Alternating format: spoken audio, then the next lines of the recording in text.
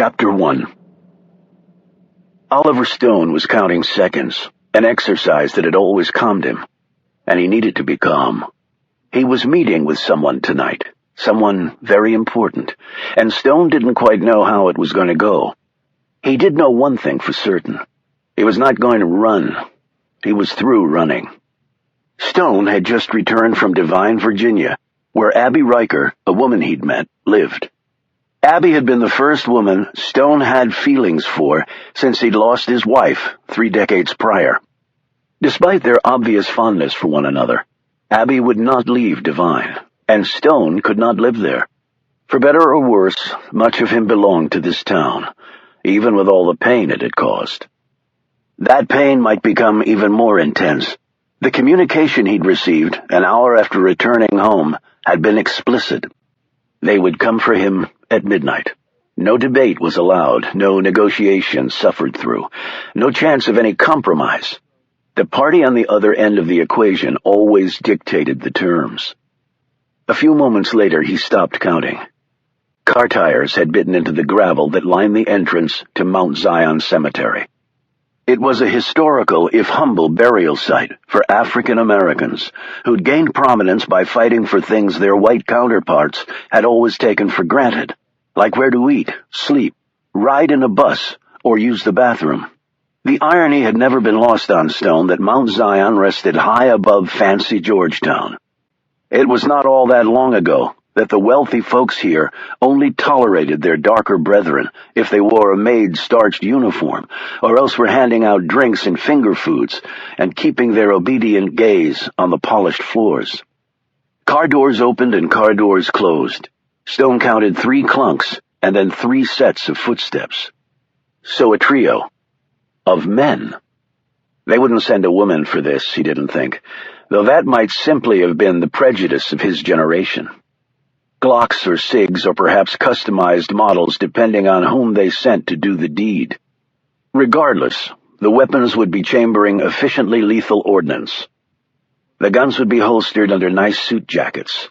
No black-clad stormtroopers rappelling from the skids of go-fast choppers in quaint, well-connected Georgetown. The extraction would be quiet, no important person's sleep interrupted. They knocked. Polite. He answered, to show respect. These people had no personal grudge against him. They might not even know who he was. It was a job. He'd done it, though he'd never knocked beforehand. Surprise, and then the millisecond long pull of a trigger had been his M.O. A job. At least I thought that, because I didn't have the courage to face the truth. As a soldier, Stone had never had any qualms about ending the life of anyone who was trying to terminate his. War was Darwinism at its most efficient, and the rules were innately commonsensical. Kill or be killed, chief among them.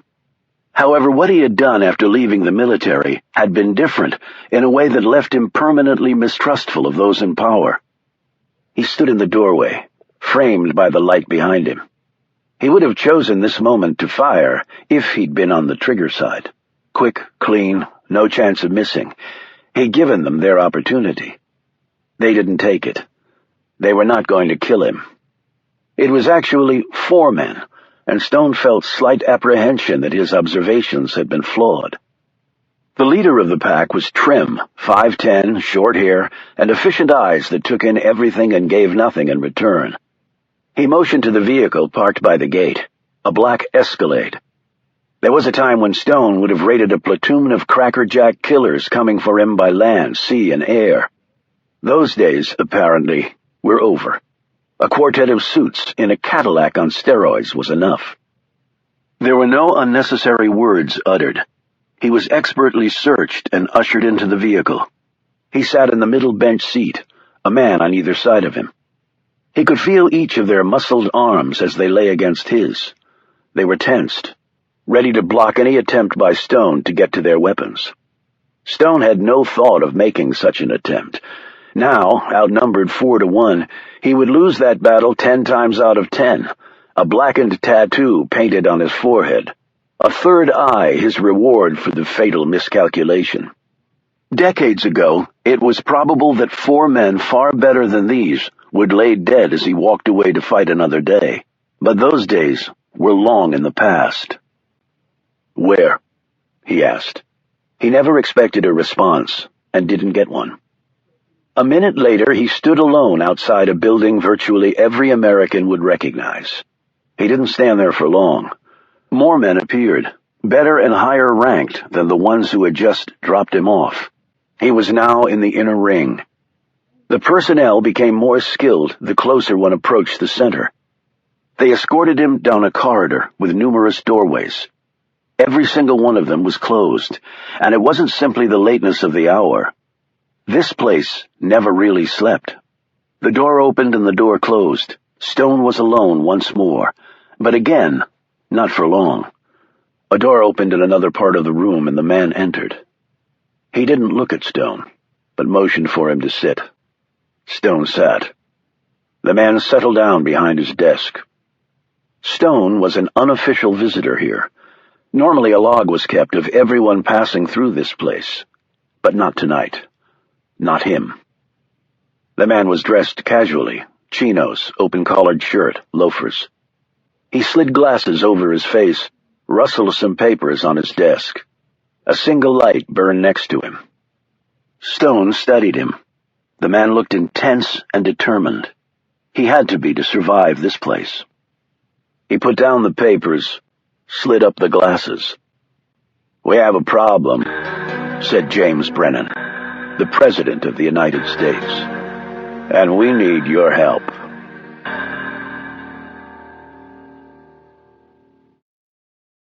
Chapter 2. Stone was mildly surprised, but didn't show it. Registering surprise was never good in situations like this. A problem with what? The Russians. All right. Nothing new there, thought Stone. We often have problems with the Russians. The president continued. "You've been there." It wasn't a question. "Many times." "You speak the language." Again, not a question, so Stone remained silent. "You know their tactics." "I used to know them.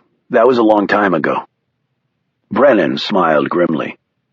"Just like hairdos and clothes, if one hangs around long enough, things come back in style, including, apparently, espionage techniques." The president leaned back and put his feet up on the resolute desk that had been a gift from Queen Victoria to America near the end of the 19th century. Rutherford B. Hayes had been the first sitting president to use it, and Brennan the latest. "The Russians have a web of spy rings entrenched in this country. The FBI has arrested some of them, infiltrated others, but more are out there of which we have no information." "Countries spy on each other all the time," said Stone. "I would be stunned if we didn't have intelligence operations going on over there." "That's beside the point." "All right," said Stone, who actually thought that was the point. "The Russian cartels control all the major drug distribution pipelines in the Eastern Hemisphere. The monies involved are truly enormous." Stone nodded. This he knew. "Well, now they control it in the Western Hemisphere as well." This Stone didn't know. "I knew the Colombians had been muscled out by the Mexicans." Brennan nodded thoughtfully. Stone could sense in the man's weary expression the mounds of briefing books he had no doubt pored over today to understand this and a dozen other critical matters thoroughly.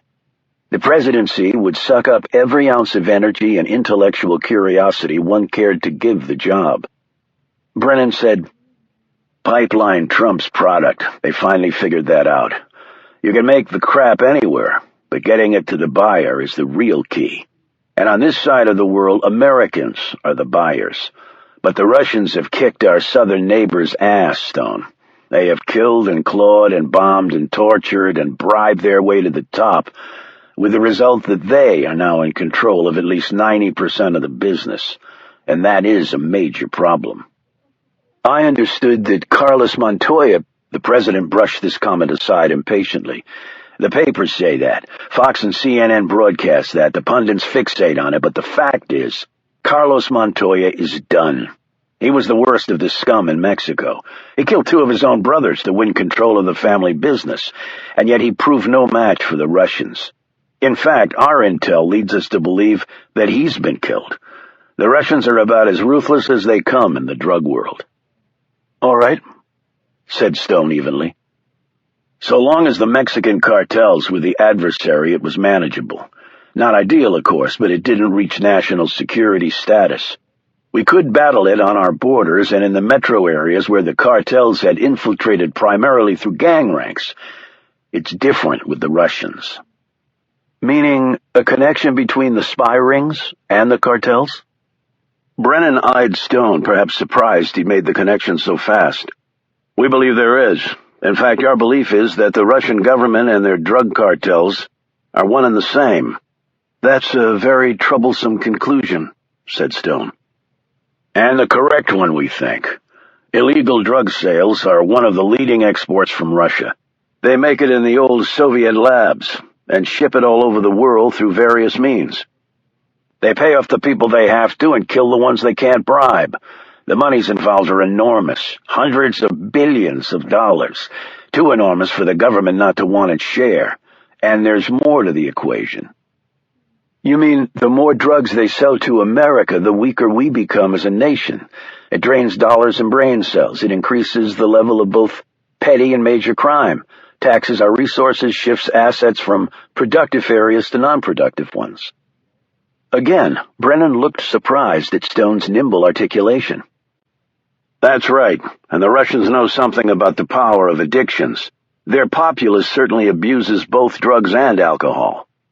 But we have detected a purposeful, enhanced effort by the Russians to basically overwhelm America with drugs." The president sat back. "And then there's the obvious complicating factor." "They're a nuclear power," replied Stone. "They have as many warheads as we do, in fact." The president nodded. "They want back in the top tier.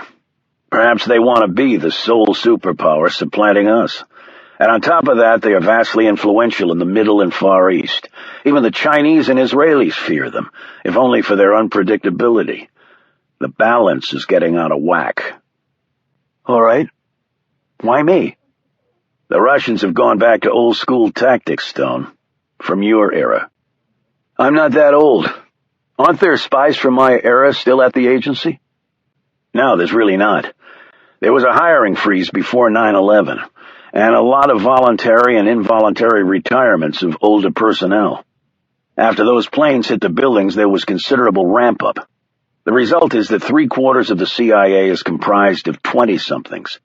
The only thing they know about Russia is they make good vodka and it's cold there. You know Russia. You understand the trenches of espionage better than most of the people sitting in the executive offices at Langley." He paused. "And we all know you have special skills. Skills this country spent good money instilling in you." The guilt factor, Stone thought.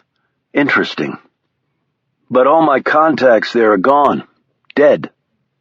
"That is actually an advantage. You go in with a blank slate, an unknown quantity." "How will we start?" "By you going back in. Unofficially, of course. There will be training, getting you up to date on things. I suspect you will be ready to leave the country in a month." "Going to Russia?" "No, Mexico and Latin America. We need you on the ground where the drugs are coming through. It'll be rough work, and dangerous. I guess I don't need to tell you that." He paused and his gaze flicked to Stone's close-cropped white hair. Stone easily interpreted the observation. "I'm not as young as I was, obviously." "None of us are." Stone nodded, his mind racing ahead to the logical conclusion of all this. He really only had one question. "Why?" "I already told you why. In many respects, you're the best we have. And the problem is very real and getting worse." "Can I hear the rest of it?" "The rest of what?" "Why I'm really here." "I don't understand," the president said irritably. "I thought I had made myself clear." "The last time I was here, I told you some things and intimated other things." The president made no reaction to these words. Then I was offered the Medal of Honor. And you turned it down, Brennan said sharply. At first, I believe. You have to turn down what you don't deserve. Bullshit. Your actions on the battlefield more than earned it. On the battlefield, yes. But in the greater scheme of things, I didn't deserve it. And with an honor like that, all things have to be considered. Which I think is why I'm really here. The two men stared at each other across the width of the resolute desk. By the look on his face, the president very clearly understood what all things meant. A man named Carter Gray and a man named Roger Simpson, both prominent Americans, both friends of this president, and both dead, directly because of Oliver Stone, who'd had good reason to do it, but he'd still killed them. And there was really no legal or even moral excuse for that. Even as he pulled the trigger on each man, Stone had known that. But it still didn't stop me, because if anyone deserved killing, those two did, Stone thought. You saved my life, Brennan began in an uneasy tone. And I took two others. You know that. The president abruptly rose and walked over to the window. Stone watched him closely. He'd said it. Now he was just going to let the other man talk and let the chips fall. Gray was going to kill me. Yes, he was. So your killing him didn't bother me as much as it ordinarily would have, to put it bluntly. But Simpson? The president turned to look at him. I did some research on that. I can understand why you would have wanted to kill the man. But no man is an island, Stone, and cold-blooded killing is unacceptable in a civilized world. Unless it's been authorized by appropriate parties, Stone pointed out. By people who have sat in the chair in which you now sit. Brennan snatched a glance at his desk chair and then looked away. This is a dangerous mission, Stone. You will be given every asset you require to succeed, but there are no guarantees. There are never any guarantees. The president sat back down, made a steeple with his hands, possibly an impromptu shield between himself and the other man. When Brennan didn't say anything, Stone did. This is my penance, isn't it? The president lowered his hands. This is my penance, Stone said again. In lieu of a trial that no one wants, because too many unpleasant truths will come out for the government, and the reputations of certain dead public servants will be tarnished. And you're not the sort to order my execution because, as you said, that's not how a civilized people resolve their differences. You don't mince words, Brennan said quietly. Are they true words or not? I think you understand my dilemma. Don't apologize for having a conscience, sir. I've served other men who held your office who had none at all. If you fail, you fail. The Russians are as ruthless as they come. You know that better than most. And if I succeed? Then you'll never have to worry about your government knocking on your door again. He leaned forward. Do you accept? Stone nodded and rose. I accept. He paused at the door. If I don't make it back, I would appreciate if my friends were told that I died serving my country. The president nodded. Thank you, said Oliver Stone.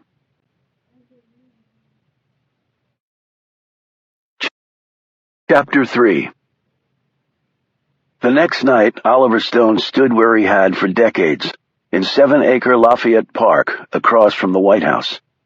It had originally been called President's Park, but now that title encompassed the White House grounds, Lafayette Park, and the Ellipse, a 52-acre parcel of land on the south side of the White House.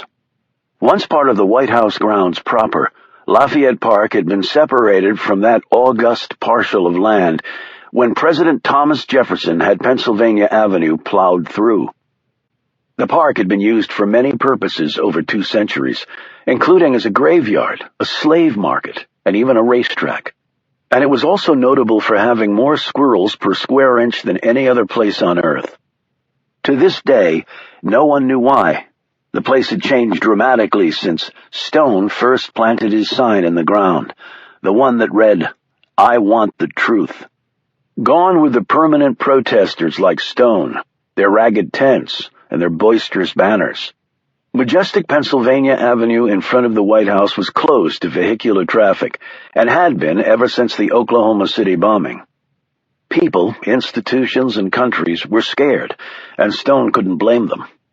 If Franklin Roosevelt had been alive and occupying the White House once more, he might have invoked his most famous line, "The only thing we have to fear is fear itself." But even those words might not have been enough. The boogeyman appeared to be winning the war of perception in the hearts and minds of the citizenry. Stone glanced to the center of the park at the equestrian statue of Andrew Jackson, the hero of the Battle of New Orleans and America's 7th chief executive. Jackson sat on a pediment of majestic Tennessee marble. It was the first statue of a man on horseback ever cast in the United States. The monument was surrounded by a low wrought iron fence, with a scattering of ancient cannons inside this space. 4 other statues, memorializing foreign Revolutionary War heroes, anchored each corner of the green space. North of Jackson were rows of colorful flowers and a large, newly placed tree. Yellow tape was wound around flex poles set in the ground 10 feet out from the tree, because of the open hole several feet deep and 3 feet wider than the huge root ball. Next to the hole were blue tarps with the displaced dirt piled up on them. Stone's gaze rose to elevated points where he knew the counter-snipers were stationed, although he couldn't see them. He assumed that many of them were probably drawing practice beads on his head. "No trigger slips, please, gentlemen. I like my brain right where it is." The state dinner at the White House was winding down, and well-fed VIPs trickled out of the People's House. One such guest was the British Prime Minister. His waiting motorcade would carry him on the brief trip to Blair House, the residence for visiting dignitaries, which was located on the west side of the park. It was a short walk, yet Stone supposed government leaders could not safely walk anywhere anymore. The world had long since changed for them, too. Stone turned his head and saw a woman sitting on a bench near the oval-shaped fountain on the east side of the park, midway between Jackson and the statue of Polish General Tadeusz Kosciuszko, who'd helped the fledgling English colonies free themselves from British rule. The irony that the leader of that same monarchy was now staying at a place overlooking this monument was not lost on Stone. The woman was dressed in black slacks and a thin white coat. She had a large bag next to her. She appeared to be dozing. That's odd, thought Stone.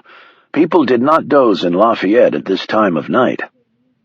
She wasn't the only person in the park. As Stone looked toward the trees on the northwest side of the park, he spied a man in a suit carrying a briefcase. His back was to Stone. He'd stopped to examine the statue of German Army officer Friedrich Wilhelm von Steuben, who'd also helped the colonists kick Mad King George's royal behind more than 2 centuries ago. And then Stone noticed a short man with a large belly entering the park from the northern end, where St. John's Church was located. He was dressed in jogging attire, though he looked incapable of even walking quickly without collapsing from a coronary.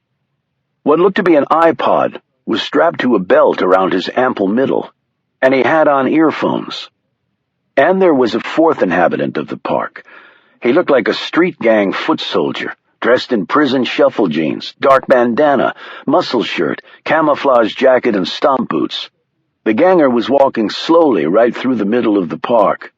This, too, was odd, since gangers almost never came to Lafayette Park because of the heavy police presence, and that presence was strengthened and even more vigilant tonight for a very simple reason.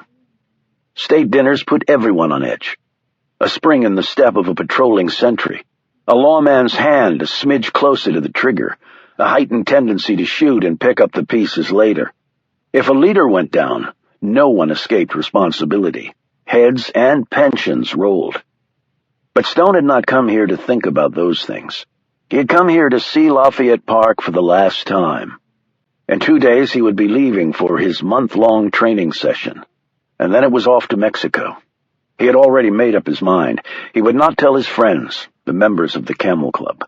If he did, they might sense the truth, and nothing good could possibly come out of that. He deserved to be sacrificed. They didn't. He drew one more long breath and looked around. He smiled as he saw the ginkgo tree near the Jackson statue. It was across from the maple that had just been installed. The first time he'd come to this park, it had been fall, and the ginkgo leaves were a gloriously bright yellow. It was magnificent. There were ginkgo trees all over the city, but this was the only one in the park. Ginkgos could live well over 1,000 years. Stone wondered what this place would look like in 10 centuries. Would the ginkgos still be here? With the big white building across the street? He was turning to leave this place for the final time when his attention focused on what was coming down the street right toward him, and his beloved park.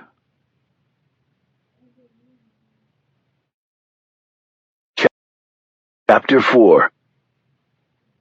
It was the sound of muscular engines, flashing lights, and sirens that had put Stone on alert. He watched as the Prime Minister's motorcade pulled out from the west side of the White House and set off toward Blair House. The building, which was actually 3 townhouses stitched together, was deceptively large. It had more square footage than even the White House, and was located to the immediate west of the park and facing Pennsylvania Avenue, across from the monstrously large old executive office building, where parts of the president's and vice president's staff maintained offices. Stone was surprised that the Secret Service hadn't cleared the area before the motorcade left. He glanced around again. The lady was now awake and talking on her cell phone.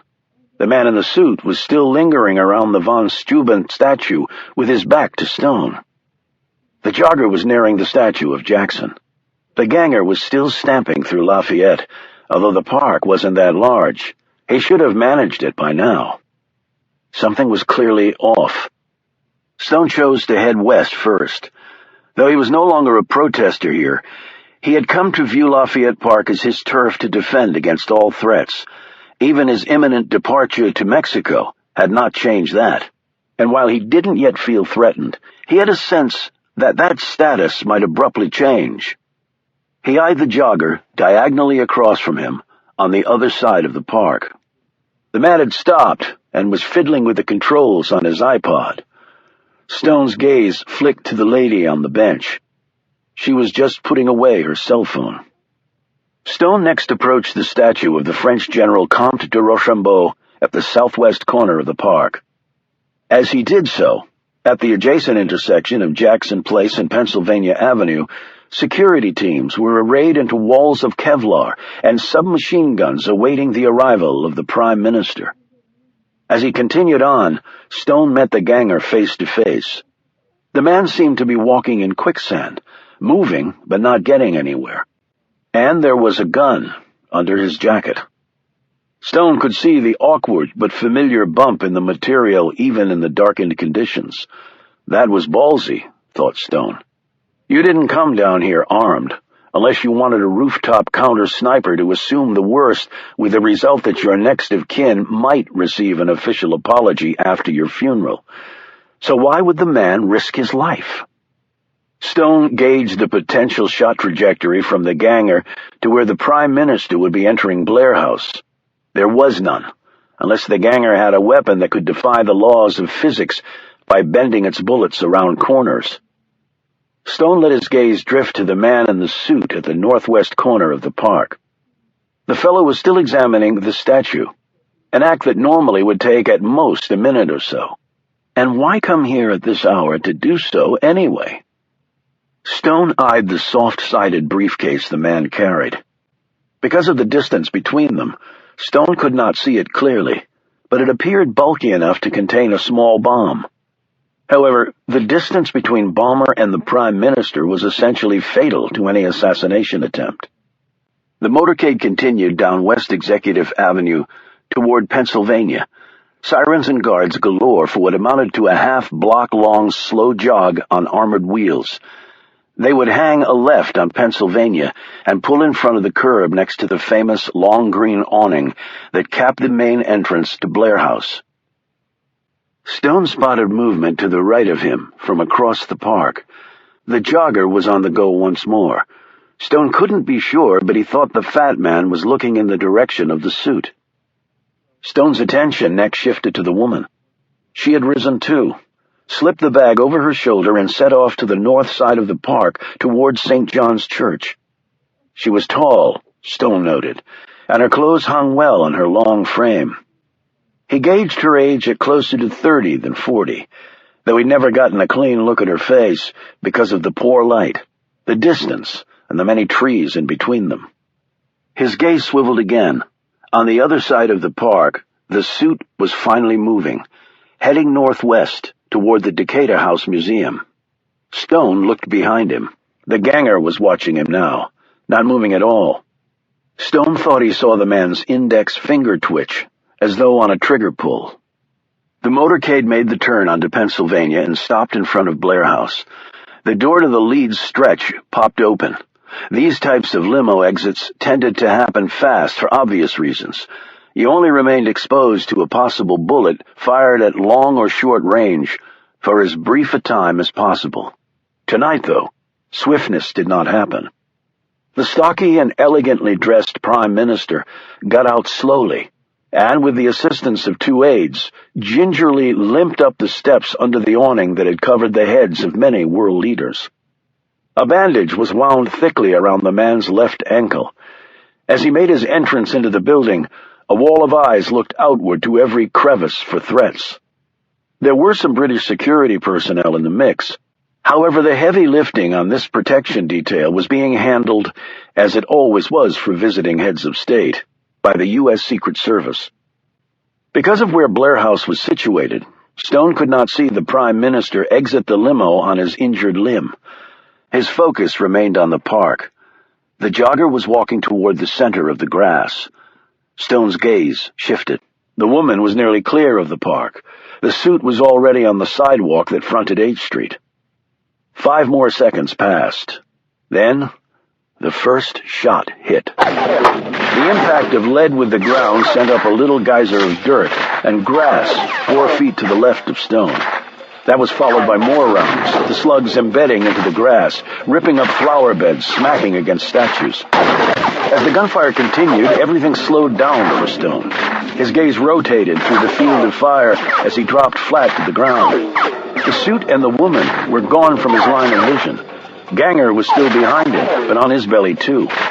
The poor jogger, however, was running for his life. And then he simply disappeared from Stone's view. Vanished. The firing stopped. Seconds of silence. Stone slowly rose. As he did so, he didn't tense. He relaxed. Whether this saved his life or not was anyone's guess. The bomb detonated. The center of Lafayette Park was engulfed in smoke and flying debris. The enormously heavy Jackson statue toppled over. Its Tennessee marble base cracked in half. Its reign of more than 150 years in the park was over. The concussive force of the explosion lifted Stone off his feet and threw him against something hard. The blow to his head made him dizzy, nauseous. For a fleeting instant he sensed debris being blown all around him. His lungs sucked in smoke, dirt, and the sickening smell of the bomb residue. As the sound of the explosion subsided, it was replaced by screams, sirens, the screech of tire rubber on asphalt, and more screams. But Oliver Stone never heard or witnessed any of this. He was lying face down on the ground, his eyes closed.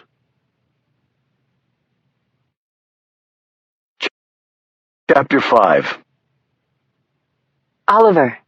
Stone smelled the antiseptic and the latex and knew he was in a hospital, which was far better than being dead in a morgue. His eyelids fluttered open. He saw her face. Annabelle? Annabelle Conroy, unofficial member of the Camel Club and its only known con artist, clutched his hand. She was lean and a couple inches shy of 6 feet, with long reddish hair. You have to stop getting blown up. Her tone was flippant. Her look was not. She used her free hand to sweep her hair out of her face, and Stone could see her eyes were puffy. Annabelle did not cry easily, but she had shed tears over him. He touched his head where the bandage was. Not cracked, is it? No, mild concussion. As Stone looked around, he noted that the room was fairly bursting with bodies. There was NFL-sized Reuben Rhodes on the other side of the bed with diminutive librarian Caleb Shaw next to him. The tall Secret Service agent Alex Ford was on Annabelle's right and looking equally concerned. Behind them, Stone saw Harry Finn. Finn said, "When I heard about the bomb going off at the park, I knew you had to be in the middle of it somehow." Stone slowly sat up. "So what happened?" Alex answered, "They're still trying to figure it out. Gunfire, and then the explosion." "Anyone else hurt? British PM?" "In Blair, before the explosion. With all the gunfire, it's remarkable no one was hit. More like a miracle." "No theories?" Stone asked, looking at Alex. "Not yet. The park is a mess, locked down tight as I've ever seen it." "But the PM?" Alex nodded. "Preliminarily, he was the target." "But a pretty poor attempt, then," said Reuben. "Since the explosion and gunfire happened at a park he wasn't in." Stone eyed Alex again. "Rebuttal to that?" he asked slowly. With each word he spoke, his head hurt even worse. 30 years ago, he could have shrugged this off and kept moving forward. "Like I said, it's early yet, but I'll admit that's a major puzzler. Not a good day for the PM all around."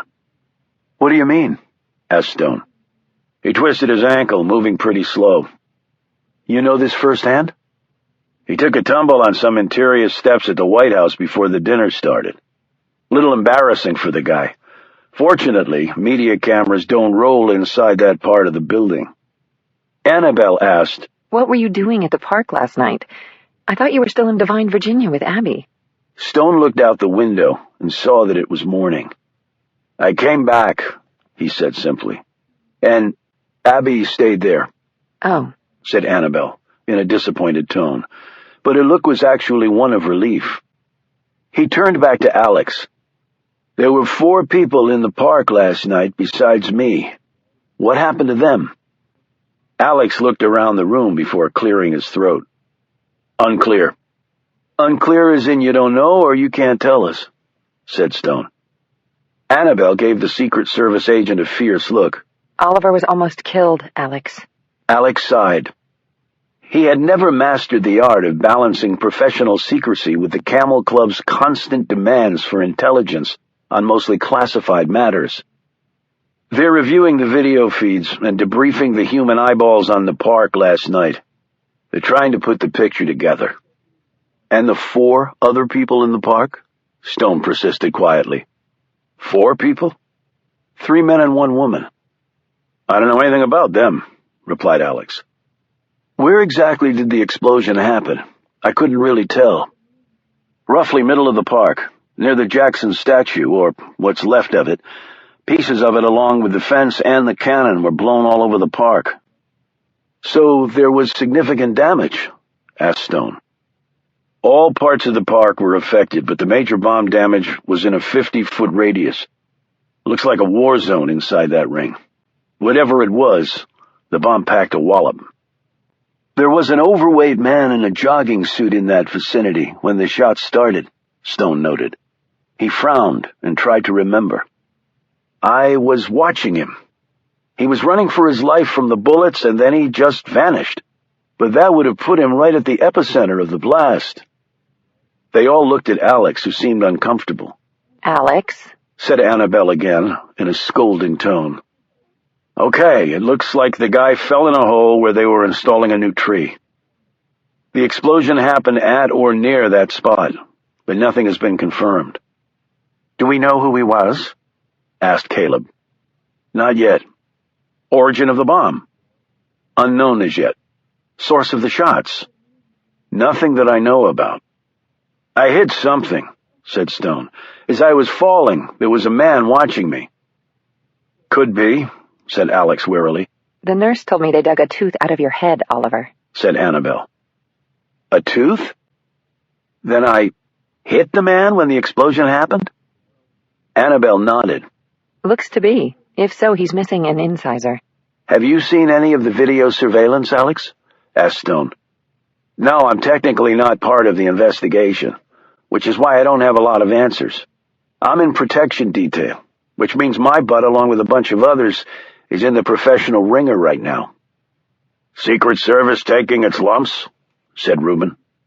Yeah, this is a little more serious than party crashers. I was surprised that people were even allowed in the park last night, well, with the state dinner and the PM at Blair, said Stone.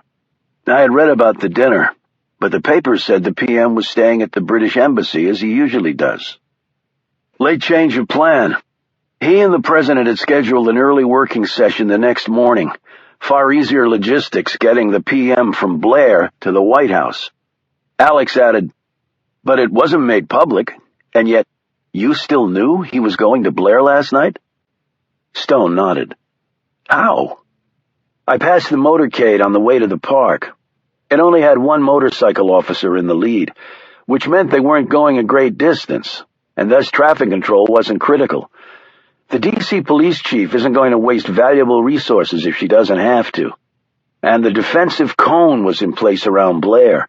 As many guns as they had there meant it was a top-level dignitary. The PM was the only one who fit that bill. Why were you at the park at that hour? Annabelle asked Stone.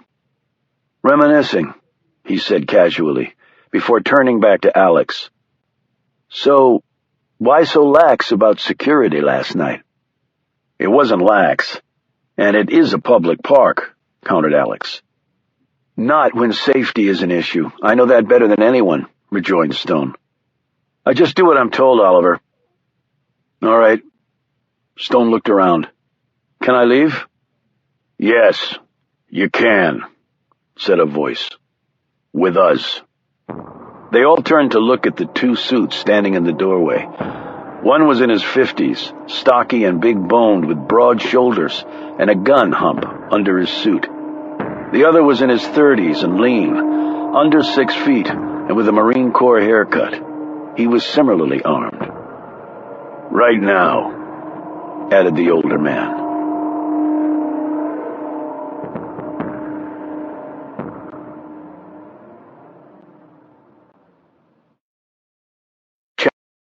Chapter 6. Not here, Stone muttered to himself, as the black town car pulled into the campus-style setting of the National Intelligence Center, or NIC, in Northern Virginia. They passed the lush, taxpayer-funded landscaping and headed to the main low-level building that housed a big chunk of America's intelligence operations. One wall of the entrance lobby was lined with photos of terrorist attacks perpetrated against the United States. A plaque at the end of this line of devastating images read, "Never again." The other wall held the official photos of the men who'd held the position of intelligence czar at this agency. They were few in number, as NIC had only been created after 9/11. The most prominent former director had been Carter Gray, a public servant with many high-ranking government positions to his credit. Gray's portly face stared out at the men as Stone and his escorts walked by. Decades ago, Stone had worked for the man, when Stone was known under his real name, John Carr. As his country's most efficient assassin, Carr had used every ounce of courage and cleverness he possessed to serve his country. His reward for that had been the destruction of all the people he had ever cared about, carried out by the very same folks he'd so faithfully served. That was one reason Stone had ended Gray's life, and that reason alone would have been enough. Burn in hell, Carter, thought Stone, as the door closed behind him. And I'll see you when I get there. 5 minutes later, Stone was seated at a small wooden table inside a windowless room. He looked around the confines of the space even as he slowed his breathing, and tried not to think about his pounding head. An interrogation room, clearly. And that's what's about to happen to me. The room suddenly went dark, and an image appeared on the wall opposite, projected there by equipment housed discreetly in the ceiling. It was a man sitting in a cushy chair behind a polished desk. From the view Stone had over the man's shoulder, it was clear he was on a jet. He was 50 and tanned, with pointy hair cut nearly to his scalp, and a pair of energetic green eyes. Before the man could speak, Stone said, "I don't warrant a face-to-face?" A smile edged across the fellow's face. "Afraid not, but you do get me." Me was the new director of NIC, Riley Weaver. He'd taken over for the deceased Carter Gray. Those were big shoes to fill, and the word in government circles was that Weaver was slowly but surely finding his way. Whether or not that was a good thing for the country was as yet unknown. At the sound of Weaver's voice, the door to the room opened, and two other men filed in, and leaned against the wall behind Stone. Stone never liked having armed men behind him, but there was nothing he could do about that right now. He was the visiting team, and the home squad made the rules. "Debrief," ordered Weaver, looking at Stone. "Why?" replied Stone. The smile slipped off Weaver's face. "Because I asked, politely." "Do I work for you? I don't remember getting that memo." "Just exercise your civic duty." Stone said nothing. Weaver finally broke the silence. He leaned forward and said, "I understand you have fair winds and following seas at your back." Weaver, Stone now recalled, had been a Marine. Marines were part of the Navy, and his nautical reference showed that he was tighter in the loop than Stone had expected. The President of the United States represented Stone's fair winds and following seas, which in nautical parlance meant very favorable navigating conditions. But did Weaver know about his meeting with the President? About his being shipped off to Mexico to deal with the Russians? If not, Stone had no intention of enlightening him. "Civic duty," said Stone. "Just so we understand each other, it goes both ways." Weaver sat back. His features showed that while he might have underestimated Stone initially, that miscalculation had been quickly remedied. "Agreed." Stone succinctly gave his account of the attack in the park. When he was done, Weaver said, "All right, now look left and observe closely."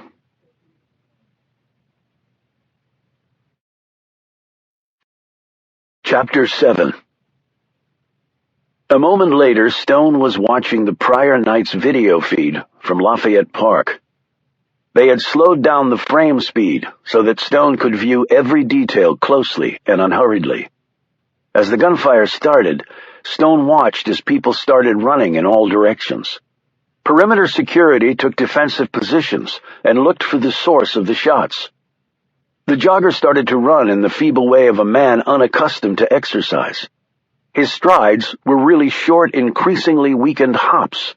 His path carried him through the yellow tape, and a few moments later he fell, or he might have jumped into the hole where the big maple was being planted.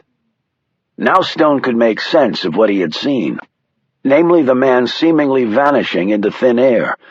It was like a foxhole, thought Stone, to get away from the bullets. Then the explosion happened. Stone saw himself lifted off his feet and slammed into the ganger. They both went down, the tooth in his head. He rubbed the spot. A second later, the cameras went to static. The concussive force of the blast must have jammed the signal somehow. The wall became blank again. Weaver said, "Observations?" "Run it again," Stone requested. He watched the feed twice more. Stone thought about what he'd just seen. The jogger had tumbled into the open hole around the maple, and the explosion had happened seconds later. So what was the source of the detonation? The jogger? Not sure yet. It may have been something in that hole. Stone looked skeptical. In the hole? No gas lines under the park? None. Then you know what you're suggesting. A bomb, planted in Lafayette Park? Weaver's expression grew even darker. The implications of that are downright paralyzing, but we can't discount the possibility. So you're saying maybe the guy jumped into the hole to avoid the bullets and gets blown up instead by a bomb previously placed there? If so, it's really bad luck for him. He gets away from the bullets and still dies. Who's on the scene? ATF and the FBI as we speak. Stone could understand that. The ATF handled all investigations involving explosives until it was determined that the act was one of international terrorism. Then the FBI would take over. However, Stone assumed a bomb going off across from the White House would be classified de facto as a foreign terrorist act. That meant the Bureau could take the lead. It probably already had. Stone asked, "Okay, let's pass over the explosion for now. Do we know the source of the shots? On the video, they appeared to be coming from the northern end of the park, from the direction of H Street, or perhaps past that." "That's the prelim conclusion, at least, yeah." "So running north-south. There were no muzzle flashes on the video," Stone pointed out. "That must mean they were hidden from the camera's eyes." "Behind trees," offered Weaver. "A lot of them at the northern end of the park, but the surveillance cameras are positioned mainly for ground-level observations, so in any event, they might not have picked up the flashes if the shooters were really high up." "Well, the shots had to come from elevated angles," Stone opined. "How do you figure?" asked Riley, in a way that made Stone believe the man already knew the answer, but was simply testing him. Stone decided to play along, for now. If they were fired from behind the trees at street level, they most likely would have carried past the park and across Pennsylvania Avenue to the White House. "How do you know they didn't?" "Because you would have already told me if they had, or I would have heard about more casualties. There are a lot of people on the White House side. Vehicles lining Pennsylvania Avenue, sentries doing perimeter patrols. It's inconceivable that someone would not have been hit. So high ground to low. Fits with my observations. From what I could see, the slugs were all plowing into the dirt. And if they passed through tree canopies first, they had to be fired from at or above that line. And a lot of those trees are pretty tall, with thick canopies." Stone added, "Anyone on the northern end of the park see anything helpful?" "There was security, park police, couple of uniformed Secret Service agents, bomb-sniffing canine. They're still being debriefed, but preliminarily, they didn't have much on the source." Stone nodded. "And why wasn't the park cleared last night?" Weaver's expression showed his displeasure with this query. "I really just want your observations from watching that video. I like to have a fuller understanding of what's going on before I extend myself." Weaver's gaze lowered to a file on his desk. "John Carr?" Stone remained silent, staring at the digital image of the man on the wall. "John Carr," Weaver said again. "Your file is so classified even I still haven't seen all of it." "Sometimes even a government can be refreshingly discreet," noted Stone. "But we were talking about the origins of the shots and the park security, or rather lack thereof." "Origin of the shots is still being investigated. The park security is really Secret Service jurisdiction, and I haven't received a briefing from them." "Of course you have," countered Stone. Weaver looked intrigued. "What makes you say that?" "Security of the president trumps all other things, which gives the Secret Service interagency heft it might not otherwise have. What looked to be automatic gunfire and an explosion happened right across from the White House over 15 hours ago. You provide the president with his daily national security briefing at 7 every morning. If you haven't talked to the Secret Service yet, then you couldn't have briefed the president on the matter this morning. And if you didn't brief the president this morning about an attack that happened in his front yard, you would no longer be employed as NIC director." A twitch at Weaver's right eye showed that this conversation was not going according to plan. The two men leaning against the wall moved uneasily. Weaver said, "The service said that there were thoughts of clearing the park, but plans changed. Since the PM was going directly to Blair, they felt the park would not be a valid threat point. In sum, they thought they had it covered. Does that answer your question?" "Yes, but it prompts another one." Weaver waited expectantly.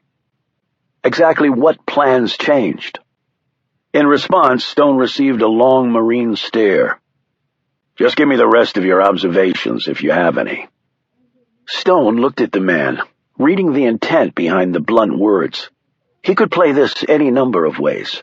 Sometimes you pushed, sometimes you didn't. He said, "Too many people in the park doing things they shouldn't have been doing at that hour." Weaver settled back in his comfy chair. "Go on." "I spent a lot of time in Lafayette. 11 o'clock at night, usually the only people there are security. Last night there were 4 people who shouldn't have been there. The ganger, the guy in the suit, the lady on the bench, and the jogger. They all could have been there legitimately," Weaver pointed out. "It was a warm evening, and it is a park." Stone shook his head. "Lafayette Park is not a preferred destination to sit or kill time at night, and the service doesn't like people lingering there. They'll tell you the same thing." "They actually have already," volunteered Weaver. "So what are you thinking?" "Ganger had a gun. I could easily see it without the benefit of optics. The counter-snipers should have already seen it and relayed that to ground forces. Guy should have been nailed as soon as he set foot in the red zone. But he wasn't." Weaver nodded. "Okay, keep going."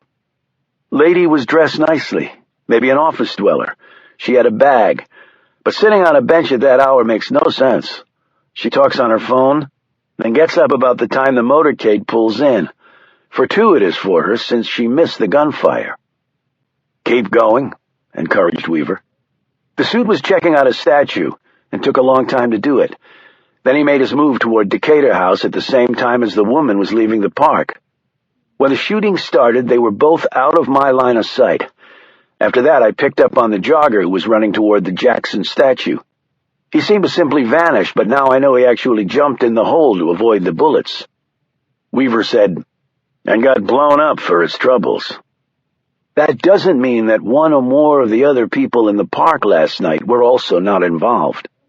Weaver shook his head. "I believe that's a stretch. You got raking automatic fire in the park, and then a bomb that had already been planted there and gets triggered, probably accidentally, by the poor sucker trying to duck the bullets. I think the guy did us a favor. Ferreted out a bomb before he could have done real damage. Now we have to figure out who, how, and why on the gunfire and the bomb." Weaver studied him. "You have anything you'd care to add to the mix? Because, quite frankly, I'm disappointed in the little you've had to tell me. I thought you were hot stuff, and you've really given me not much I hadn't figured out on my own." "I didn't think it was my job to do your job. But here's another observation for free," Stone added. "The ganger was really a cop, right?" On that, the screen went immediately to black. Chapter 8. Without any instructions from him, the car dropped Stone off at Mount Zion Cemetery. This was intentional, Stone knew. It was as if to say, "We know exactly where you live. We can come for you any time we want." Stone walked past the wrought iron gates that enclosed the cemetery and into the small caretaker's cottage that was his home. The furnishings were Spartan and second-hand, and fit Stone's personality and limited resources perfectly. There was a front room divided between a minuscule kitchen and a sitting area. Against one wall was a large shelf of books on esoteric subjects in multiple languages that he'd collected over decades. In front of that was Stone's scarred wooden desk that had come with the cottage. A few threadbare chairs sat in front of a blackened brick fireplace. Behind a tattered curtain was the army cot he slept in. That and a tiny bathroom formed the extent of the premises. Stone took 3 Advil, washed them down with a glass of water, and sat down in the chair behind his desk while he rubbed his head. Whether he was still leaving for Mexico or not, he didn't know. But for now, at least, he would proceed on the assumption that he was staying until the men came for him. He held up 4 fingers on his right hand and stared at them. 4 people, he said to himself. Although perhaps now only 3, since the video had made clear the jogger was no longer among the living. Yet they still didn't know who he was or why he was there. So Stone kept the 4th finger up. So was the jogger in the classic wrong place, wrong time, or was he involved? He asked himself. And where are the suit and the woman? And are they connected? And there was the ganger who was probably a cop. Stone had realized that was the only reason the man would have come to Lafayette with a gun. He had a badge and authorization to be there armed. The screen going black on him back at NIC was all the affirmation Stone needed. Riley Weaver didn't play any nicer with people than Carter Gray had. What was bothering Stone was that both the suit and the woman had left just before the gunfire began. Coincidence? Both just as lucky as the jogger was unlucky? He closed his eyes and pushed his mind to reach back to the night before. His temples were still throbbing and his scalp still burned from having a pointy tooth rammed into it. But slowly the pictures and sounds evolved. MP5s, or possibly Tech 9s, he said out loud. In reality, there could be lots of possibilities for the hardware. Set on full auto, probably 30-round magazines that could be configured for 50 or more. So how many shots had been fired? He had not been able to count every round, of course, but he could make an estimate from the time expired. Full auto. Assume 30-round mags, 2 to 3 seconds to empty the ammo box. Firing lasted about 3 to 4 times that, or 12 to 15 seconds. 100 rounds or so. But only if there was only one weapon being fired. If more than one, they were talking hundreds of rounds. A lot of firepower. Since most of the slugs had apparently ended up in the dirt, the FBI would be able to get a fairly precise number. But that didn't answer the far more important question. How exactly had anyone gotten that close to deliver that level of attack? Stone rose and looked out the window and assembled in his mind the topography of the area around the park. To the north and west along 8th Street was the United States Chamber of Commerce building and the venerable Hay Adams Hotel. To the northeast was St. John's Church. Behind all these locations were federal government and office buildings. He recalled that the Hay Adams had a rooftop garden area, and it was a taller building than the church, and height was important here to explain the trajectory of the bullets. He moved on to the next question. Why did they take me to NIC? Just for my observations? There were other people there who could have told them the same things as I did. There had to be another reason. Fair winds and following seas? Stone looked out the window and saw the black town car pull up to the gates. As the occupants climbed out, Stone eyed the men. FBI, he thought. Bureau agents tended to spend a little more on their clothes. Stone doubted that they were here to escort him to a plane destined for Russia. The president would not have involved the FBI in something like that. Too many legal roadblocks. The Bureau tended to follow the letter of the law, and the FBI director had the clout to tell the president no. So perhaps the equation had changed once more, and maybe this time in my favor. As the four people drew closer, Stone could see that his initial observation was correct. He had just spied an FBI Academy ring on one of the men's fingers. There was also a woman with them, and Stone didn't think she was FBI. Assessing every feature from her teeth to her facial structure to her walk, she was a Brit, he concluded. MI6 most likely, tasked for external intelligence, security, and investigations. This certainly made sense if the British PM was the target. She was either in-country traveling with him, stationed here, or she had taken a day flight over, leaving at around 2 and getting in at about the same time. By the looks of it, Stone opted for the latter. And it was very clear why they were here.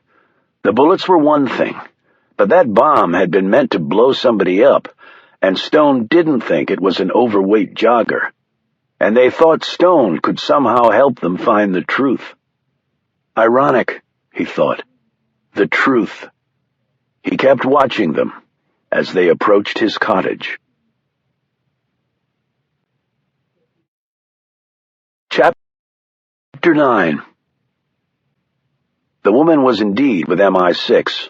Her name was Mary Chapman. Up close, she turned out to be in her mid-30s, about 5'8", with shoulder-length dirty blonde hair held back with a clasp. She had a compact jaw, thin lips, and a slender, wiry build, though her bare calves, revealed by her dark skirt, were muscled. Her fingers were long, and her grip was a vice. The Brit's features were classically attractive without being overwhelming. Chapman's eyes were deeply green and active. She would never be described as cute, thought Stone. Confident, intimidating even, but never cute. "How was the flight across the pond? Little jet-lagged?" Stone said, after everyone had been introduced and they'd taken up seats in front of the empty fireplace. Chapman gazed at Stone and then made a show of smoothing out a wrinkle on her suit jacket. No bloody beds in coach, even on dear old British air. Within her accent and words, Stone detected a sense of humility, along with the potential for broad humor. "You must be highly thought of for them to fly you nearly 3,000 miles here. MI6 has a permanent footprint in D.C., doesn't it?" Chapman eyed the shabby interior of the cottage before settling her eyes back on Stone's threadbare clothes. "And I thought the Yanks pay their people better." One of the FBI agents cleared his throat. "Agent Chapman is here to assist the Bureau with its investigation." Stone turned his attention to the man. He was beefy, though strongly built. A desk jockey, Stone assumed, by the size of his waist and perspiring forehead. He was clearly only the messenger and note-taker. He wouldn't be doing any of the heavy lifting on this. "I've already been to NIC. They beat you to it. They came to the hospital. You were slower, if classier." Beefy looked chagrined by this, but plunged on. "And was the meeting helpful? I thought you were into cooperation and sharing these days." Beefy gazed stonily back at him. Stone said, "They weren't particularly forthcoming. I'm hoping you can do better." Chapman crossed her legs and said, "Sorry if I seem a bit nitpicky, but I didn't see your credentials." Stone replied in a pleasant tone, "I don't have any to show you." She looked at Beefy quizzically. He said stiffly, "A formality that needn't interrupt the progress of the investigation." Chapman hiked her eyebrows at this, but remained silent. "Good," said Stone. He sat back in his desk chair, and his features grew serious. "The park." He gave them a minute-by-minute account of what had happened. When he was finished, he added, "There are 3 people out there unaccounted for." He gazed at Beefy. "And do we know the name of the unfortunate jogger?" "There were human remains found. Everywhere," Beefy added, his mouth curled up with distaste. "Identifiable?" "It won't be an easy one, but it's also not insurmountable. Clearly DNA at this point. If he's on a database somewhere, we'll get a hit. We've posted his picture from the video feed on our websites and given them to the media to splash around. Someone will hopefully come forward, or at the very least report him missing." "The other 3? "With the man in the suit and the woman, we're running the video feed taken at the park through facial recognition databases. Although the man never looked in the direction of the surveillance cameras. No hits as of 4 minutes ago. We've also placed the images with the media, asking for the public's help." "Do you see them as perhaps connected to this?" asked Stone. "Too early to tell. Maybe they were just lucky they left the park when they did." "And the ganger, was he a cop?" "Did NIC tell you he was?" "Not in so many words, but they didn't deny it either." "I won't deny it either, then." Stone said, "His tooth was sticking in my head until the doctors removed it. You can get a dental match on that and possibly a DNA hit." He held up his sleeve. "And this is his blood. Do you have a kit in the trunk of the Buick car? You can swab for it right now." "That won't be necessary," said Chapman. Stone turned to her. "And why is that?" "Because the tooth belongs to one of my people. The doctors didn't return it to you, did they? See, my man would actually like it back." "And why was your man in the park last night?" "Because before he turned his ankle, after tripping on some steps at the White House, My Prime Minister was scheduled to walk across Lafayette Park on his way back to Blair House at precisely 2 minutes past 11. Lucky for him he didn't, since he would have had his damn head blown off.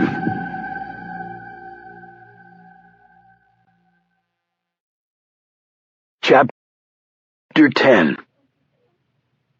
After the FBI agents and MI6 Chapman left, Stone puttered in the cemetery for a half hour, writing tombstones toppled by a recent heavy rain and cleaning debris caused by the same storm.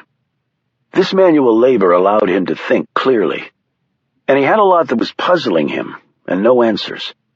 As he was bagging some sticks and small branches, he stiffened and slowly turned around. I'm impressed. He turned to see Mary Chapman come out from behind a bush. I never moved.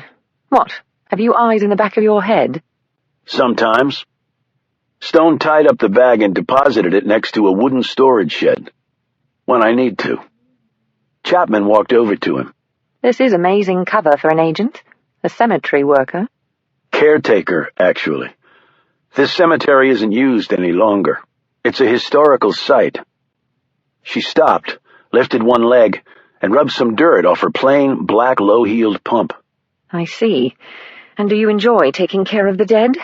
I actually do. Why? They never argue with me. He headed back to the cottage. She followed. They sat on the front porch. A minute of silence passed as they listened to the chirps of birds mingled with the sounds of passing cars. Stone stared straight ahead. Chapman's gaze continued to flick at him like an erratic beam of light. So, Oliver Stone, she said at last, with mirth in her eyes. I've enjoyed several of your movies. Are you here scouting another film? Why did you come back? He asked, finally turning to her.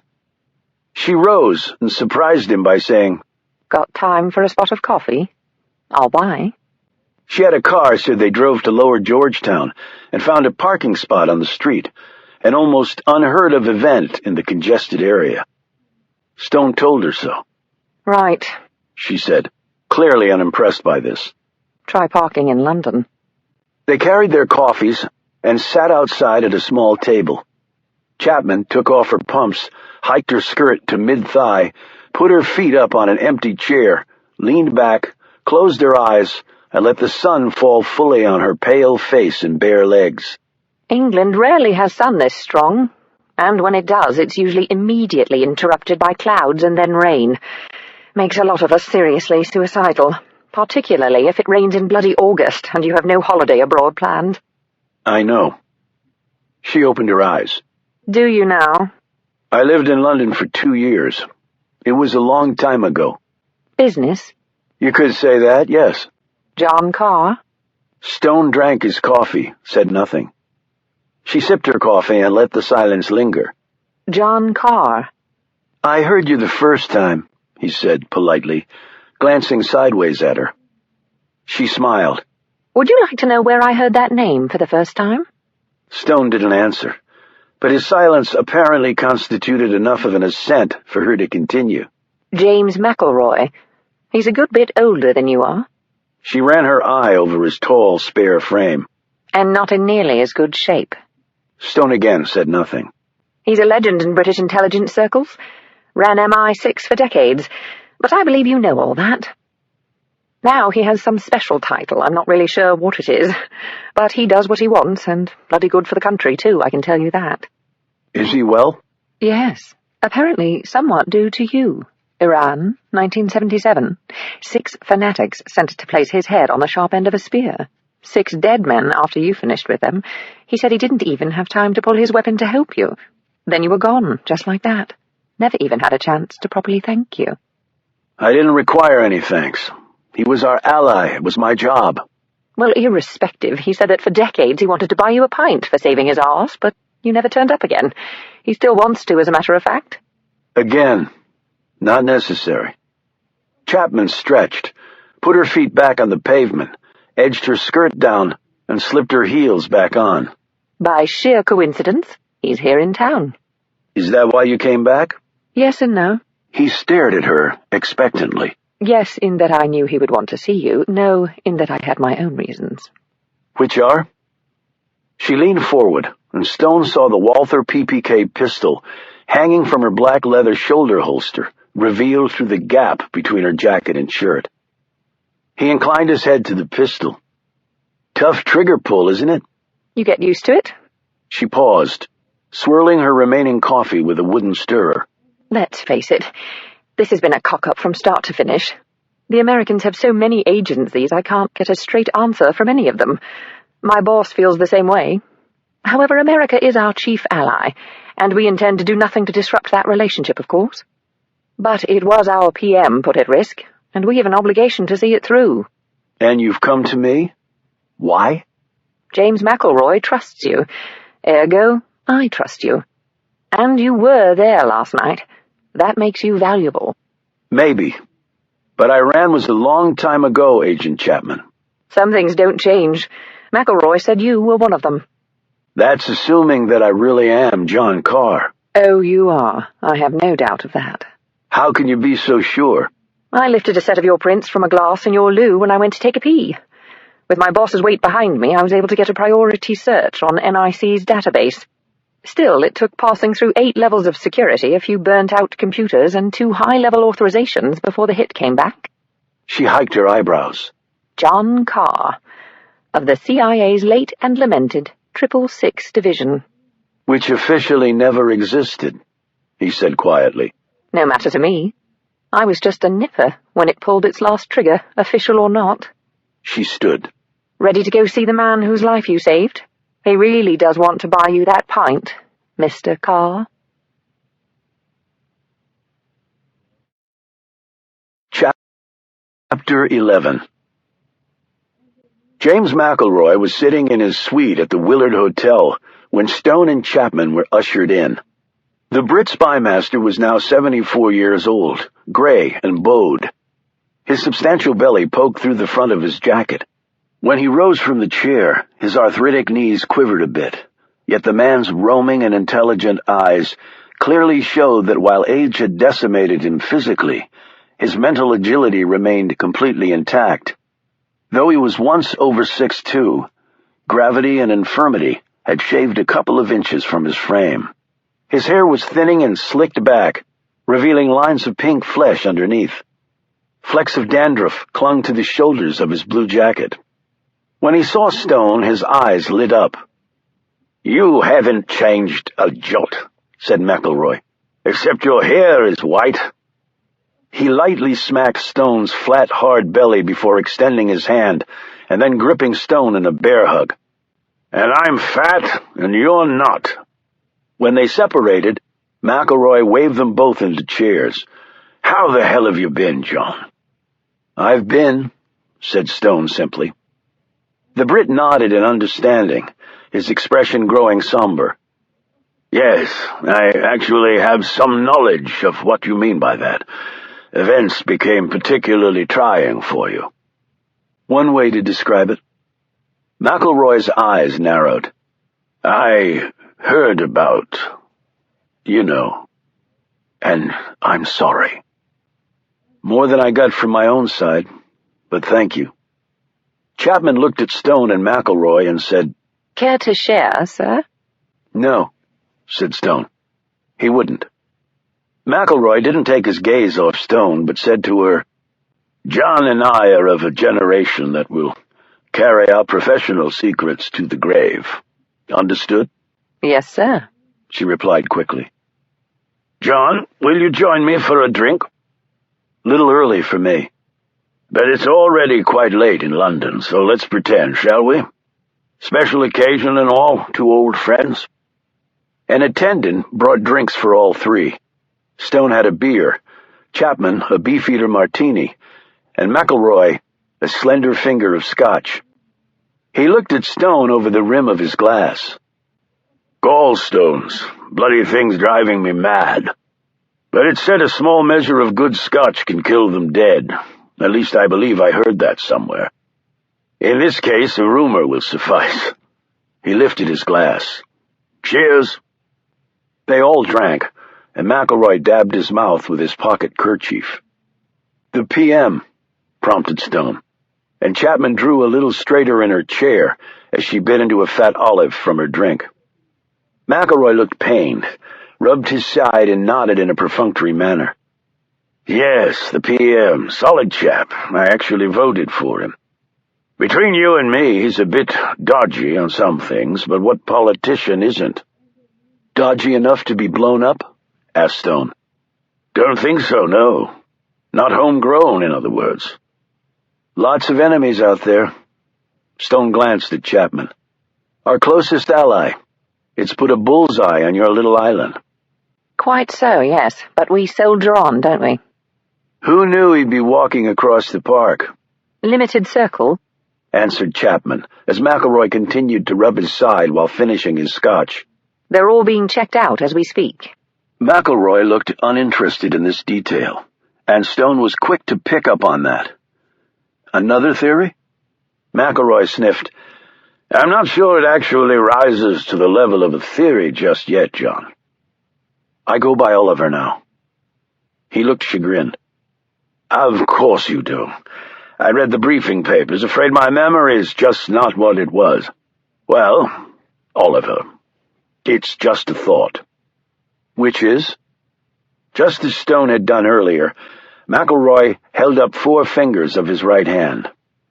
A quartet of people in the park last night. He lowered 1 finger. Our man was the one whose tooth you were briefly in possession of. Agent Chapman told me he was one of yours, but not what he was doing there.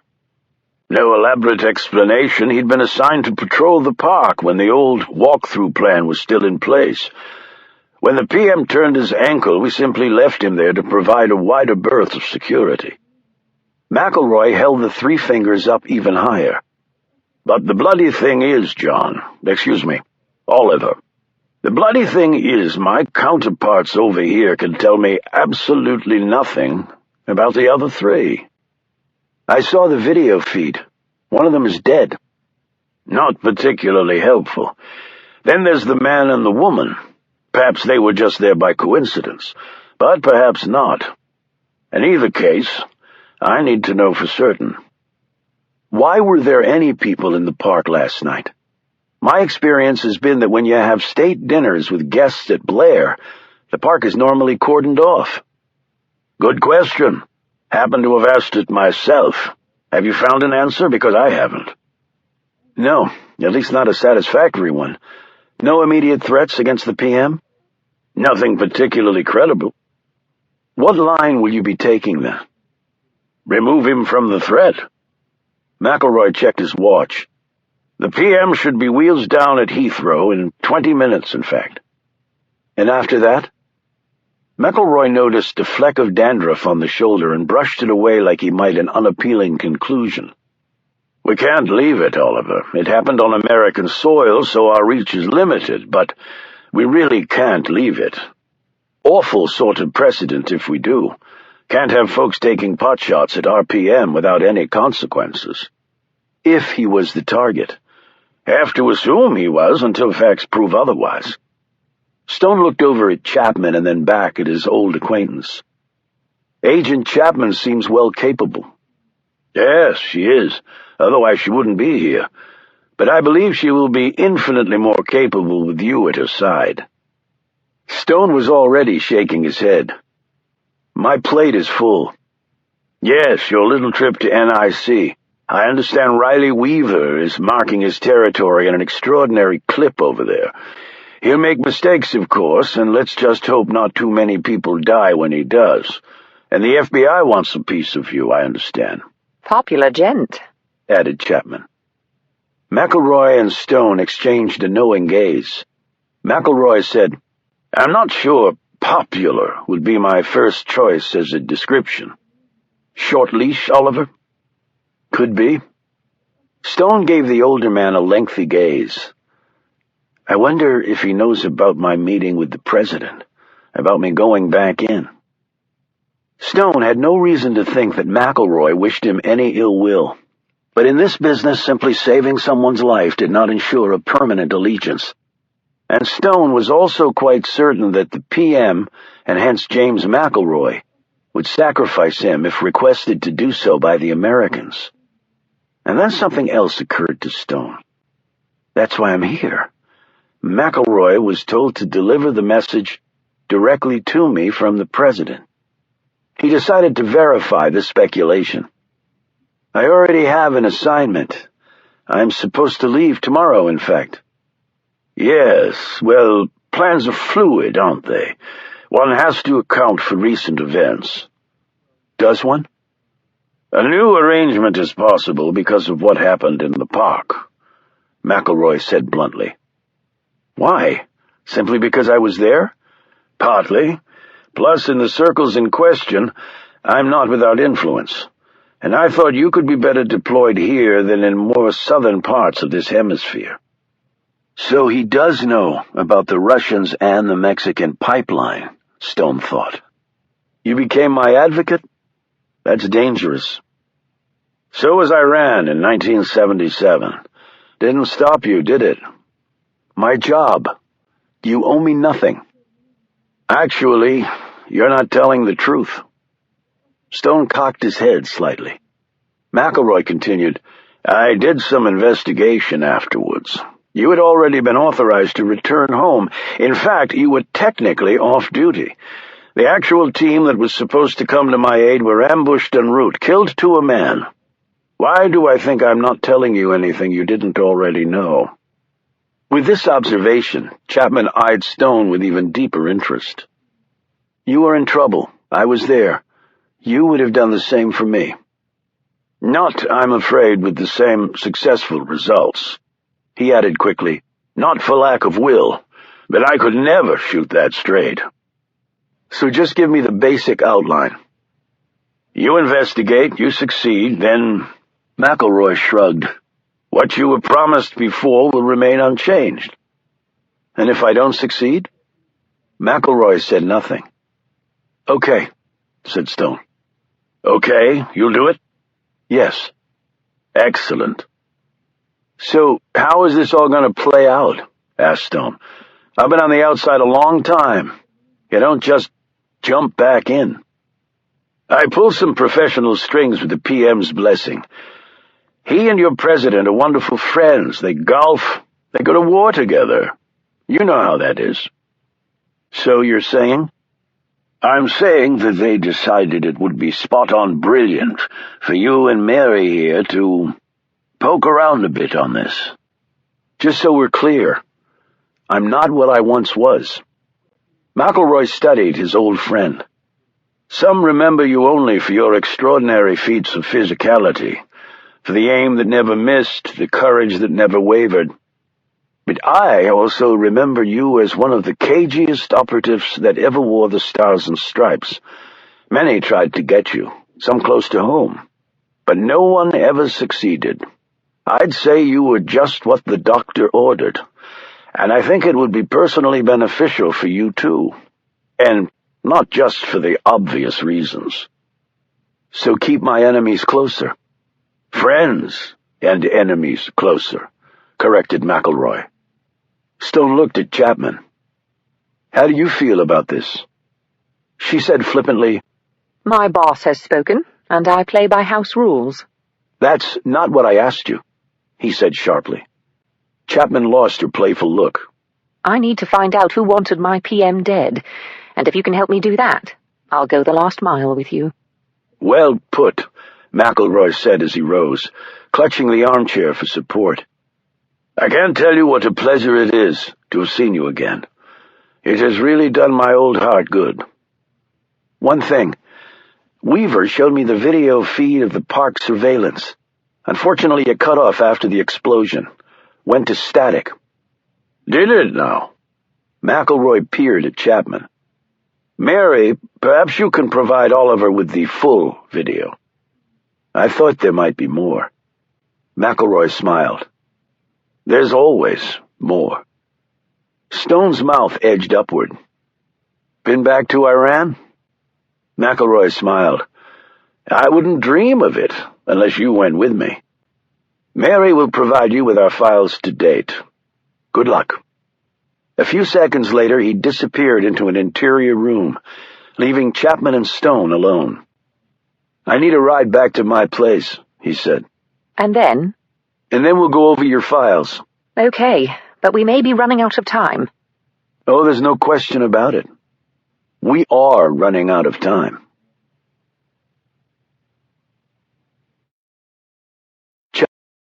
Chapter 12. When he and Chapman returned to the caretaker's cottage, Stone put on a pot of hot water for tea, while the MI6 agent took the files from her briefcase and spread them out over Stone's desk.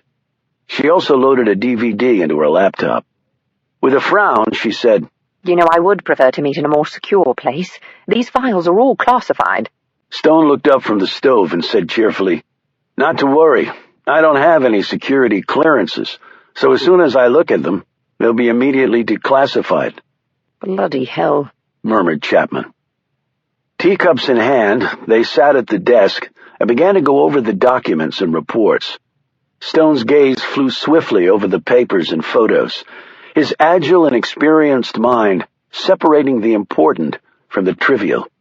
After he was finished, Chapman said, "Would you like to see the full feed?"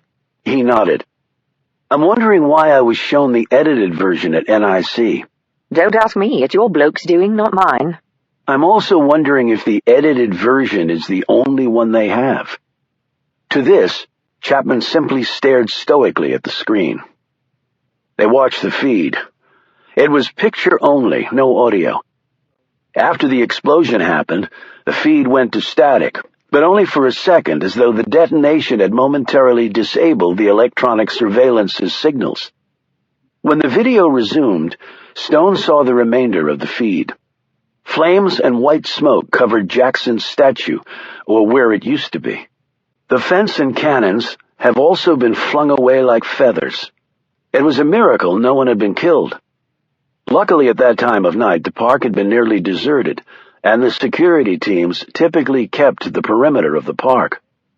Stone saw himself lying on the ground unconscious, while the British agent slowly rose and staggered away. "Your man looks all right, except for his tooth." "He's a tough chap, but he did say colliding with you was like hitting a brick wall." Stone continued to focus on the feed. The suit and woman were no longer visible. He saw people running.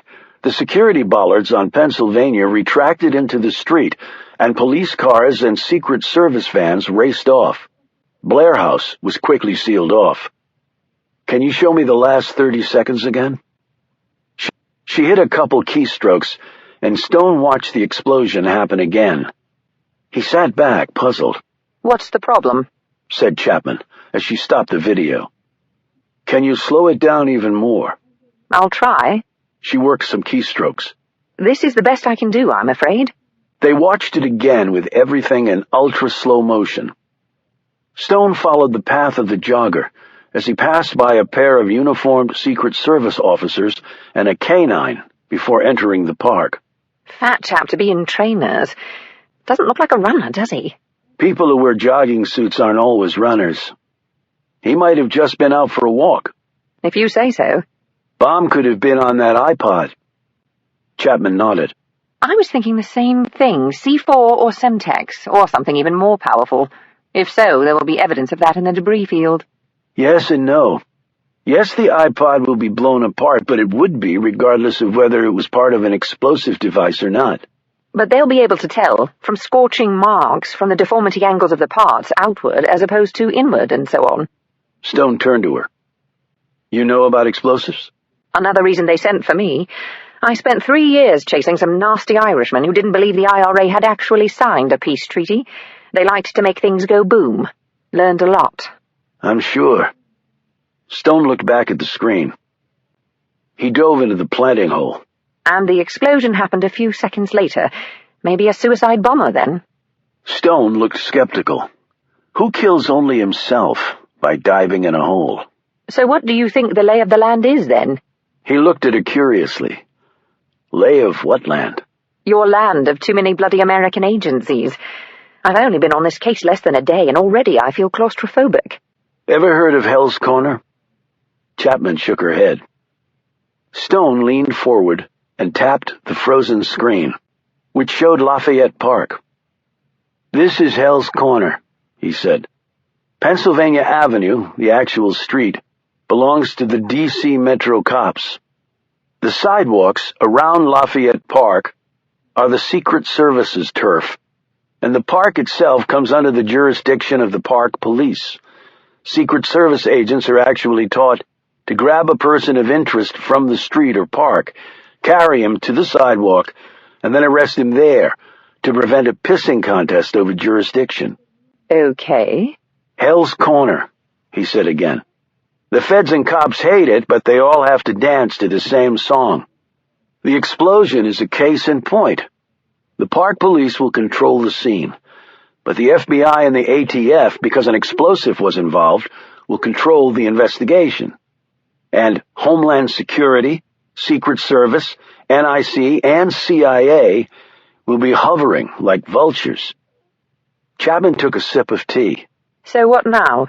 "We'll have to go to the park, talk to the investigators, and track down the jogger's identity, and that of the woman and the guy in the suit, too." He gazed at Chapman. "Your guy? Where is he?" Available for questioning, but we have his full report. He saw less than you. "All right."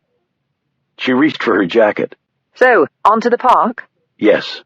You want to use my car? "I think we should, since I don't happen to own one."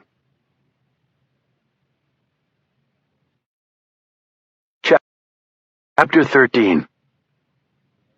Annabelle Conroy rode the elevator up to the second floor, stepped off, turned and entered the rare book reading room in the Jefferson Building of the Library of Congress.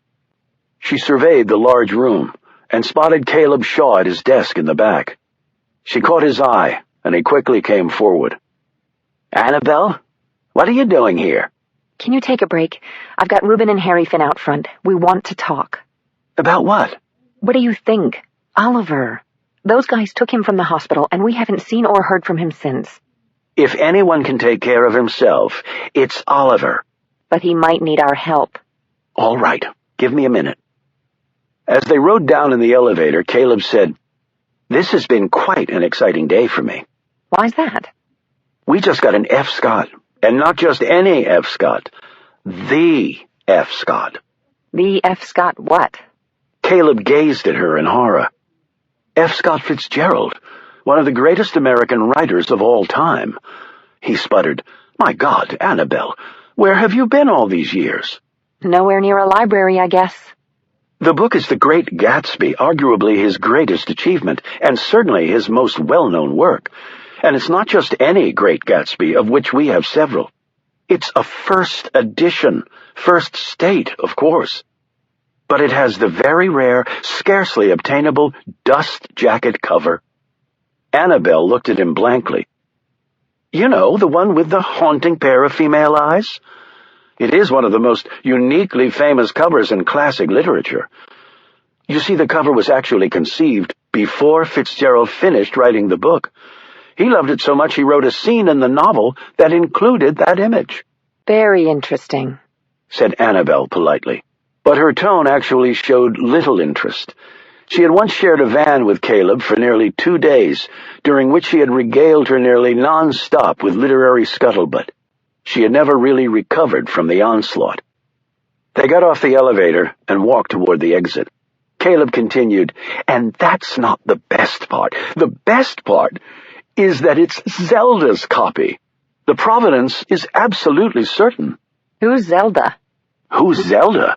sputtered Caleb again. "His wife, of course. Scott and Zelda, a more tragic couple you would be hard-pressed to find. She died in an asylum, and Fitzgerald drank himself to death. He inscribed a book for her. What a coup for the library. And one of one. We love those." Totally unique? "Absolutely." How much did you pay for it? Caleb looked taken aback. He blustered, "Well, I mean, that's not for public." Come on, just an estimate. "It was well into the 6 figures. I'll have to leave it at that," he said a bit pompously. Annabelle now looked interested. My grandmother left me her personal copy of Wuthering Heights. I wonder how much it might be worth. It is in excellent condition. Caleb looked intrigued. Wuthering Heights? First editions of those in pristine condition are rare. Where did you get it? At a bookstore 8 years ago. It's a paperback. Is that a problem? Caleb gazed stonily at her and said stiffly, "Funny." Outside, they met up with Reuben and Harry Finn. Finn was a decades younger version of Stone, lean and lethal. Unless he needed to move fast, he never seemed to even flinch, as though storing his energy for when a crisis occurred. Reuben had changed from his loading dock uniform into his usual garb of jeans and his sweatshirt with moccasins on his feet. They sat on the broad steps leading into the library. Annabelle said, "So what are we going to do?" "What can we do?" said Reuben. "Oliver may be in trouble." "Oliver is often in trouble," responded Caleb. "Those men who took him from the hospital," began Annabelle. Finn cut in. "NIC, Riley Weaver's boys. Heard it from a buddy of mine. It was a catch and release. I doubt Oliver gave them what they wanted." "Then he is in trouble, and we have to help him." "Why don't we wait for him to ask for that help?" said Caleb. "Why?" Annabelle shot back. "Because every time I help him, I get in trouble," he said, looking back at the enormous library building. "I'm actually on probation, a positively horrendous situation for someone of my age and level of experience." "No one's asking you to risk your job, Caleb, but I did find something out. In fact, it's why I wanted to meet with all of you today." "What did you find out?" asked Reuben. "That Oliver was leaving to go somewhere." "How do you know that?"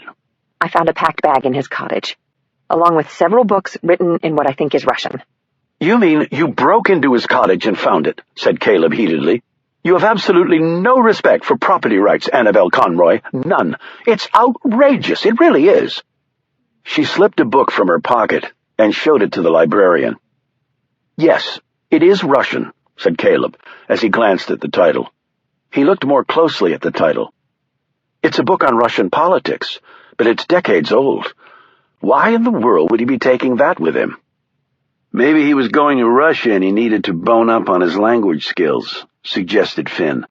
"One way to do that is read the language." "Why would Oliver be going to Russia?" asked Reuben. "Wait a minute.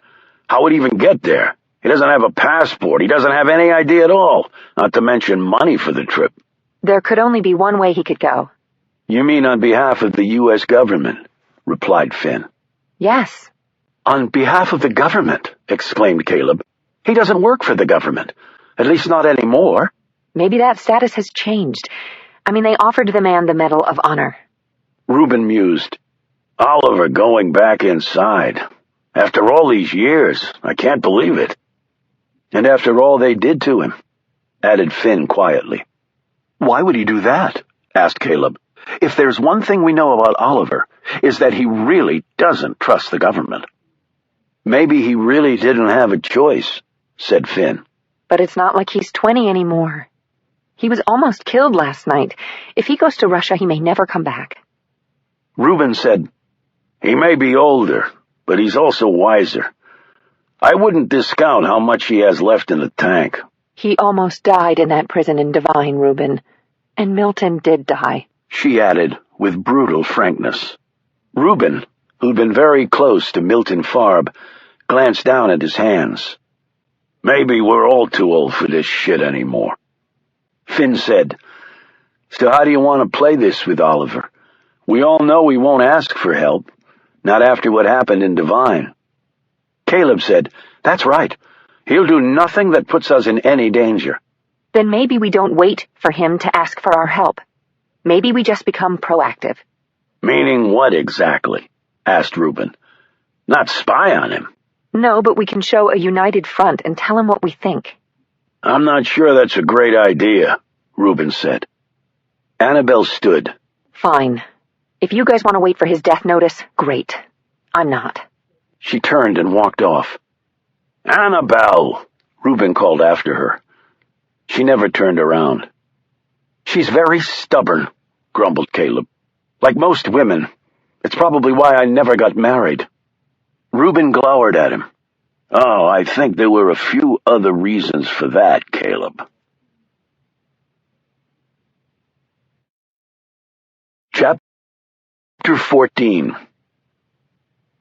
Traffic in D.C. was much worse than normal. Phone calls were made at every checkpoint as the MI6 agent's documents were scrutinized and her incremental passage authorized by off-site higher-ups. Stone could understand that none of the street cops or agents were willing to fall on the sword because they'd passed them through in error. This was why supervisors cashed the larger paychecks and had the slightly bigger offices. Their asses would be fried if someone further up the food chain decided to throw his weight around. They finally cleared the last hurdle and approached Ground Zero, Lafayette Park. To Stone, who knew it perhaps better than anyone else, it was nearly unrecognizable. The center of the park was a blackened mass, trees and plants destroyed, the grass burned, the dirt piled up in mounds. The Jackson statue lay in ruins. A cannon wheel had nearly reached the sidewalk on the Pennsylvania Avenue side. A section of fence had embedded in a tree a good 70 feet away. The ATF had set up its mobile command post in the middle of Pennsylvania Avenue. The FBI's counterpart unit was set up in Jackson Place to the west of the park. Dogs and armed security were everywhere. All the businesses and government offices located on Jackson Place and across the park on Madison Place had been shut down.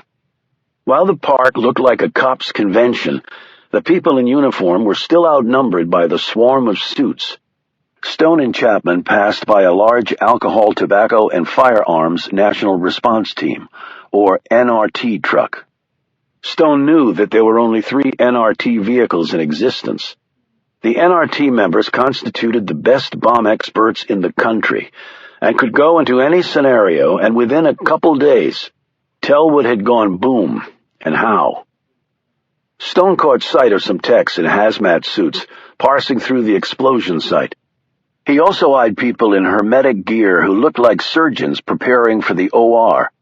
They were scrounging the area, looking for trace evidence. Small colored tents were scattered everywhere. He assumed each one marked a bit of evidence that had been found.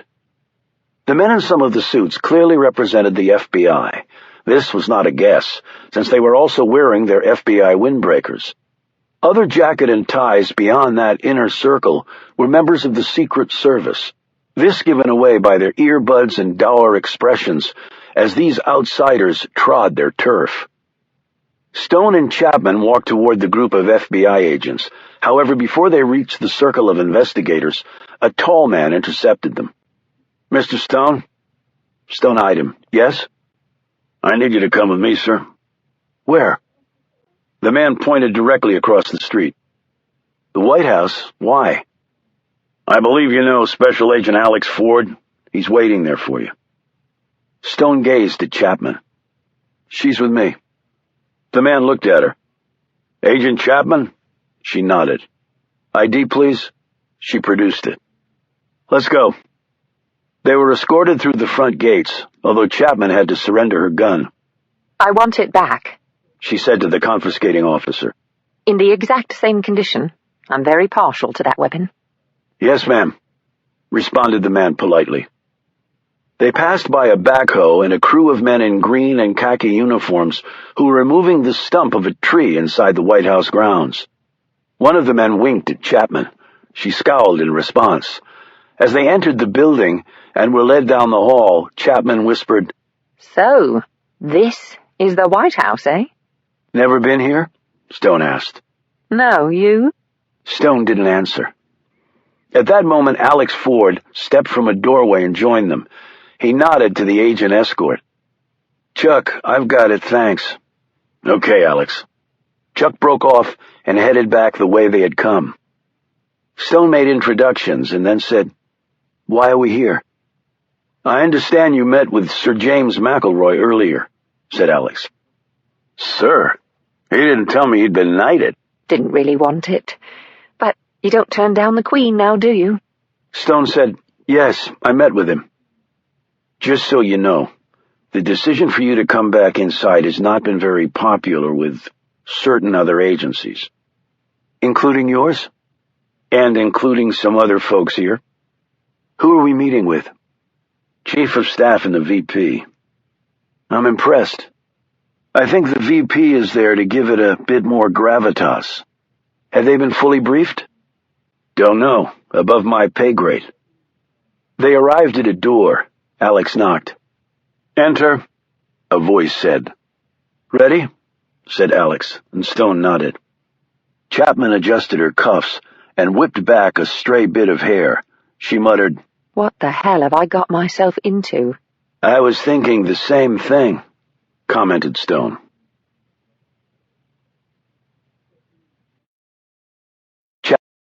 Chapter 15. From the anteroom, they were admitted into the office of the vice president. He was a tall, white-haired, and well-fed man, with a reassuring smile and a strong handshake.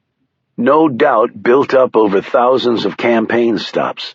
The chief of staff was short and wiry, with eyes that continually swept the space around him, like a radar array. It suddenly occurred to Stone that the VP being here made sense beyond providing gravitas. He was on the President's National Security Council. Still, Stone was actually surprised the man would agree to meet with him directly and not through an underling. But then again, it was hard to refuse your president. The pleasantries were made and quickly dispensed with. Alex Ford stood by the door, a security presence now, and not a friend. The VP said, The president asked that we meet with you. He nodded in Chapman's direction. With you both. We obviously want to get to the bottom of this, delicate matter as quickly as possible. In his mind, Stone translated this into plain English. What the VP had actually just communicated was, This is not my idea, and though I'm being somewhat loyal to my president, I won't take the blame if it blows up. That's why the chief of staff is here. My boss might go down, but not me. Stone wondered if either man had been made aware of the original plan to ship Stone off to Mexico to help deal with the Russian cartel nightmare. American vice presidents often had been kept in the dark by their chief executive. Chiefs of staff typically knew everything the president did. The VP inclined his head at the chief of staff, who held out a black leather card case to Stone. Your credentials, said the man. Stone slowly took the offered items, opened it, and gazed at his face, which was staring back at him from the depths of the official photo that was part of his new commission. He wondered when they had taken his picture. Perhaps when he was sitting in the room at the NIC, which meant that Riley Weaver knew all about this. He had to smile when he saw his typed name. Oliver Stone. Next to the photo was his ID card. On it, he had officially become a field agent of the National Coordinator for Security, Infrastructure Protection, and Counterterrorism. This all made sense, Stone thought. The National Coordinator worked within the National Security Council and reported to the President through the National Security Advisor. There was a link to the White House, but with one step in between. The President was covering all the bases, just as his savvy VP was now doing.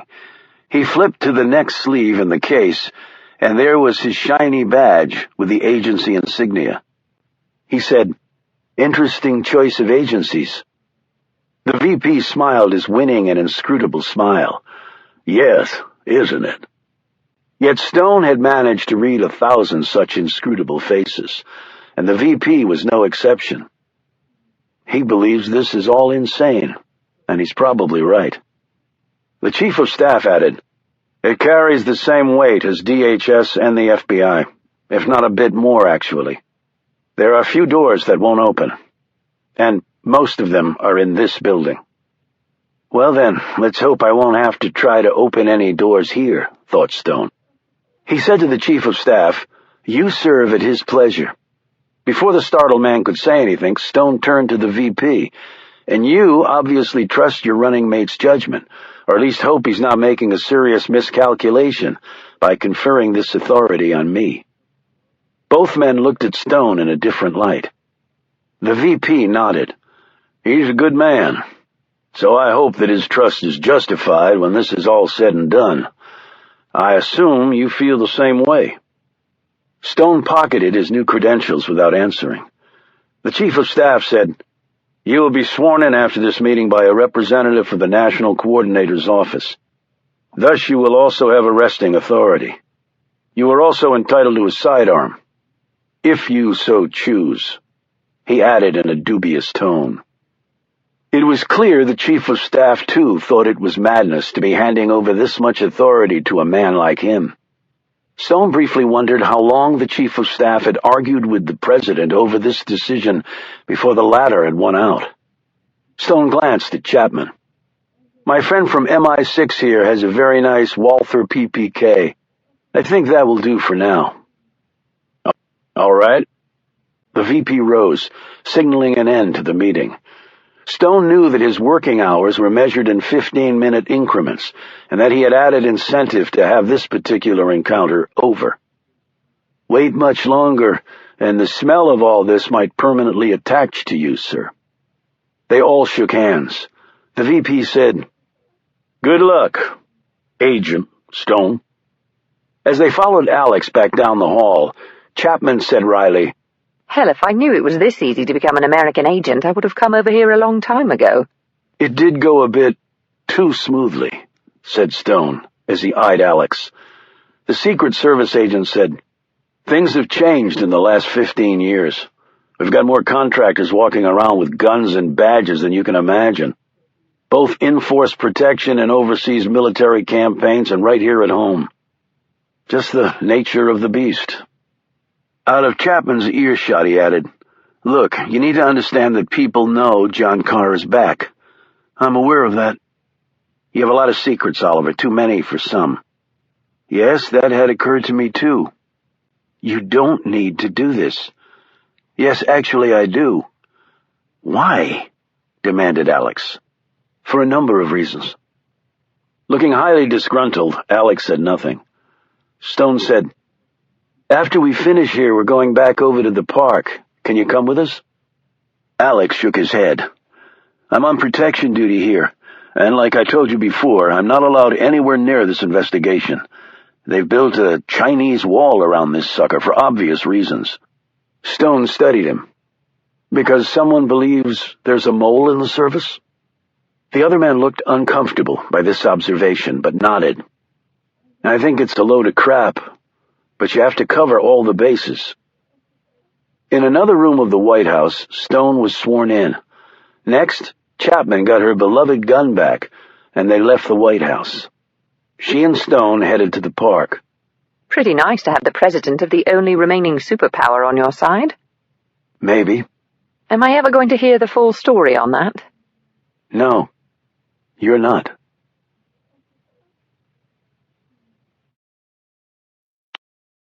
Chapter 16. Stone and Chapman flashed their badges and passed through the gauntlet of security at the park. What first? Stone pointed to a man encircled by suits. "Let's go right to the top." They again showed their IDs. When the man saw Stone's agency, he motioned the pair over to a clear space. "Tom Gross, FBI," he said. "I'm the case agent, out of WFO's Domestic Counterterrorism Unit." Gross was in his late 40s, a bit shorter than Stone, stockier, with thinning dark hair and a serious expression that had probably been permanently stamped on his features 1 week after joining the Counterterrorism Unit. Stone began. "We're here because," Gross interrupted, "I got a phone call. You can expect the Bureau's full cooperation." He looked at Chapman. "Really glad your Prime Minister was unhurt," Thanks, replied Chapman. Stone asked, "Has any group claimed responsibility?" "Not yet." Gross led them to the point of origin of the explosion, while Stone explained that he had been at the park last night. The small colored tents marking where evidence had been found had increased greatly in number while they had been across the street.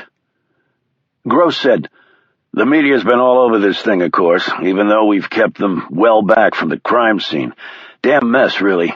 We've had to shut down everything within a full block radius with the park as the center. A lot of pissed-off people." "I'm sure," said Stone. "The director has held a press conference in which he said very little, because we don't know very much. The ADIC will handle the rest of the media through the MR office," he added. referring to the assistant director in charge and the FBI's Media Relations Office. "We're taking the lead over ATF, but they're handling the heavy work on the bomb piece." Stone eyed Gross. "So you've concluded it's international terrorism as opposed to domestic?" "Can't say that, no," admitted Gross, "but because of the geographic proximity and the PM's presence." "Right," said Stone. "Have you seen the surveillance video of the park from last night?" "Got it all set up at the mobile command post. Unfortunately, the damn cameras were knocked out by the blast. Surprised about that because there's about a dozen recorders stationed all around here and manned by probably 5 different agencies. The bomb might have been designed to jam them, though, for some reason." Stone's face was inscrutable at this comment. The FBI had clearly not been privy to the unedited video. Stone filed that one away for now. "Source of the gunfire?" he asked. Gross pointed to the northern end of the park. "Rooftop garden of the Hay Adams Hotel. We found lots of shell casings. Tech 9 rounds." "Interesting choice of weapon," said Stone. "Why?" asked Gross. "Limited range, about 25 useful meters, which is shorter than the height they were firing down from. And it's hard to hit anything with a Tech 9 that's not standing right in front of you." "Well, they didn't hit anything." "But you found no guns?" Stone asked. Gross shook his head. How was that possible? Asked Chapman. Do people just walk around in the States carrying machine guns? I thought the British press was making that up. "Not sure yet. And no, people do not walk around here carrying machine guns," Gross added indignantly. "The hotel folks are cooperating fully. The garden is popular but not incredibly secure. Of course, we shut the hotel down until the investigation is over. We kept all the guests on premises and are interviewing them right now." Stone asked, "Were the guns set up remotely or were human fingers pulling the triggers?" "If they were operating remotely, all traces were removed. For now, I think we have to assume human involvement." "You said you locked the hotel down," Stone said. "Yes, but there was a time gap," Gross conceded. "How long?" "It was pretty much chaos down here for a couple hours. When the source of the gunfire was confirmed, that was when the lockdown was set up. So easily enough time for the gunners to slip out, taking their hardware with them?" "Multiple machine guns wouldn't be exactly inconspicuous," Gross pointed out. Stone shook his head. "If you know what you're doing, you can break down a Tech 9 very quickly and fit it inside a briefcase." "We shut things down as fast as we could. But it is what it is." Hopefully someone at the hotel will remember seeing people leaving, perhaps with a bulky case, noted Chapman. Gross didn't look too confident. An event they had there was just letting out. Lots of people with briefcases leaving about that time, apparently. "That wasn't a coincidence," said Stone. "That was good prep work." A guy in a hazmat suit walked over to them. He tugged off his head covering. He was introduced as an agent from the ATF, Stephen Garchick. Gross said, "Good to go?" Garchick nodded and grinned. "Nothing that'll kill you." Stone looked at the tent markers. They were divided between orange and white. The orange were far more numerous and were spread out relatively evenly around the park.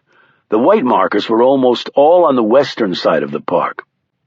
"Orange is bomb debris, and white are locations of found slugs?" Stone ventured.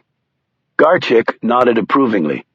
"Yep, obviously there were far more bomb hits than bullets emanating out from the blast seat." "What kind of explosive device was it, Agent Garchick?" Stone asked. "Just make it Steve. Too early to tell, but by the size of the debris field and damages to the statue, it was some powerful stuff." C4 or Semtex, maybe. They can both do serious damage in relatively small footprints. Garchick said, "Well, this is a lot of damage for a stick of TNT or a pound of Semtex. Maybe it was a cocktail of components, maybe HMX or CL-20. That stuff is scary powerful. They're in the family of the most potent non-nuclear high explosives. But it most likely wasn't military ordnance." "How do you know that?" asked Stone. Chapman answered. White smoke on the video. Military grade is oil-based, leaving a black smoke trail. White is usually commercial. The ATF agent smiled appreciatively. You know your stuff. We're bagging and tagging now, taking residue from the blast seat. He pointed at two burly black Labradors being walked around the grounds by their handlers. Roy and Wilbur, he said. Those are the dogs' names. He added, dogs are the cheapest, most reliable bomb detectors in the world. One of my dogs can screen an entire airport in a couple hours, so they'll burn through this whole park in no time. Find bomb residue my guys won't even be able to see with all our fancy technology. Impressive, said Chapman. Garchik continued with enthusiasm. There aren't even any machines in existence that can measure accurately the power of a dog's nose. But I can tell you that people have about 125 million smelling cells in their nasal passages. Our labs have twice that. We'll run all the evidence up to our Fire Research Center in Maryland. We can torch a 3-story building up there and have a hood large enough to capture every molecule of the burn-off. Be able to tell you exactly what was used. Stone said, anything left of the guy in the hole? Garchik nodded.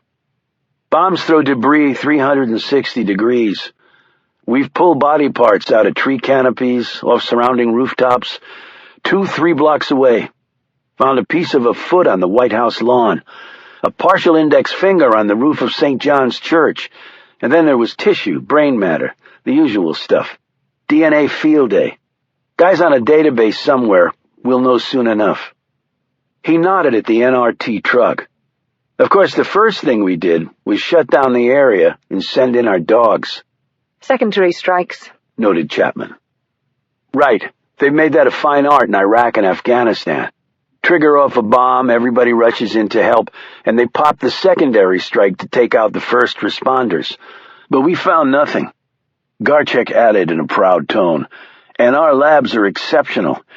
They're mostly service dog school dropouts that can sniff out 19,000 different explosives, based on the 5 major explosive groups, including chemical compounds.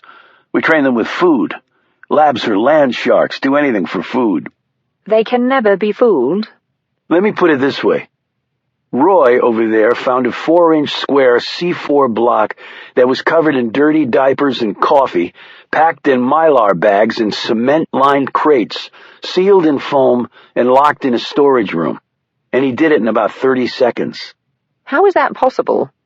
Smells occur at the molecular level. You can't seal them up no matter how hard you try.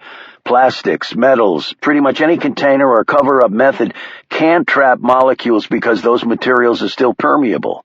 They can hold solids and liquids and even gases. But smell molecules are something altogether different. They can pass right through those substances. If the detection method is sensitive enough, it really doesn't matter what the bad guys do. Trained bomb detection canines have an olfactory capacity that is humanly impossible to fool, and believe me, lots of people have tried. How do you think this bomb was detonated? Asked Gross. The ATF agent shrugged. Basic rule of 3. To make a bomb, you have to have a switch, power source, and the explosive. Bombs are just basically something you can violently expand at extremely fast speeds while trapped in a confined space. You can detonate a bomb any number of ways, but the basic 2 are via a timer and by what we call command detonation. Chapman said, Meaning the person doing the detonation is present? Either the bomber or someone else, and the someone else is usually to safeguard against the bomber getting cold feet. Probably half the suicide bombings in Iraq are detonated by third parties for that very reason. I take it you've been there, said Gross. Garchik nodded. 4 times, and to be frank, I hope I don't have to go back. So, where was the bomb? Asked Stone. On the blown-up jogger? Nope, don't think that's possible, said Garchik. Why? Asked Stone. He went to the dogs. What? Said Gross. I'll show you. Come on. Chapter 17. Garchik led them to the ATF's command unit. Inside, he fired up an array of electronic equipment.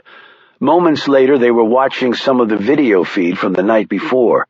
When a particular scene came up, he froze it and pointed his finger at the screen. There, like I said. He went to the dogs. Or dog, in this case. The image was of the man in the jogging suit. He was entering the park from the north. He was frozen right next to two uniformed officers, one of whom had a dog. The jogger was perhaps a foot from the canine. Chapman said, "Is that a bomb detection canine?" "Yes, it is. Secret Services. No, I don't think their dogs are better than ours. But I can tell you, any person carrying an explosive walking that close to a bomb detection canine trained in this country is going to get busted. I don't care how he tried to hide it. That dog would be going nuts, or else doing a passive alert, meaning he'll sit right down on his butt. This dog was doing neither. And you'd think if he was carrying a bomb on his person, he wouldn't have walked right next to the dog in the first place," said Stone. "He couldn't assume it wasn't a bomb sniffer." Gross added, "Which means this wasn't a suicide bomber. The guy jumped into the hole to avoid the gunfire. Looked like the bomb was in that hole." "Well, that's progress anyway," said Stone, "ruling out the jogger." "Was it a pressure switch? Jogger hit it and boom?" suggested Chapman. "That's possible," conceded Garchik, though he didn't look convinced. "Accidental detonation, you mean?" "Maybe. Did you find any evidence of another type of detonation switch?" "There's a million pieces of stuff lying around here, and we're still looking. But to complicate matters a bit, Lafayette Park is home to a lot of static electricity." "And static electricity can set off a bomb," said Chapman. "That's right. But if you go to all the trouble to get a bomb into Lafayette Park, why would you build the bomb in such a way that it might trigger off accidentally?" said Gross. Garchik said, "Might be as simple as the folks who managed to get the bomb in here were better than the guy building the bomb. That's not as implausible as you might think. Or it could have been on a frequency switch, and something interfered with it." "The jogger was wearing an iPod," Gross pointed out. "That could have interfered." "That's possible, yes." "But are we really sure the tree hole was the source of the bomb? We're sort of jumping to conclusions here that it was." "We haven't finished our analysis, but it's a safe bet that was the bomb seat," said Garchik. Stone said, "Then are we sure that the bomb going off was an accident?" They all looked at him curiously. Gross said, "It had to be. Otherwise, why would they set off a bomb that had no chance of killing the Prime Minister?" "Unless it was set on a timer. The PM was supposed to be in the park last night. If it was set on a timer, there's no way to take that back." "And it was a coincidence that the man jumped in the hole and it went off when it did," added Garchik. "That works." "No, it doesn't work," countered Stone. "You're forgetting the gunfire. Why have both the gunfire and the bomb? And if the gunfire wasn't done remotely, then the shooters would have known the Prime Minister wasn't in the park." "That's not necessarily true. I'll show you." She led them back outside, where she pointed to the trees in front of the Hay Adams Hotel. "If they were on the rooftop garden back there, then the trees would have hidden the park from their view. They hear the sirens and the motorcade coming. They wait for it to pull in, the Prime Minister to get out and walk to the park. Then they start shooting." Stone did not look convinced. "So you're saying this elaborate plan was put together and the gunners were firing blind?" He shook his head. "If I were going to do this, at the very least, I'd have one spotter with a clear view of the PM's movements, stationed somewhere near the park, with a secure line of communication. I'm not shooting blindly through tree canopies, and if the PM doesn't come to the park, I call off the mission. But if he does set foot in the park, I can't afford to miss." "And they did miss everyone," Gross pointed out. The ATF agent nodded. "It's a puzzler, all right." Stone turned to him. "So, if you were going to pull off this bombing, how would you detonate, Steve?" "Pressure switches can be problematic, particularly under these conditions. I mean, you've got a tree in a hole and a bomb somewhere near it. Maybe in the root ball, maybe under the tree. That's a lot of weight. And people moving stuff around, digging. Chances are that pressure switch gets tripped accidentally. And once you cover the bomb with dirt, What's going to trigger it? Something has to cause the switch to engage. It's called the pressure switch for a good reason. Now, if I were going to do it, I'd use a command-control device, meaning remote detonation. Now, if they did that, they might have used a cell phone, which would make our job a lot easier. Cell phones have a SIM card, and all the components are serialized so we can reconstruct the phone and maybe track down where and who purchased it. Of course, if a cell phone was used, you actually have two phones. One planted on the bomb as the switch, and the other to call that phone. We did find some bits of wire, corner of a transistor, plastic shell casing, leather. Leather? Stone exclaimed. Yeah, tiny patches of it. About a dozen pieces. Had some black markings on them, so the probability lies with it being part of the explosive. Still trying to determine what it is, but we will. And then we have to definitively determine if it was tied to the explosion. Not all the junk we find out there will be. Could have come off the jogger's trainers. His shoes were made of leather, right? Yes, but the color's off. I saw the video feed and the guy's shoes were blue. The black marks could be scorching from the bomb. No, the rest of the leather was brown. Probably has nothing to do with anything. So right now, Gross said, you still can't tell us how the detonation was done. That's right. Why are you thinking the bomb was in the tree hole in the first place? Gross said, apart from the location of the damage. Garchik said, follow me. He led them to the site of the detonation and pointed into the hole. Unless I'm reading this wrong, this is ground zero. Blew that tree right out of here, and it wasn't light. They all stared down at the hole, which had become even wider and deeper because of the explosion. Okay, so what are we looking for? Asked Gross. Well, there was already a crater here, the excavation for the tree. Okay, said Gross. So? Garchik made a fist and swung it downward. When you smack the water with your fist, a certain amount of water shoots up on both sides of the hand. Simple concept of volume displacement. Same thing happens with a bomb. If the bomb is above ground, it acts like the fist. It'll push downward, sideways, and also up. But a bomb buried in the ground has a different effect. It will propel mostly upward because it's enclosed by dirt. Path of least resistance for all that stored energy. Causing a crater. A bigger crater than if the bomb had been above ground, said Stone slowly. But the bomb in this case was buried in the dirt, right? Said Gross. He looked at each of them as though waiting for their collective affirmation. I wish I could tell you for certain, said Garchik. Normally, making that determination is one of the easiest parts of the equation. But here we have a complicating factor. There was already a big crater here before the bomb went off. Gross looked confused. I'm not exactly following you here. Stone said, he means he can't tell if the bomb was buried in the dirt or may have been in the root ball or even under the tree. He looked at the ATF agent. Right? That's right. Does it matter? In any case, the bomb was placed in the park, in that hole. Gross said, that's true. The question is, how did they do it? This is Lafayette Park, not some back alley in Baghdad. Stone looked around. Guns and bombs right across from the president's house. There could only be one answer. We've got a traitor somewhere. Chapman added, And if the PM hadn't turned his ankle, he'd be dead. Stone looked at her.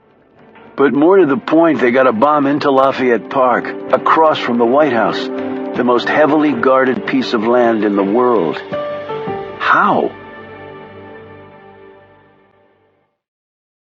Chapter 18. After a minute of silence, as they each thought about this question, Gross said, I just don't see how anyone could have managed that. This place is under surveillance 24/7. That's true, said Garchik. It is very true, thought Stone. But all the evidence seems to point to that being the case. A bomb was planted in that hole. Gross looked at Chapman, and then at Stone. Do you realize how many people would have been potentially involved in something like that? Stone said, Well, for starters, we need a list of anyone involved with the process of digging that hole and planting that tree. The National Park Service handles all that, but there would have been others involved, too. Gross pulled out his phone and walked off a few feet as he punched in a series of numbers. Stone turned to the ATF agent. Once you determine what sort of bomb it was, what then? We'll put it on BATS, Bomb and Arson Tracking System. ATF maintains it. It has worldwide reference. Bombers don't like to deviate from their formula, so they develop signatures. Pretty practical reason. Once they find a method that works, they don't change it. Because they might blow themselves up with a new method, said Chapman, with a knowing look.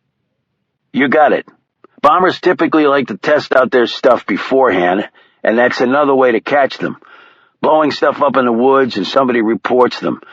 They never think to realize that they can check all their connections and switches without detonating, because the bomb materials themselves will go off. The only weak points are the connections and the power source. Maybe these guys like to blow stuff up for the hell of it. Like to see the boom.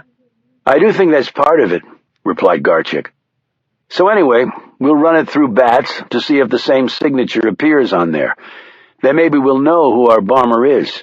I know a lot of signatures from memory, but nothing about this one is striking me as familiar. Anything else? Asked Stone. Not right now. Okay, thanks. And let Agent Gross know as soon as you have anything. After Garchik walked off, Gross rejoined them, slipping his phone back in his pocket. All right, I just set off a shitstorm back at WFO. Stone eyed the blast seat. Getting back to basics, who was the target? Gross glanced at Chapman and said, Pretty clear, British PM. He wasn't in the park, replied Stone. But he was scheduled to be. At just about the time the bomb went off, it was probably on a timer, despite what Garchik said. It got accidentally triggered probably when that guy jumped in the hole. Stone shook his head. A mission like this requires precision. By detonating even accidentally, they give away their whole plan. They won't get a second shot. They put everyone on alert for no reason at all. And your theory doesn't explain the gunfire. It doesn't make much sense when you explain it like that, admitted Gross. Stone looked at Chapman. You keep saying he was scheduled to walk across the park. Who told you that? Got it from the PM's office. Stone looked toward the northern edge of the park and tried to recreate in his mind exactly what he'd seen the previous night. But for some reason the most vivid details just wouldn't come. Maybe it was his concussion, or maybe, he admitted to himself, I'm just getting old. They joined Gross in examining the rooftop garden at the Hay Adams Hotel. The trees did block the line of sight into the park. They were firing blind, said Gross, because if they had a spotter in the park, he would have known the PM wasn't there. There were markers on the floor showing where all the casings had been found. Gross said, Tech 9s, like I said before, over 200 rounds, so it was probably multiple guns. Agreed, said Stone as he gazed at the floor. And no one below or in the hotel heard or saw anything. I think lots of people heard and saw lots of things, but whether they can remember it correctly and communicate that to us effectively is a whole other question. You'll obviously match the casings to the slugs found in the park, said Stone. Already done, replied Gross. Not that there was much doubt about that. Good, because there's plenty of doubt about everything else, noted Stone.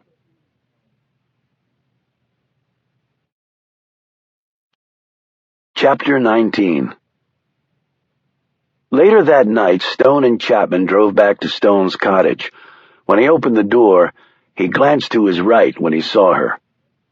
Annabelle was sitting in a chair by the fireplace. He ushered Chapman in as Annabelle rose to greet him. After introducing Chapman to Annabelle, Stone was about to say something when Annabelle held out the book written in Russian. I guess you'll be wanting this back. Are you still planning to go on your trip? Stone frowned as he looked down at the book. There are personal boundaries, Annabelle, and I've always respected yours. You're not going to make me feel guilty about this, Oliver, so don't even try. I haven't known you all that long, and I think we've nearly lost you about 5 times at least by my count. Chapman gazed at Stone in surprise. I didn't think you were working anymore. Annabelle answered. He wasn't, so just think what his mortality rate will be now. Stone laid the book down on his desk. I think I'm clearly old enough to make that decision for myself. And to answer your question, my trip has been postponed. What trip? Asked Chapman. Stone ignored her. Annabelle said, But you are back, working for the government.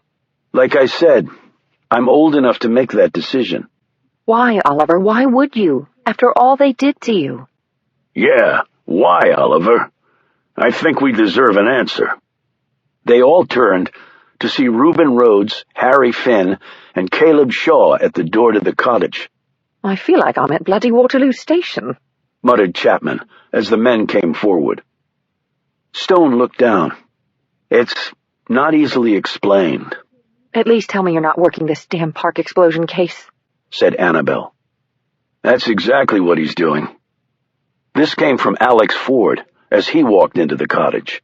Blimey, I think you need to change the locks on your door. Alex stood near the fireplace. Should I tell them, or are you going to? Tell us what? Said Annabelle. That Oliver was presented with a commission and badge today. He is now a duly sworn-in member of the federal government working with Agent Chapman here from MI6. They've been asked to find out who tried to blow up the British PM. Stone looked coldly at his friend. Thank you for maintaining confidences, Alex. Reuben said, Since when the hell are there confidences among us? How many times have I covered your back, Oliver? Risked life and limb. And you, the same for me. The same for all of us, added Annabelle. This is different, replied Stone. Why? Because you got a badge now? Growled Reuben. Annabelle added, You've joined up with the same folks who hurt you so badly. Don't you see why we're all stunned? Especially after what happened in Divine. They were just going to let you rot in that prison. And I would have, except for all of you. I know that, Stone said quietly. So why? Annabelle asked him. As I said, it's hard to explain. Actually, it may be impossible to explain. We're all waiting for you to try. Something seemed to stiffen in Stone's features. You're assuming that I owe you an explanation. I don't. Annabelle looked like Stone had slapped her. Even loyal Reuben looked stunned, and Caleb's mouth gaped. Well, I guess that's all the explanation I need, said Annabelle. She turned and left. Reuben glanced at his old friend. She didn't deserve that, Oliver. None of us do. This is just the way it has to be. I'm sorry, Reuben. Fine. I'll be sure to come to your funeral. Reuben also left. Caleb started to follow behind, paused, and looked back at Oliver. This is the only time I've been relieved that Milton isn't alive. To hear this. Harry Finn said, I hope you know what you're doing. Then he followed Caleb out. Now only Alex was left, except for Chapman. Stone gazed at the Secret Service agent. Do you want to tell me I'm wrong, too? No. I figure you know what you're doing, even if I don't particularly like it. But there's a problem with your bomb plant scenario.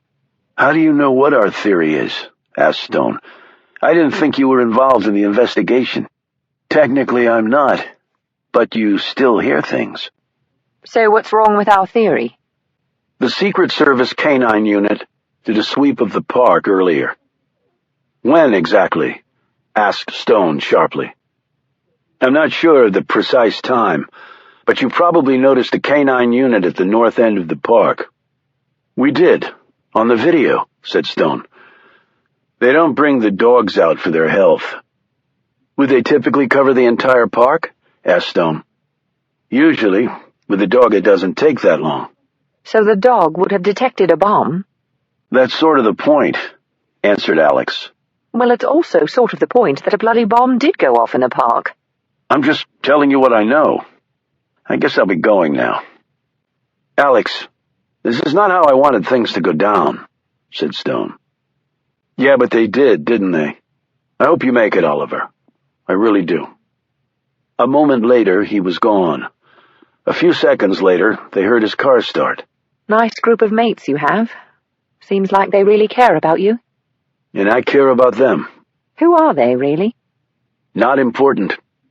Who was this Milton bloke the little fellow mentioned? A friend. But he's dead. How? Accident? No. Large caliber rifle round. Chapman was about to say something when Stone's cell phone buzzed. It was FBI agent Gross. Stone listened and then clicked off. The woman from the park last night has turned up. You mean they caught her? Asked Chapman. No. She walked into the FBI all on her own.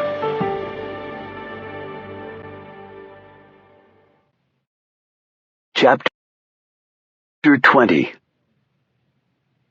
I'm Marissa Friedman, the woman said, as Stone and Chapman took seats opposite her and Tom Gross in an interior office of the FBI's Washington field office, which all agents referred to as the WFO.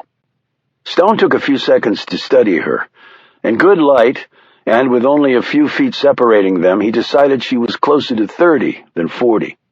She was Chapman's height, or a bit taller, with blonde hair that curled around her neck. It was not her natural color, Stone could tell. Her eyes were blue and striking, her face interesting with elegant bone structure, the chin sharply angled, and the two sides of her jaw perfect bookends for the expressive mouth. Her clothes were clearly expensive, but she wore them in a casual manner.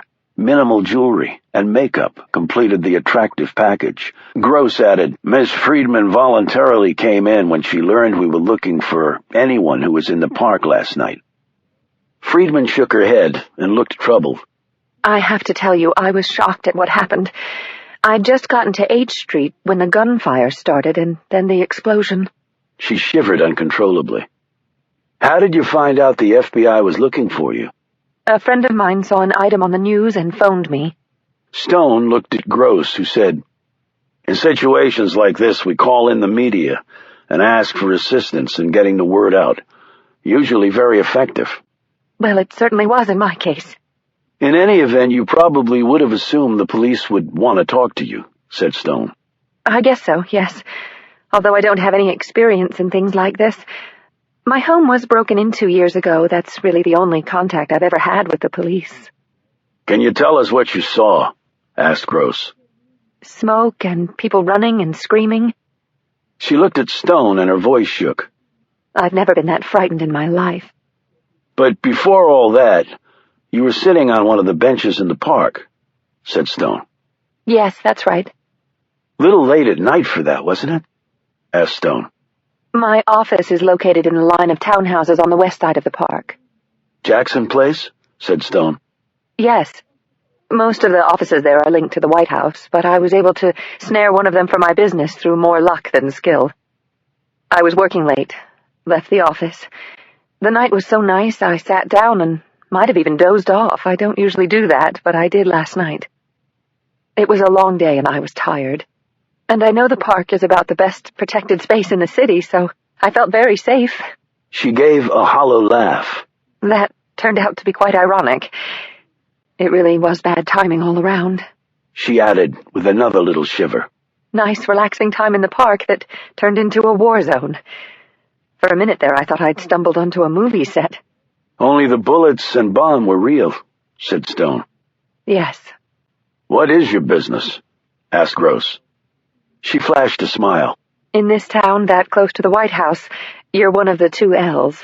Lawyer or lobbyist, answered Stone. You win the prize. She crossed her legs and flicked at the hem of her skirt, revealing briefly a glimpse of her pale, bare thighs.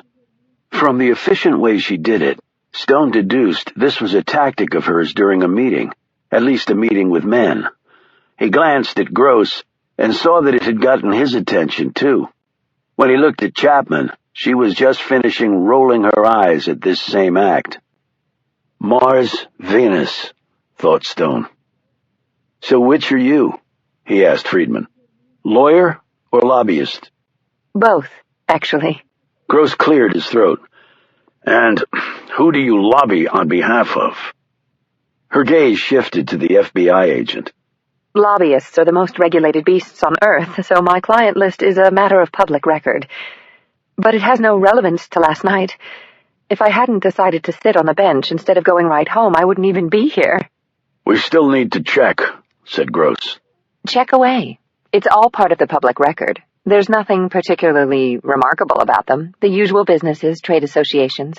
I have some foreign clients, but their businesses are mainstream. Who were you calling last night? Asked Stone. She seemed surprised by the question. I was in the park last night, he explained. And the park is also under video surveillance 24/7. You were seen on the phone. Wow, Big Brother is alive and well, she said casually, but her long forehead bunched into neat rows of skin. Can I ask why it's relevant, who I was talking to? Gross said, we can easily enough get that information, but you can save us time by cooperating. However, if you don't, she looked at him with a weary expression. I know, then you think I'm up to no good. Look, it was just a friend. Gross poised his pen over his notepad. Your friend's name? Do you really have to check that out? I mean, it seems silly. It was just a friend. Gross said, Miss Friedman, a bomb exploded across from the White House. No detail is too small in an investigation like this, and the question is not silly. Now, your friend's name and the subject of your conversation. It's just a man that I know. Name? Gross said again, this time with a harder edge to his voice. This obviously would be the last time the FBI agent would ask politely. She sat forward and her voice dropped. Look, this friend I was talking to is married. Okay, said Stone. And so? Prompted Chapman with a malicious look. And not to me, obviously. And maybe we're more than just friends. She did the leg cross skirt flick again, but this time her hands jerked, and she didn't seem nearly as confident. Stone saw Chapman shoot the woman a contemptible look at this bungled ploy to distract. Even Gross didn't drop his gaze to her legs this time. Gross said, we're not really concerned with your, friend's marital issues. Friedman sat back relieved. Okay, thank you. But I still need his name and what you were talking to him about. She sighed resignedly. Fine. Willis Kraft, he lives in Potomac. We were just talking about personal stuff. And his wife doesn't understand him, said Chapman, still gazing at the woman in disgust. Friedman's gaze hardened, and she and Chapman did a brief stare-down that the Brit ended up winning. I didn't voluntarily come down here to be judged on my personal choices, Friedman said to Gross as she broke off looking at Chapman. And that's not what we're concerned about, said Gross quickly. So does it all have to come out? As I said, your friend's marital issues don't concern us, and we can be very discreet. Give me his contact information and we'll take it from there, said Gross. She did so, and then Stone said, the guy in the jogger suit in the park. Yes, I saw him. What about him? Did you get a good look at him? Not really. She wrinkled her nose. He was so overweight, I remember thinking he was the last person you'd expect to see in workout clothes. Did you see the man in the suit with the briefcase? Asked Stone. He was over near the statue for von Steuben in the northwest corner. No, I don't think so. There are some trees there, and even with the park lights, it was dark. Yes, it was, agreed Stone. But you left about the same time, heading towards H Street. I wasn't aware of his movements. I was fumbling in my bag for my Metro card. McPherson Square? Asked Stone quickly. Or Farragut West Station? McPherson. It's a bit closer to the park. I live in Falls Church. I don't own a car, so I always take the Metro. So you didn't actually see the explosion? Asked Gross. No, I wasn't facing the park, obviously. When the guns started firing, I instinctively ducked and ran. Hell, everybody did. Did you have any sense of where the gunfire was coming from? She thought for a few moments. It all happened so fast. I was just trying to get low and out of the way. It was somewhere above me, at least I think so. Stone said, did you look back toward the park when the bomb exploded? She nodded. What did you see exactly? Friedman sat back, furrowed her brow again, and pursed her lips in concentration. A lot of smoke. Some flames shot up really high. It was near the Jackson statue in the middle of the park. It was hard to tell at night, and because of the trees in the way, but at least that's where it seemed to be. Chapman asked, "Did you see anyone running away from the scene?" "Like I said, everyone was running once the gunfire started up, and they ran faster when the bomb went off. There were a couple of cops and a dog I remember seeing. The dog was barking and the cops pulled their guns, and I think they headed toward the park. I couldn't swear to that because I was going the other way, fast." "And the man in the suit?" asked Gross. "He must have been somewhere close to you at that point." "He might have been, but I never saw him." "Okay. Anything else?" "I felt the ground shake a bit. It must have been a very powerful bomb. It seems ridiculous that with all the police down there, no one noticed an explosive somewhere in the park. I mean, how did that happen?" Gross sat back. "What did you do after that?" "Grabbed a train home. I got lucky. I heard they closed the metro station a few minutes after I got on." Gross rose and handed her a card. "If you think of anything else, let us know." After she left, Gross looked at the others. "Well?" "She didn't add much to what we already knew," said Stone. "What a simpering sot. I was surprised she didn't pull her bloody dress up over her fake blonde hair."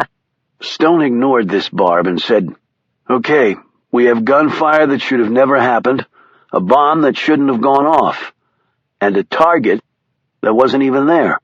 Gross's phone rang. 10 seconds later, he clicked off. "Okay, this sucker just got even more complicated. A group in Yemen has claimed responsibility for the attack."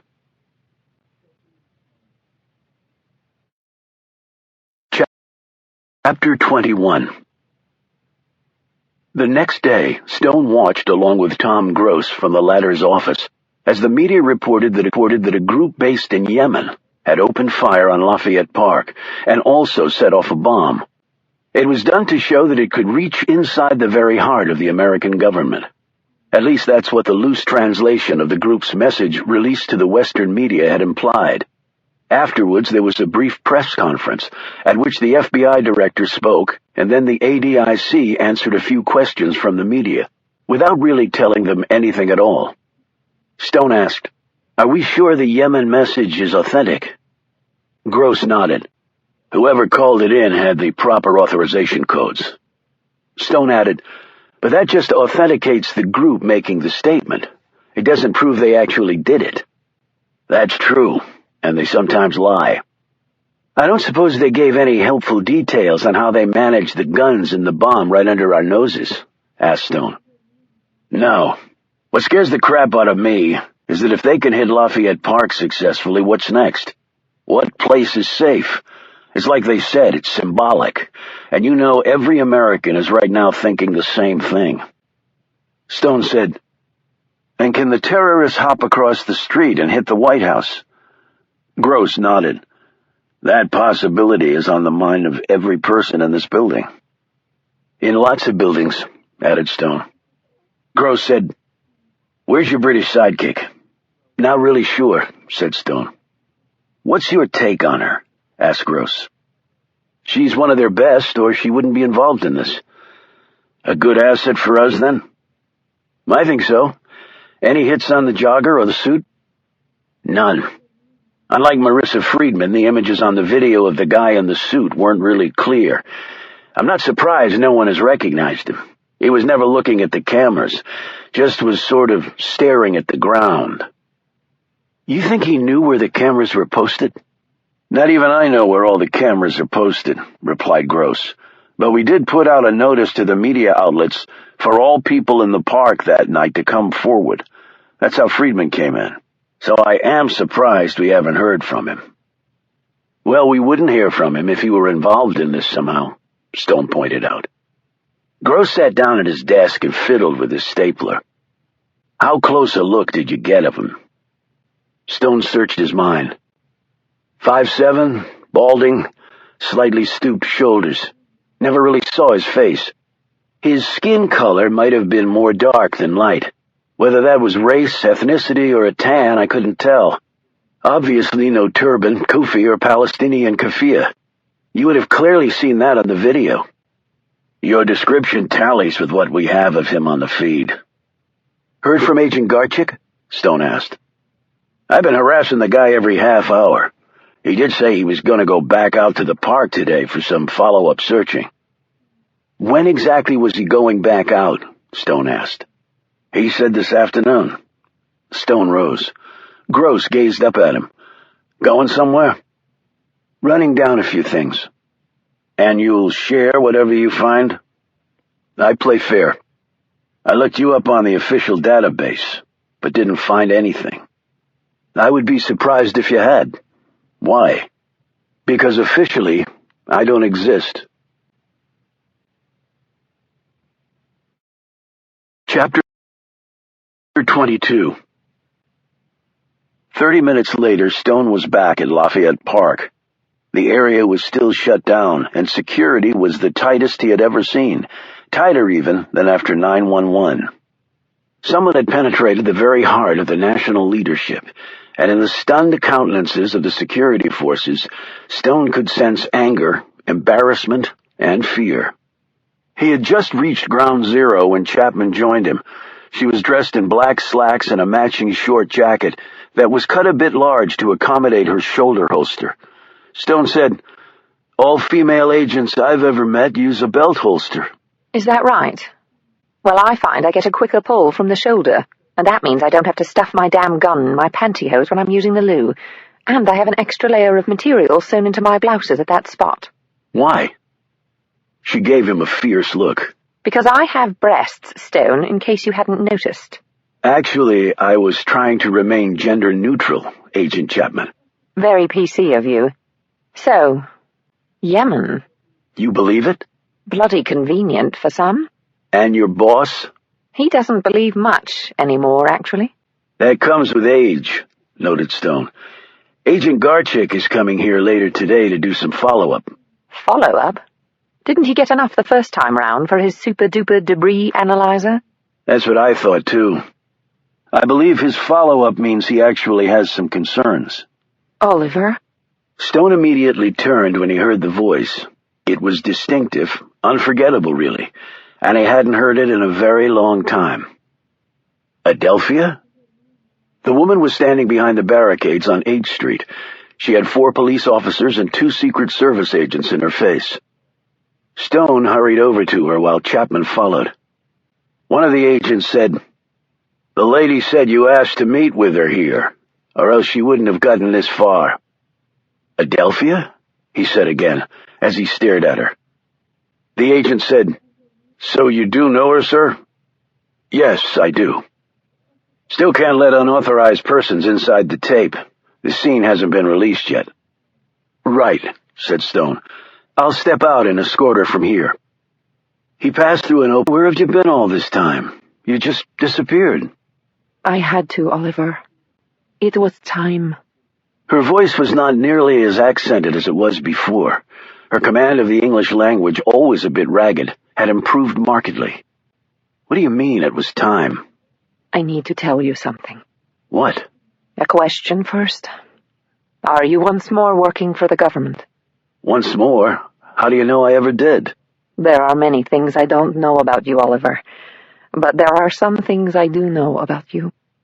Such as your real name is John Carr. He sat back and studied her in a new light. "How long have you known?"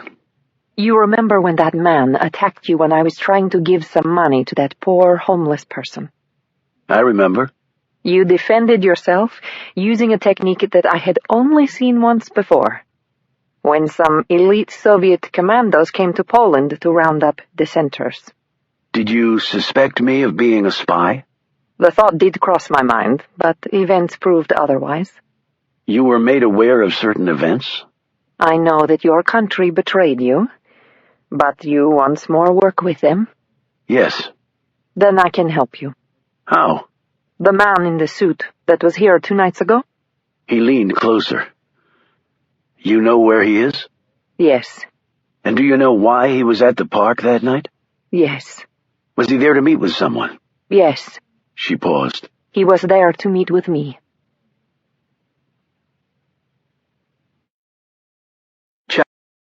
Chapter 23. His name is Dr. Faud Turkakul. A doctor of what? Not medical. He's a PhD of both political science and economics. He is a very well-known man in elite academic circles. He is multilingual. He spent years at Cambridge, the London School of Economics, the Sorbonne. Now he's a visiting scholar at Georgetown. Turkakul. Where is he from originally? Adelphia snagged a bit of hair out of her eyes. Why does it matter? Adelphia, you know what happened here. And Faud being a foreigner, he goes to the top of the suspicion list? Why was he meeting you in the park that night? When she didn't answer, he said, "You mentioned there were many things I didn't know about you. Would one of them be the real reason why you were in the park all those years?" I knew who you were while I was still at the park. What does that tell you? That you were not working with or for the Americans. Otherwise, I would have been taken away. My allegiances were to another country, but one that was an ally of America. Which one? Does it matter? Perhaps not to me, but it will to others. Her, She said, indicating Chapman. Not so much, no. your best ally in the Middle East. That was my master. Stone slowly nodded. All right, that I can understand. But getting back to Faud. He is not simply a scholar. He has other interests, but again, these interests are in line with the Americans' goals. So you say. But what happened 2 nights ago doesn't make me believe that. He had nothing to do with that attack. As I told you, he was there to meet me. If he hadn't left when he did, he would have been killed. Yes, his timing was very fortuitous, said Stone, in a skeptical tone. I tell you, he had nothing to do with it. Why didn't you meet with him then? You weren't there. That I know for sure. She appeared nervous. It is not easy to say why, but I couldn't. The time for me to come passed, and so he left. We adhere to an exacting schedule. You've talked to him since then? She looked warily at him. I didn't say that. Adelphia, I need to speak with him, now. I'm sure he knows nothing about any of this. If that's the truth, he has nothing to fear. Famous last words coming from you. You don't trust me? You've gone back in, you said so yourself. I may trust you, but not them. She glanced once more at Chapman as though she represented them. If Turkakul had no connection to the attack, he has nothing to worry about. Her look was clearly one of skepticism. I saw you yesterday with the FBI agent. I will not take them to Faud. Nothing can make me do that. Your words are not assuring me as to his innocence. There are many agendas out there, Oliver, and most of them have nothing to do with pure guilt or innocence. You know that. All right, then take me. Just me. She nodded at Chapman. And what of her? Just me, Adelphia. But I need to speak with him now. She drew a long breath. This is not easy, Oliver. We knew each a long time. You can trust me, just as I've trusted you. And after all, you came to me. Let me make a call, She finally said, with great reluctance. Chapter 24. On the way, Adelphia told Stone that Faud Turkakul was staying on the Georgetown campus at the residence of a full-time faculty member who was away on a sabbatical overseas. Stone looked where they were headed. "This is not the way to Georgetown," he remarked. I would not take you to where he is staying, in case we're being followed. He will meet us near the George Washington University campus. "All right," Your friend did not appear pleased to be left behind, said Adelphia as they walked along. Stone had asked Chapman to stay back at the park. "I wouldn't either. Tell me more about Turkakul." What do you want to know? She asked in a cautious tone. The car horns arose from the snarled traffic as they slowly made their way west of the White House and toward GW University. "Everything." That is impossible. "You said he's a scholar and a friend of this country. You said he is also far more than an academician." and that he was meeting with you at the park that night for a reason you won't disclose. See, I have already told you much. You have really told me nothing. I didn't have to come to you at all. But you did. Don't let it be for nothing. I will let Fauth decide what to tell or not to tell. It is up to him, really. And she would say no more. They arrived on the GW campus, and Stone followed Adelphia to the place where Turkekel would meet them. They were let into the building after Adelphia pushed a buzzer and identified herself to a man Stone assumed was Turkekel. They walked up one flight of stairs. Turkekel was waiting for them at the open door to an apartment. He wore a white dress shirt with a cardigan over it and gray slacks. He was taller than Stone had gauged, about 5'10", and bald, as Stone had correctly remembered. Up close, Stone could now see that Turkekel was his age, or slightly older. Adelphia introduced them, and Stone showed his badge to the man. Turkekel studied the credentials and then closed the door and motioned them to take seats on the white couch in the main room of the apartment. As Stone looked around, he was intrigued by the piles of books and typewritten pages scattered everywhere. From some of the titles he was able to read, it became clear that Turkekel was a man of diverse intellectual interests, who was versed in at least 4 languages that he could see from the book titles. From what Adelphia told me, you're not staying here, but rather at Georgetown. I also maintain a flat here, just in case. One can never be too careful, said Turkekel. I'll never argue with that. He offered them hot tea. Adelphia accepted. Stone declined anything. Turkekel fetched the tea and settled across from them. Adelphia has told me some of the situation, and she let me make the decision to meet with you. For that, I thank her. Turkekel's voice was firm, commanding. He was obviously used to lecturing. Stone tried to diagnose the underlying accent and inflection to determine the man's origins. Though normally quite adept at that, he came away with no definitive answer. Why do you thank her? Asked Stone. From the way she told it, she didn't want to meet at all. Then you misunderstood her. I thought it better to clear the air now, instead of having what you call the loose threads. You knew the park was under video surveillance, said Stone, and also where the cameras were arrayed? Adelphia clenched her teacup a bit more tightly, while Turkekel finished a sip of his drink before setting the cup down and carefully wiping his mouth with a handkerchief pulled from his sweater pocket. Why do you say that? You kept your back to them. You stooped over, your face pointing down. I remember that. That maneuver threw off my estimate of your height, and you were pretending to read the plaque on the statue, to give you some reason to not look toward the bank of cameras. He glanced at Adelphia. Did you tell him where the cameras were located? Before she could answer, Turkekel said, You are mostly correct. However, I was not pretending to read the plaque. I did in fact read it. The German von Steuben has long been of historical interest to me. Why? My maternal grandfather was German. He was also in the military. German and in the military? The Third Reich, yes, but with a twist. What twist? He was a Jew. Stone said nothing. And he was a spy. They discovered his real identity in 1944. They didn't bother sending him to a concentration camp to join his fellow Jews. They simply executed him on the bombed-out streets of Berlin. The incensed and war-weary crowd of Germans tore his body apart, I was told. It was indeed tragic. A few more months and the war in Europe would be over. He died a hero, added Adelphia, though she was looking at Stone. Adelphia told me you were meeting with her at the park that night, only she never showed up. She also told me that you have interests outside of academia. That is true. What are those interests? I cannot see how they have relevance to what you seek. I'd like to be the judge of that. I can see that.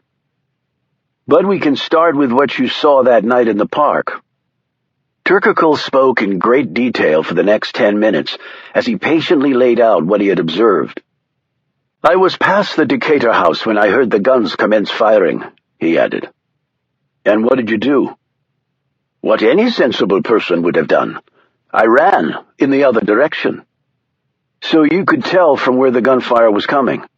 Yes and no.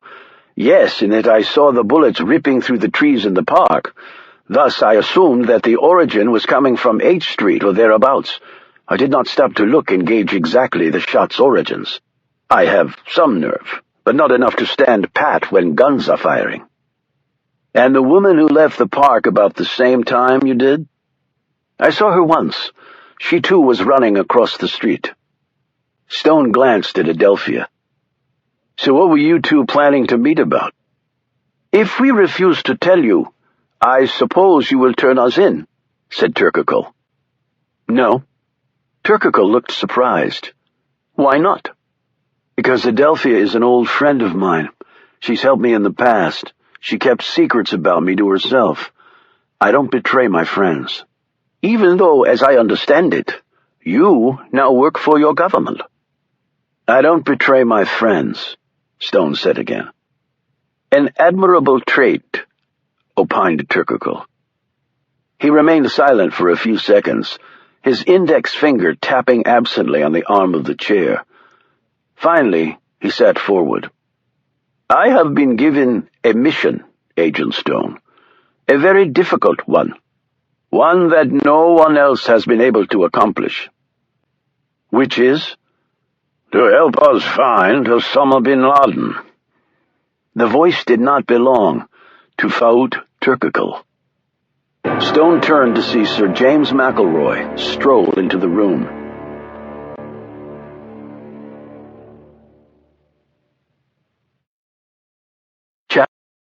Chapter 25. McElroy sat down across from Stone. Stone said, It's comforting to see that you still lie as well as ever. A necessary skill in our line of works, as you well know. So how big a lie was it? I have known about Faout here for some time now. We actually worked with the Americans to bring this whole mission up to snuff. I can tell you that your keeping me in the dark forced me to waste an incredible amount of time, but then you already know that. Without seeming to make excuses, Oliver, I also have a higher authority to answer to. And they wanted to keep the truth from me? Yes.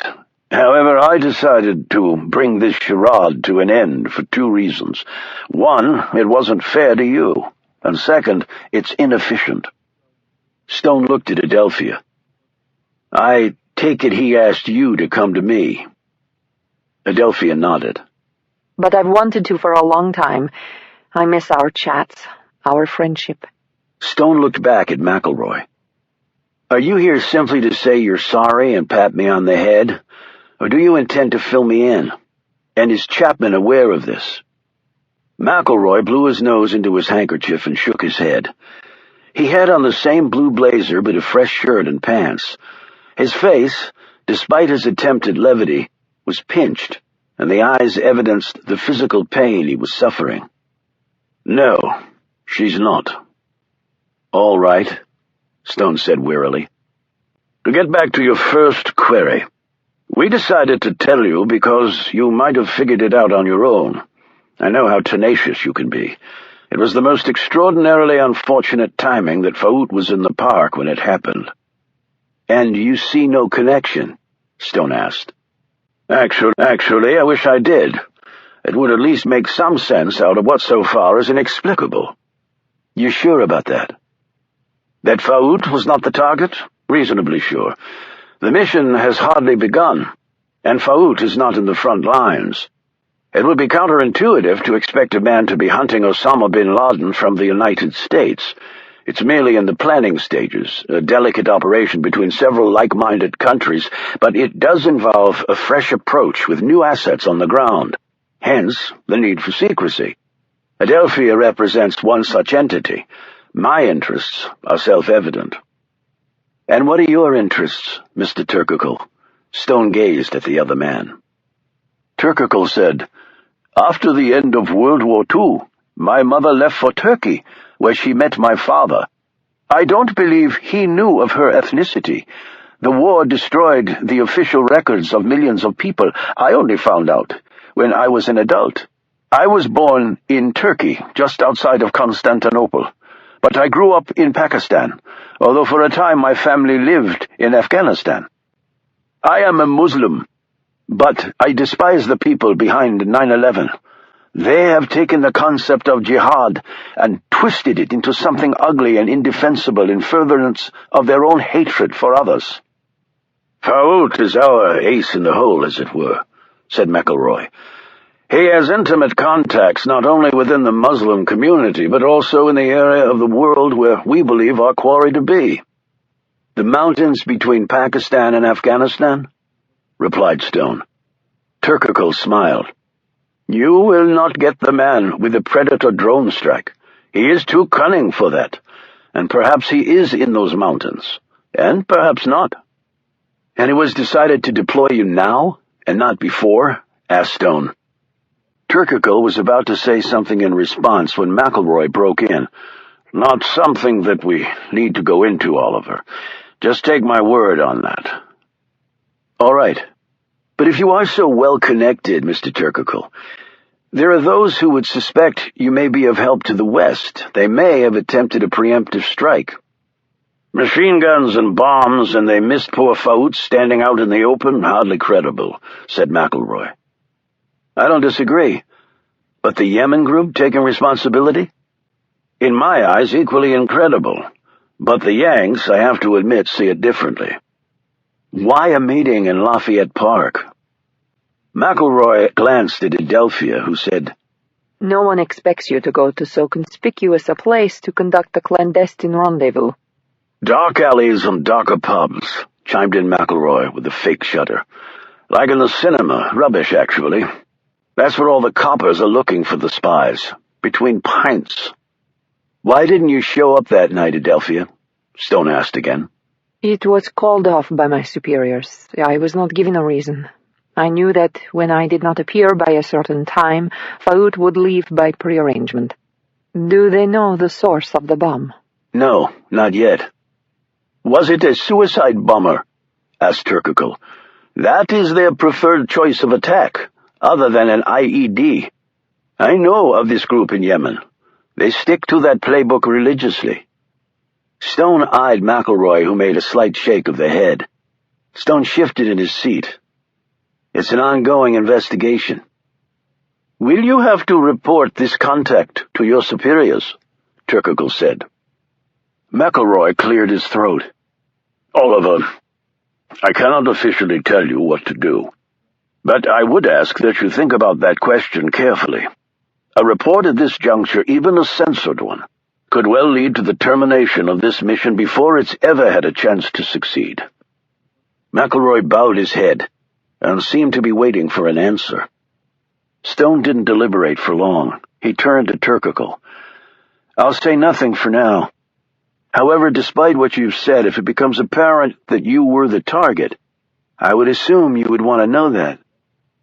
Turkical said, You assume correctly, and I thank you for that. I'll fill Chapman in. Actually, she needn't know, McElroy said quickly. Stone shook his head. I don't keep things from my partner. I know, she knows. McElroy looked indecisive. I'll leave it up to you then. Stone rose from the couch. One last question. Adelphia, how was the communication made between you two as to the location?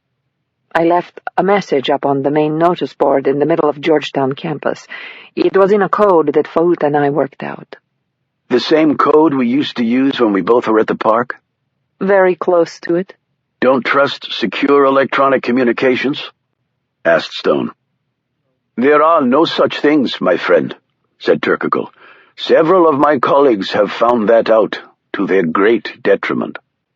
McElroy added, The insecurity of electronic systems has forced us all back in some ways to the old spy dodges. A bit less efficient, but we all get to use our ingenuity instead of relying on machines to do it for us. I actually like it a lot better, but then I'm an old Cold War relic. McElroy walked Stone out. I'm sorry it had to be done this way. I would have preferred otherwise, Oliver. It wasn't fair to you. Life is rarely fair. I understand the investigation proceeds slowly. If at all. It has to make sense somehow. If it doesn't, much of what I believe in life goes up in smoke.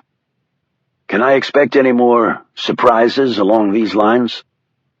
I hope not. As for Chapman, I'm going to tell her, and you won't convince me otherwise. Okay, you're probably right anyway. Take care, Sir James. Oliver, watch your back. He paused and added, and your front, too. You know something I don't? No, but the old relic antennae are tingling something fierce. One more time, said Stone. Are you withholding anything else from me? Good luck, Oliver. And please take my advice.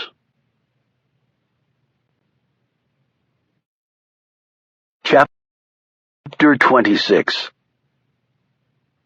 So, what did you learn? Chapman asked Stone when he returned to Lafayette Park. Stone led her off to the side and away from the other investigators in the park. He told her everything that had happened, including her boss's appearance and Faoud Turkukul's mission. Good God. I can't believe it. What? The underlying facts, or that you weren't in the loop? Both, I guess. Her gaze was downcast, her look one of lost confidence. Realizing what she was thinking, Stone said, McElroy plays things very close to the vest, and he compartmentalizes, and he withholds when he deems it necessary. I expect you know that. I do, it's just... He gripped her arm. Don't let this destroy the faith you have in yourself. That will help no one, least of all you. Keeping you in the dark is not a reflection on your ability. It's just the way it is. We've all had to suffer through that. She looked up, drew a breath, and her resolve seemed to stiffen. You're right. She put a hand on his shoulder. I do appreciate you telling me, though. She removed her hand. Did he ask you to do that? Do you want the truth? Yes, please. It would be refreshing, actually. Initially, he didn't want you to know. But when I told him I don't keep things from my partner, he agreed with my decision to tell you. Chapman studied him closely, evidently trying to determine if he were telling the truth. Good. Enough said on the subject. So, where were you this morning? She looked sheepish. I was actually having a lie-in. I've had about 2 hours sleep in the last 48, and the jet lag really kicked in. I was a bit knackered, and I didn't think I could manage to be much help when I could barely stay awake. Stone glanced over and saw Agent Garchik striding toward them. Maybe he'll have some answers. They met him at the barriers and followed Garchik back to Ground Zero. The ATF agent's expression was both curious and concerned. You have some developments? Prompted Stone. Garchik nodded as he stared down at the crater. You could say that. Those pieces of leather we found came from a Wilson basketball. A basketball? You're sure it was involved in the explosion? Stone asked. I can't think of another reason why bits of a basketball would be in Lafayette Park, and the scorch marks showed that they were quite near the blast seat. You could say right on top of it. They all looked down at the hole. Your conclusion? Stone asked. I think the bomb could very well have been in the basketball, and the ball was placed inside the root ball of the maple. That location would tally with the debris field and other indicators we found. A bomb in a basketball? It would work, said Garchik, and it's actually been done before. Cut it open, put the bomb inside, reseal it, pump it up with air so that if anyone held it, it would feel legit. I wouldn't advise dribbling the sucker, though. How is it detonated? Asked Stone. Remotely would be my best guess right now, not a timer. Stone said, but we have information that the bomb dogs had patrolled the site the night of the bombing. Wouldn't they have sensed it? You said they couldn't be fooled by anything. They can't, but they do have limits. What exactly are those limits? Typical scent radius for the dogs is about 3 feet in all directions, above ground. and they can sniff out explosives buried up to roughly the same distance below ground. Garchik pointed at the crater. This hole before the bomb went off was over 4 feet deep and well over 8 feet across. But uncovered, Stone pointed out. Yeah, but the root ball was huge, 6 feet wide by nearly 3 feet high. Stone realized something. And there was yellow warning tape up, cordoning off this area, so the dogs might not have gotten within 10 feet of it. That's right, said Garchik. So whether the bomb was here when they made their pass or not, chances are good they wouldn't have detected it unless their handlers took them past the tape and let them climb right on top of the root ball, which I sort of doubt was the case. Stone's gaze immediately swung toward the White House. Then we need to talk to the people who installed it as soon as possible. But first we need to look at the video. Video? Said Chapman. The video feed will show when that tree went in and who did it. It will also show if anyone went back in there afterwards and what they had with them, like a bag big enough to place a basketball in. Garchik said, It would be pretty hard to slip a basketball inside a root ball and not have someone see you. There's a burlap sack around it to hold the dirt and roots together, but it would still be complicated. You'd have to get the ball there somehow, get down into the hole, slit the sack, put the ball in, and somehow patch the sack back up. And he couldn't exactly waltz it past the White House guards. I'm assuming the workers have to go through checkpoints. Yes, they do, answered Stone. And I would imagine an X-ray of the basketball would reveal the bomb inside. Absolutely, said Garchik. Then, if one of the groundspeople was involved, he didn't take the ball through White House security. He looked around. But he could have come directly to the park to begin work on the tree. Someone could have given him the ball then. The White House wouldn't be involved at all. Which would be captured on the video, said Garchik. We'll have to check that angle, but it seems way too easy to detect on our part. Stone said, Which means we're missing something. He looked down at the crater. Let's check that video feed. Right now. Chapter 27. A few minutes later, they were standing in the FBI's command post on Jackson Place. They had called in 2 Secret Service agents who huddled with them around the large TV screen. The feed they would be looking at had come from the Secret Service's archives. We keep the images for a minimum of 15 years, explained one of the Secret Service agents. You're not the only agency with electronic eyes on the park, though, said Stone. The same agent smiled. We all have peepers on our little slice of Hell's Corner. In an ideal world, we all share what we see. But this is far from an ideal world. What exactly are you looking for? Asked the other agent. Stone explained about the tree being planted, and also about the bomb dog going near the tree. Agent Garchik had stayed behind in the park to keep going over the crime scene, but Tom Gross had joined them after being called by Stone. The FBI agent said, We need to see the entire feed from the time the tree was delivered to the moment the bomb went off. They were shown this feed from 3 different angles. It took a long time, even though the security guard was able to speed up the frames without any significant detail being missed. At the end, they stared at the screen with the same unanswered questions. Gross said, The dogs did make a pass, but they stayed outside the tape line. That was a big hole in the security wall. Secret Service is going to get dinged for that. The 2 agents exchanged glances and grimaced, but said nothing. And there wasn't even a hint of anyone planting anything in that hole, added Chapman. Stone said, You're sure this is all the footage? One of the agents said, That's it. Gross, Stone, and Chapman left the command center. On the way back to the park, Gross said, I can't remember the last case I had where not only haven't I taken a step forward, I keep taking steps back. Stone closed his eyes and recalled what he had seen on the video. A crane had lifted the large tree up into the air, Then a crew of National Park Service personnel in their green and khaki uniforms had moved in and helped direct the placement of the maple into the hole. He opened his eyes. There had to be a staging area for the tree, where it was kept before being installed. That wasn't on the video. "That's right," said a hopeful-looking Gross. Chapman added, "And the timestamp on the video shows that the tree was put in a day before the bombing happened, so why was the hole still uncovered?" Gross said, "I think we need to find answers to those questions." A moment later his phone rang. He talked for a few moments and then clicked off. "We got a hit on the jogger. Missing persons report was phoned in a few hours ago. Family member.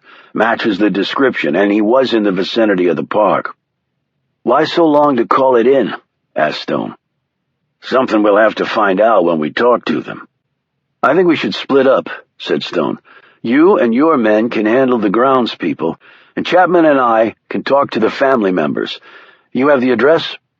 Gross gave it to him. As they were parting company, the FBI agent said, "Now we've only got the suit to track down." Stone never turned around. "Yeah," he said over his shoulder, as Chapman marched along beside him. When they got to her car, she said, "You know, you could be charged with withholding vital evidence in an investigation, with obstruction even." "If you think that's the case, feel free to report me."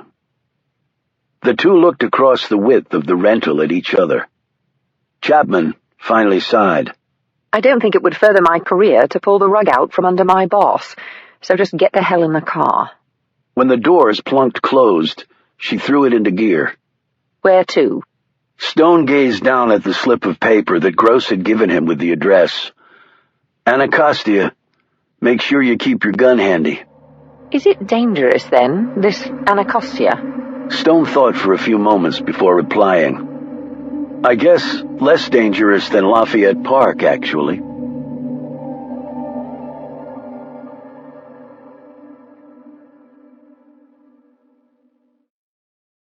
Chapter 28. Carmen Escalante lived in a duplex a few blocks from the river. The neighborhood was within sight of the ballpark of the Washington Nationals, but had not benefited from the gentrification that was going on in other areas around the stadium.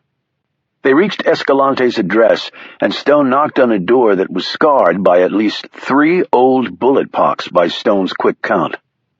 They heard curious sounds approaching. Footsteps and something more, something that clunked. When the door opened, they were looking down at a petite woman in her 20s who had metal braces on each arm to support her twisted legs.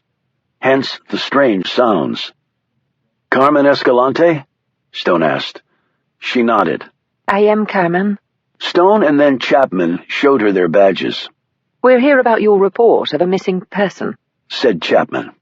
"You don't sound American," said Carmen curiously. "I'm not." Carmen looked confused. Stone said, "Can we come in?" They followed her down a short hall to a tiny room. The furniture was third-hand, the floor littered with junk. Stone could smell rotting food. "I haven't had a chance to clean up lately," Carmen said, but her tone was unapologetic. She dropped onto the couch and stood her braces against the arm of the sofa. On either side of her was stacked what Stone could only politely describe as crap. Stone and Chapman remained standing because there was nowhere else to sit. "I'm sure you've been worried about," Stone said in a prompting manner. "My uncle Alfredo, but we call him Freddy." "We?" "The family." "Are they here?" Stone looked around. "No, they're back in Mexico." "So you live here with him?" She nodded. Stone said, "And his last name?" "Padilla." "When was the last time you saw him?" asked Chapman. 2 nights ago. He went out for dinner." "Do you know where?" "At a place on 16th Street near F. He come from España originally, my uncle. My father's family, the Escalantes, they come from España originally too, a long time ago. Good paellas in España.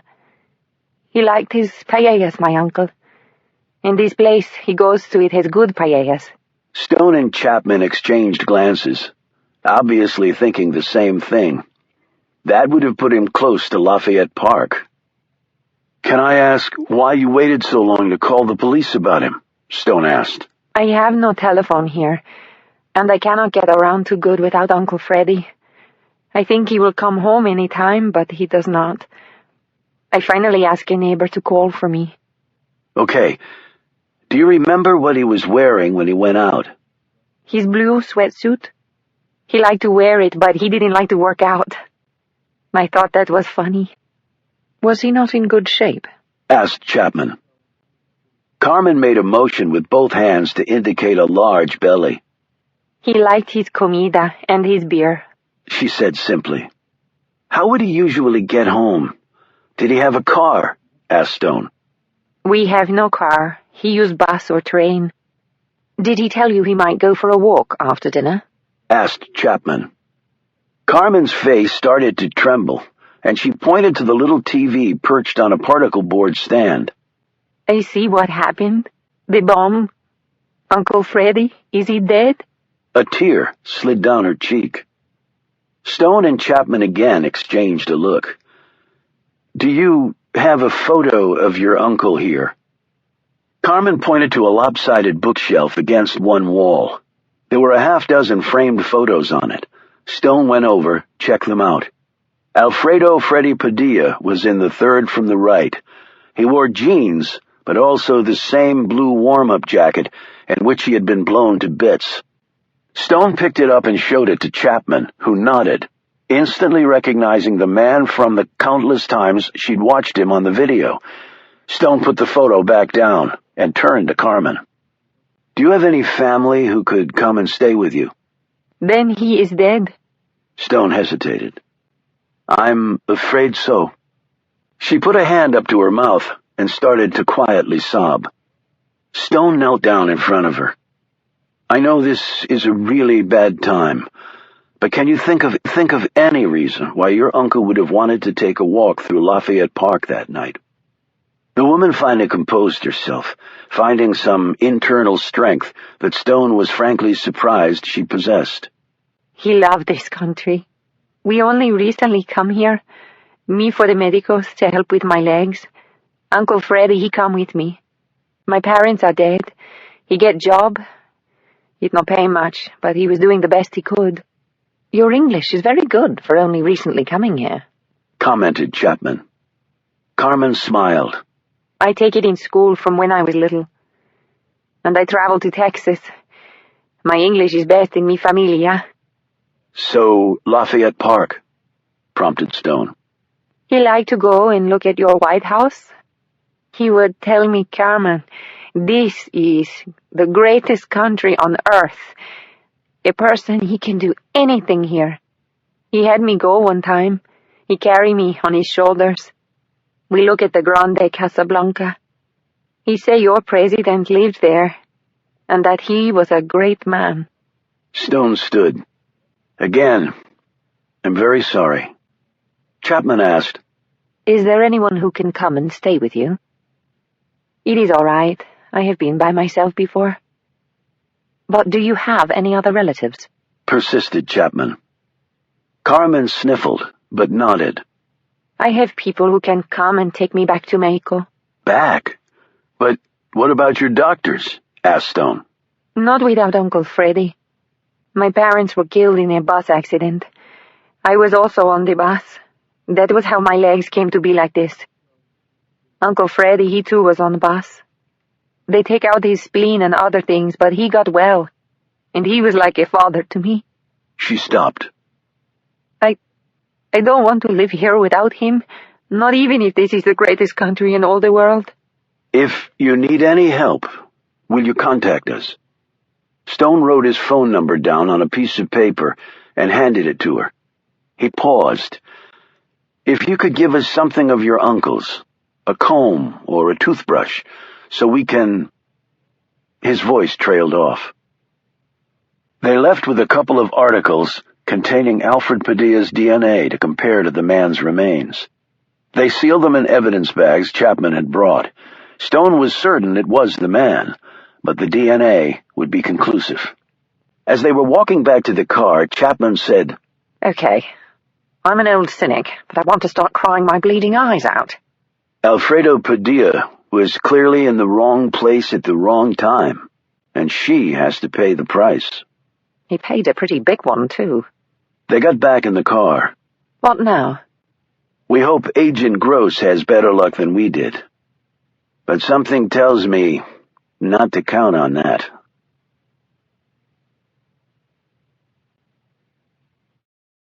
Chapter 29. They left a message for Gross and grabbed some Chinese takeout on the way back to Stone's cottage. The weather was nice, so Stone carried his little round kitchen table and 2 chairs out to the front porch. He laid out 2 plates and utensils and pulled 2 beers from the small refrigerator in his kitchen. They sat down, and Chapman held up her beer and clinked it against Stone's. Cheers. You know how to treat a lady. You bought the food, and I have no idea how old the beer is. She took a spoonful of wonton soup, extra spicy that made her eyes water, and retreated once more to her beer. Too hot for you? Said Stone, as he eyed her with some amusement. Actually, I'm into pain. One of the reasons I do this job, I reckon. I worked with MI6 back in the day. Didn't know any female agents then. Still aren't that many. Testosterone world, plain and simple. Clear career path, or did you stumble onto it by accident? Bit of both, I suppose. She took a mouthful of chicken and rice. My dad was a copper, and my mum was a nurse. That still doesn't explain the MI6 connection. Sir James McElroy is my godfather. Okay, said Stone slowly, as he lowered his fork. He and my grandfather were in the army together before Sir James went to the intelligence side.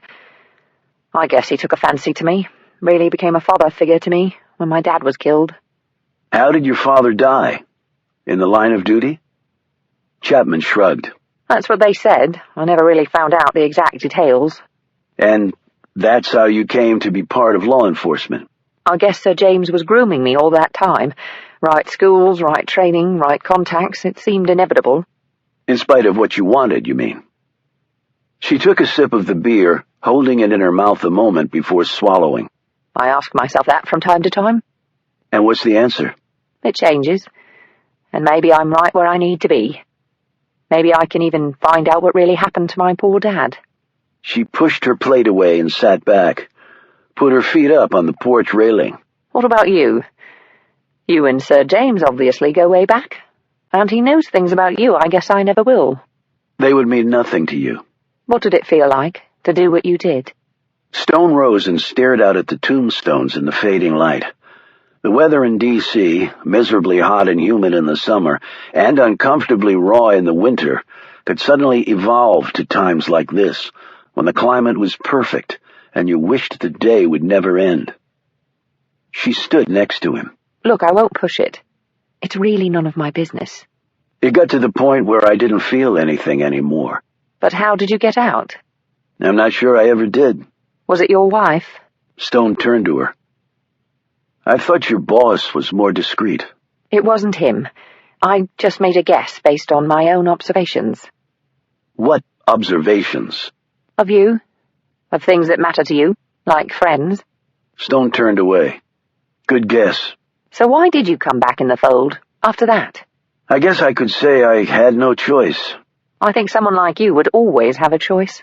Stone didn't speak for a long time. He just kept staring at the graves. A breeze rippled over them, and Chapman wrapped her arms around herself. I have a lot of regrets, Stone said finally. So this is about making amends? I don't think I can ever make amends, Agent Chapman. Please, just call me Mary. We're off duty now. He glanced at her. Okay, Mary, have you ever killed anyone? Intentionally? Once. Stone nodded. And how did you feel? Happy at first. That it wasn't me dead. And then I felt sick. I'd been trained to do it, of course, but... No training can prepare you for it. I guess not. She clenched the porch railing. So how many people do you reckon you've killed? Why does it matter to you? I guess it doesn't. And it's not morbid curiosity. I don't know what it is, exactly. Before Stone could answer, his cell phone buzzed. It was Tom Gross. "We're back on duty, Agent Chapman," said Stone. Chapter 30. They met Gross not at his office at the FBI, but at a coffee shop near the Verizon Center. The federal agent was dressed casually in khaki pants, a polo shirt, and a Washington Capitals zippered jacket. They bought coffee and sat at a table in the back. Gross looked pale and nervous, his gaze flitting around the small space, as though he suspected he was being followed. "I'm not liking how this is shaking out," Gross said. His hand went to his jacket pocket and then pulled back. "You used to smoke?" said Stone. Gross nodded. "Right this minute. Sorry I gave it up." "So talk to us." Gross hunched forward and bent his head low. "First, tell me how it went with Carmen Escalante." Stone and Chapman alternated filling him in about the bereaved and crippled young woman. "Sad stuff. But then she's a dead end?" "We never had any high hopes for that line anyway," said Stone. "She's a victim, just like her uncle. Wrong place, wrong time, poor sucker. Loves America, and look what happens to him." "How'd things go on your end?" Gross shifted in his seat and took a swallow of coffee before answering. "I decided to cut to the chase and snag the whole National Park Service crew that worked on the installation, including their supervisor, and sat their butts down at WFO. Supervisor's named George Sykes, career government service. Guy has 6 grandchildren. Background clean as anyone's. He was with his team the whole time and swore on a stack of Bibles that none of them were involved. And I tend to believe him. There were like 7 people around the entire time from the moment the tree was delivered to the staging area. No way they all got bought off." "So why was the hole still uncovered?" Stone asked. Gross smiled. "Got a real education on that. The National Park Service is very particular about the plantings in Lafayette Park. Apparently only specimens available during George Washington's era are installed there. Those guys are really historians who dig the occasional hole. I learned a lot more about that today than I needed to. But the reason they left the hole open was because they had to prepare special dirt. An arborist was going to look at the tree and make sure the transition hadn't damaged it, yada, yada. They were scheduled to close the hole the next day." Chapman spoke up. "So the bomb was in the tree's root ball before it was even delivered to the site. That has to be it. The National Park Service folks aren't involved at all." Stone looked from her to Gross. "Do we know the timeline with the tree? Where it came from? Who was involved on that end?" "Running that down as we speak. The thing is, I don't see how a tree gets from that point to Lafayette without it being checked for a damn bomb. I mean, at the very least, you'd think they'd let a canine take a sniff when it got to the staging area. That tree was big. As you saw in the video, they had to crane the sucker in." Stone said, "Well, is there a record of a dog going over it for explosives?" "Not that I can find. And none of the installation crew recalls that happening." "Another big hole in security, if that's true." "Yeah, but a bomb in a root ball?" said Gross. "Who'd figure that one?" "Yeah, like jumbo jets flying into skyscrapers," said Stone. "Or explosives in underwear or shoes. We have to start being ahead of that curve or more innocent people will die." Gross took another swallow of his coffee, his brow a mass of wrinkles. "Something else?" prompted Stone, who was studying the man carefully. When Gross spoke, he lowered his voice to a level where Stone and Chapman had to lean forward to hear. "I can't believe I'm saying this, but I think our side is watching us, screwing with us, I mean. That's why I asked to meet you two here." Chapman said, "Our side? Why do you think that?" Gross looked at Stone warily. "I know you're with NSC, and frankly I've pulled too many years to blow my career.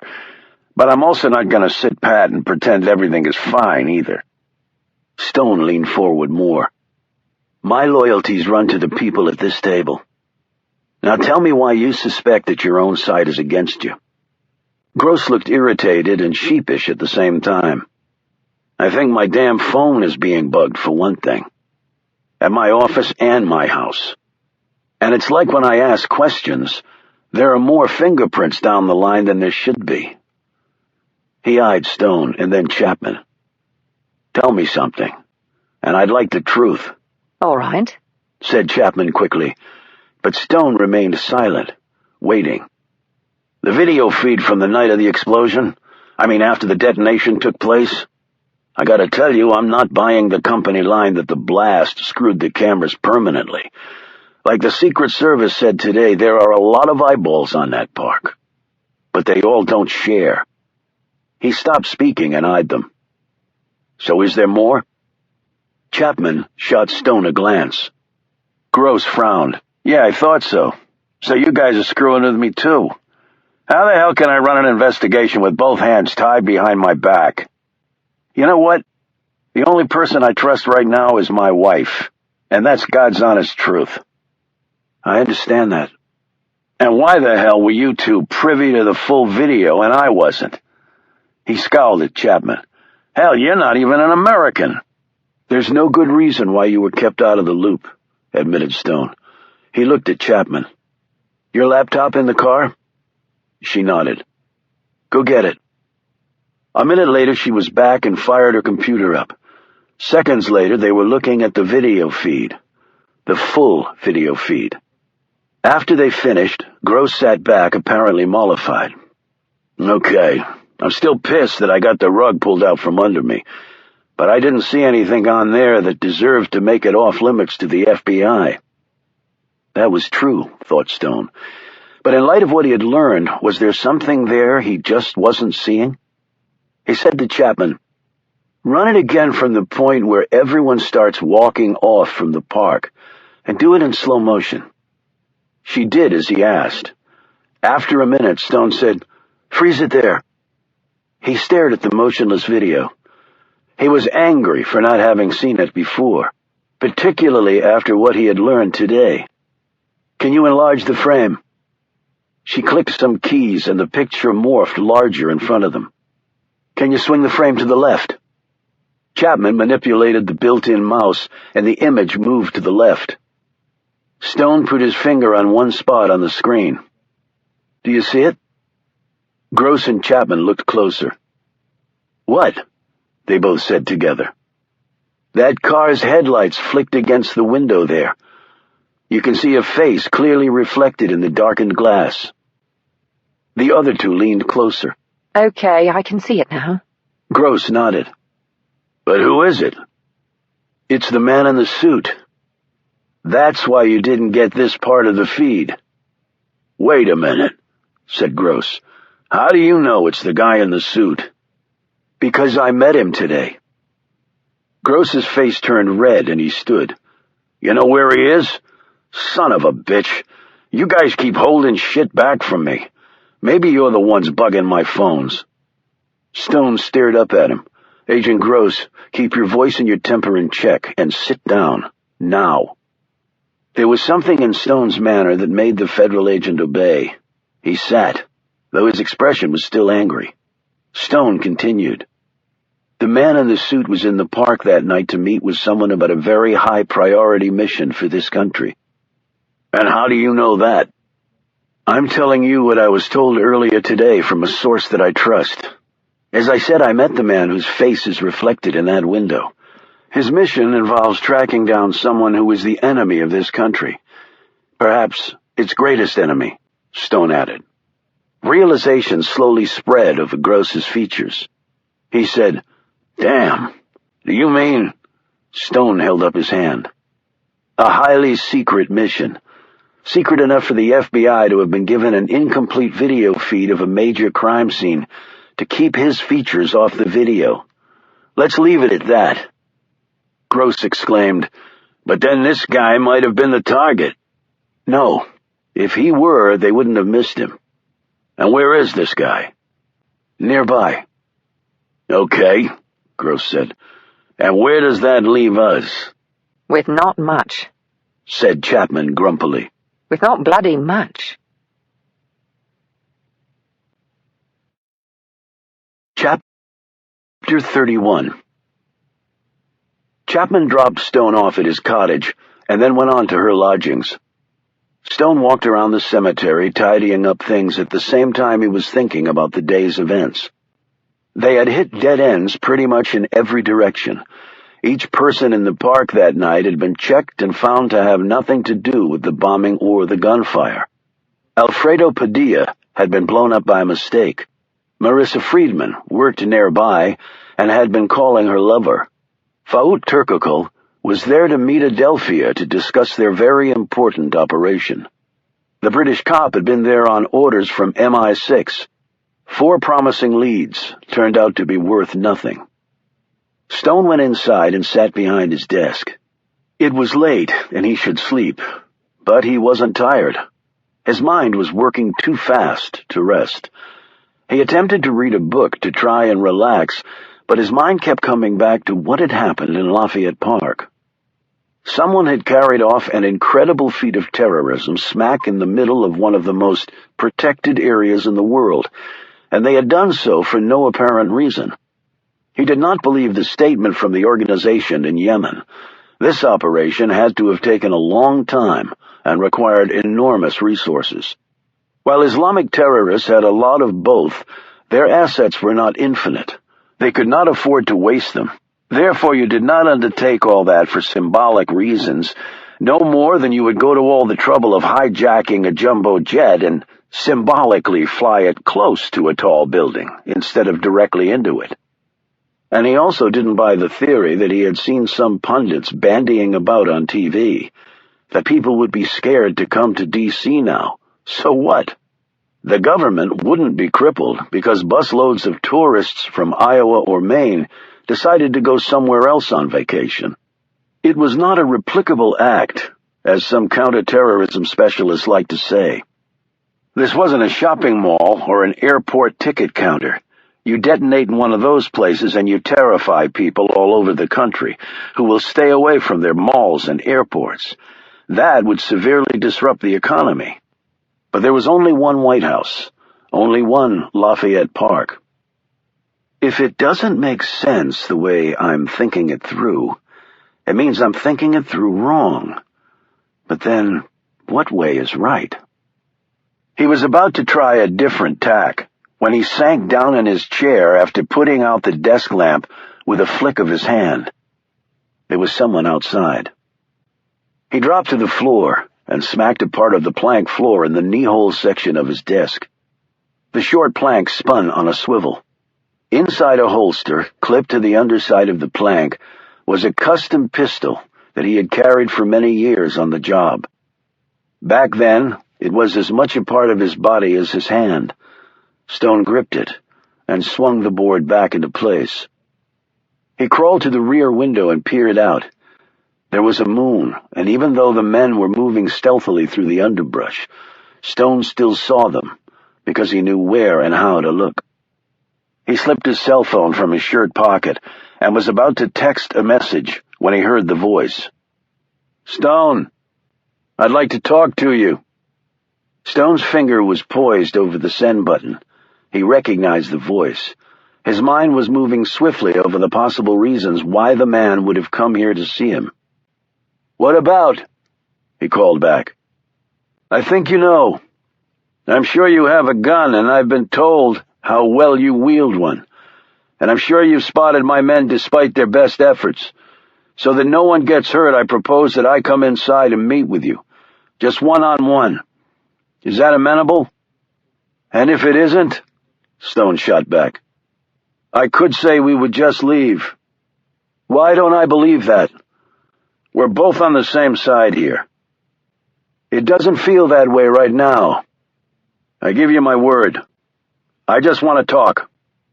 "Then why come late at night with a strike team?"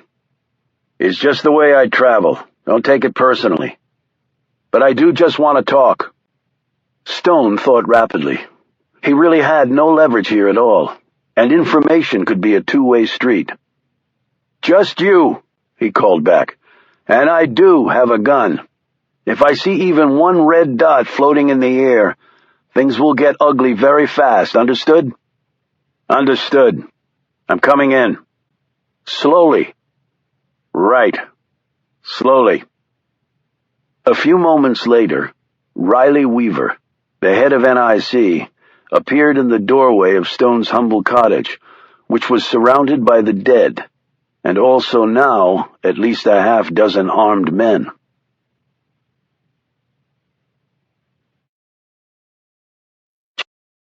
Chapter 32. "Close the door behind you," instructed Stone, "and move away from it to your left." He rose from behind the desk, keeping out of the line of fire from the window. "Open your jacket." "I'm not armed." "Open your jacket." Weaver did so. He was startled when a hand swiftly searched him.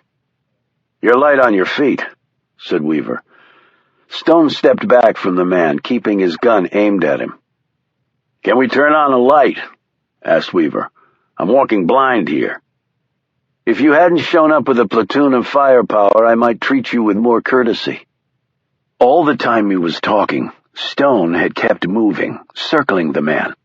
He assumed the former Marine would have excellent night vision too, and he was not proved wrong. "Okay. I can see you now, and I know you can see me," said Weaver. "How do you want to do this?" "You see the chairs by the fireplace?" "Yes."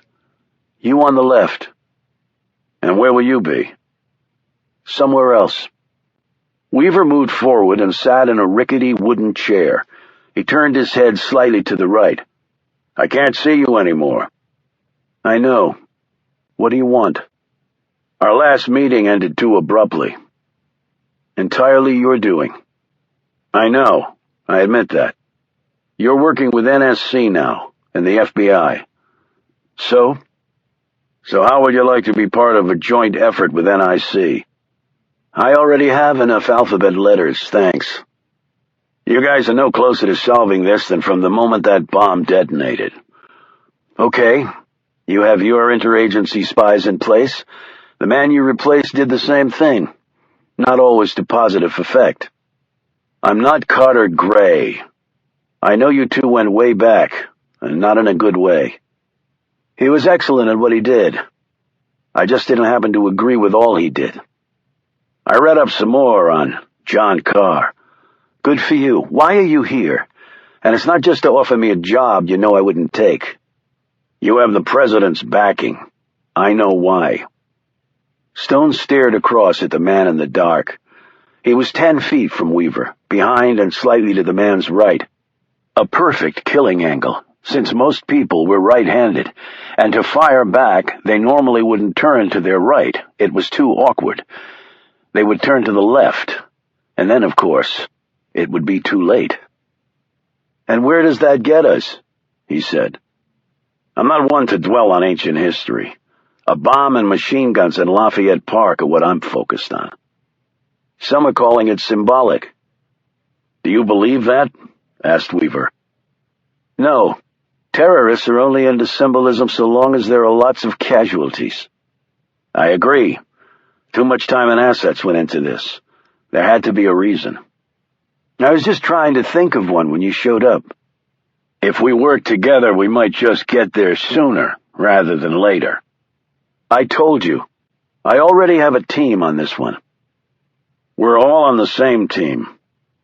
"You snatched me from my hospital bed before the FBI could get to me, played the bully at NIC, ridiculed my attempt to tell you what I knew or thought, and then turned out the lights when I asked a question.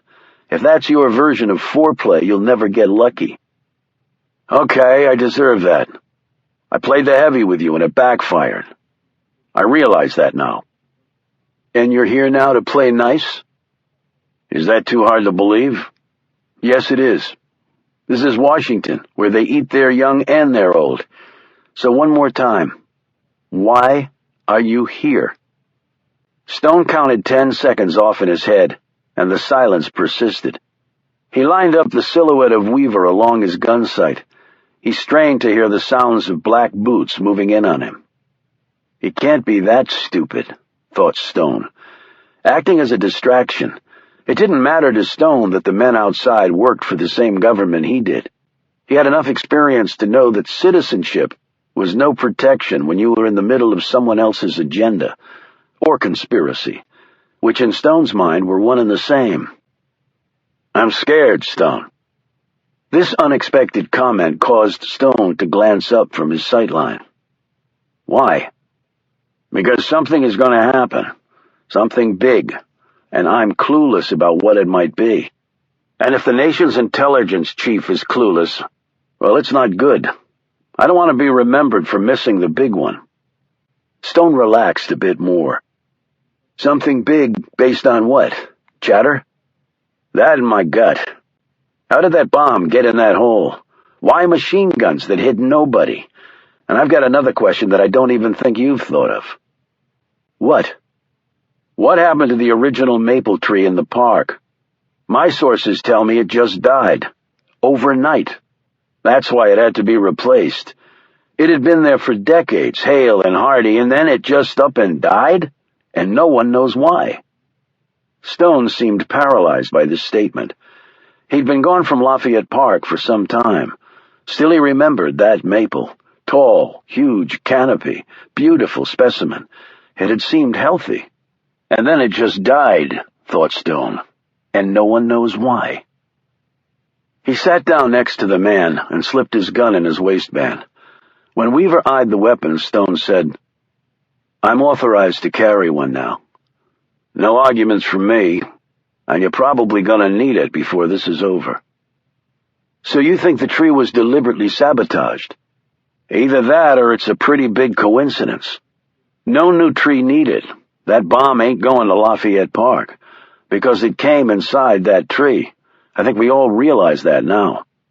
Agent Gross with the FBI said they were tracking down that angle, but they aren't finding much."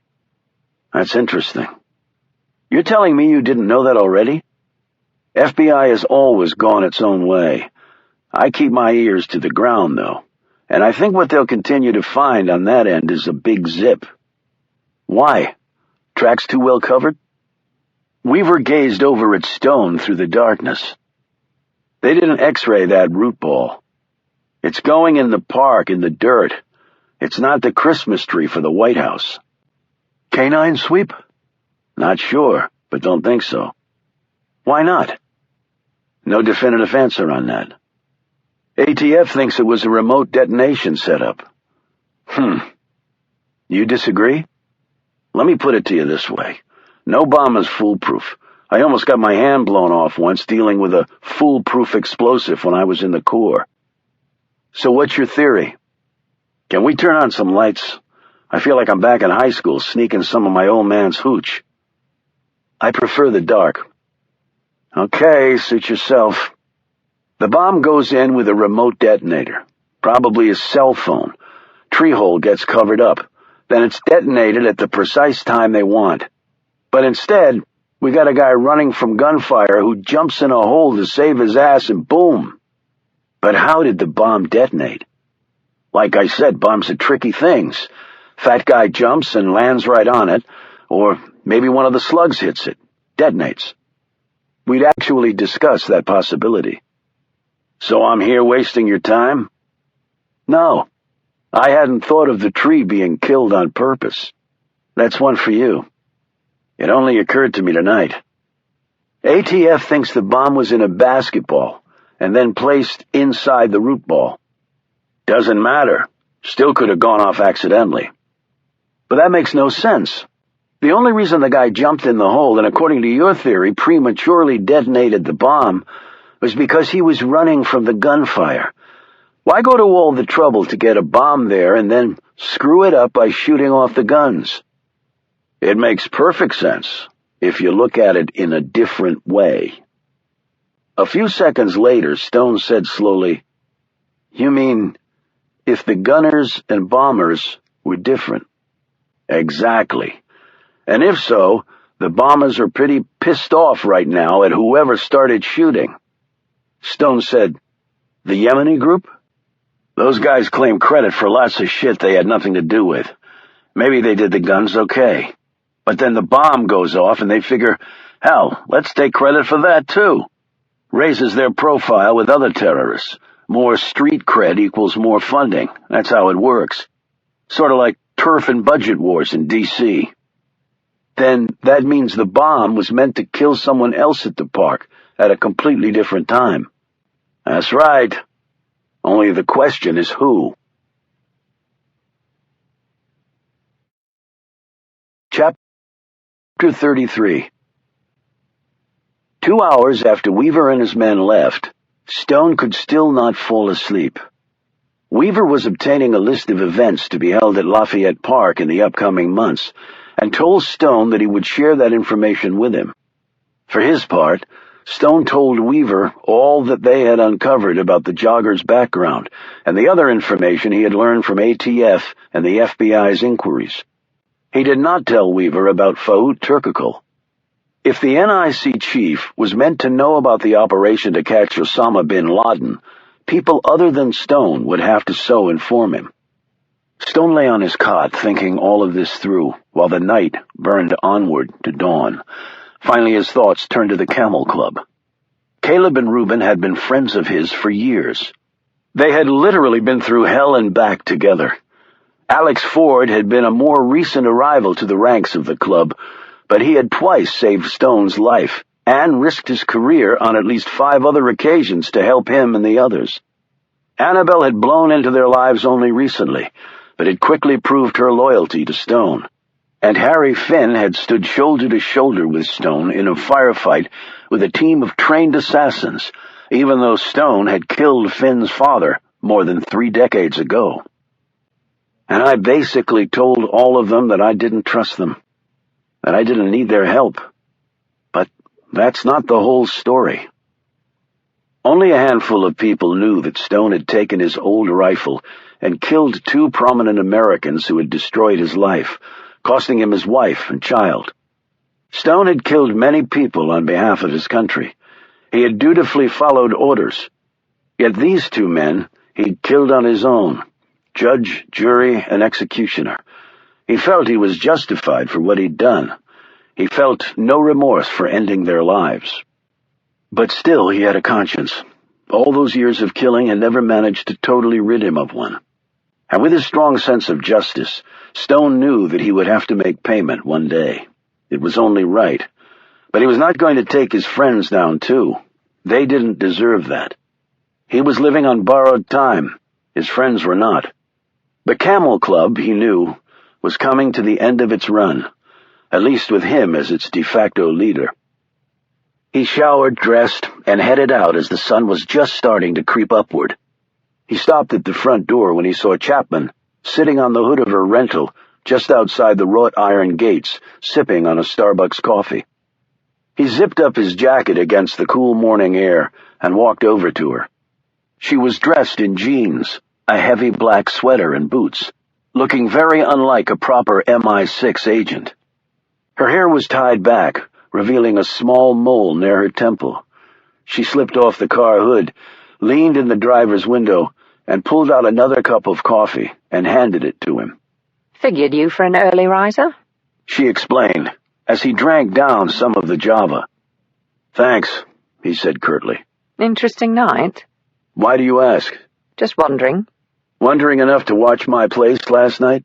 Could be. Late night visitor. Are you asking or confirming? Just asking. Riley Weaver, NIC. Wanted to chat. Had some interesting theories. Can I hear them? Let's head on to the park. Chapman put the wheels in gear and they drove off.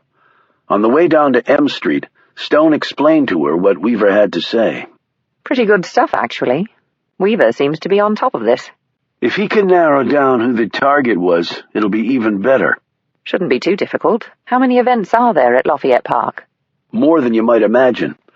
And it's not just government folks like the president. Private groups can apply to be there. For a special event or to protest, there can be quite a lengthy list. Still, we should be able to narrow it down, and at least the threat has been removed. No, it hasn't. What do you mean? Because we don't really know what the threat is yet. We have to assume they'll try again. Getting the bomb in the park took a lot of work. The target has to justify that level of effort. They won't leave it like this. They arrived near the park, and after passing through various security checkpoints, they walked onto the grass at Lafayette Park. Stone looked around. It was still early, and there were few folks about, all of them authorized, of course. The park and vicinity were still shut down to the public. Stone sat down on a bench and finished his coffee, while Chapman hovered in front of him. Is it true you used to sort of live in the park? Yes. Why? Why not? Okay, this is going nowhere. I was protesting. You're allowed to do that in this country. What were you protesting about? Everything, pretty much. What, taxes and stuff? No. I never made enough money to pay taxes. So what then? Stone stared over at the White House. Just things that I thought weren't right. Are they right now? I doubt it. But you stopped protesting? Just because I'm no longer at the park full-time doesn't mean I'm not still protesting. Do you trust Weaver? From what you've said, the man was pouring his heart out to you. Seemed legitimately concerned. He was legitimately concerned that somebody was going to perpetrate another 9/11 on his watch. I'm sure he will do all he can to stop that from happening, and I'm sure he will try and capture all the credit for doing so while leaving the rest of us in the dark if he can. No honor among thieves or spies? I see that as a case of splitting hairs, actually. Chapman threw her empty coffee cup away in a trash can and sat down next to him. So we're waiting on the FBI's follow-up on the trail of the tree and who had the opportunity to put a bomb inside it. And Weaver is going to find out who might have been the real target at the park. Doesn't leave a lot for us to do. Why inside a basketball? Asked Stone suddenly. What? If the bomb is inside the root ball, why bother to put it in a basketball? It would take up more room, and the hump through the burlap might have raised suspicions. So why not just wedge the bomb in the root ball? I actually think I have the answer to that. Moisture. He looked at her. Go on. That tree is obviously going to be planted in the dirt, and watered.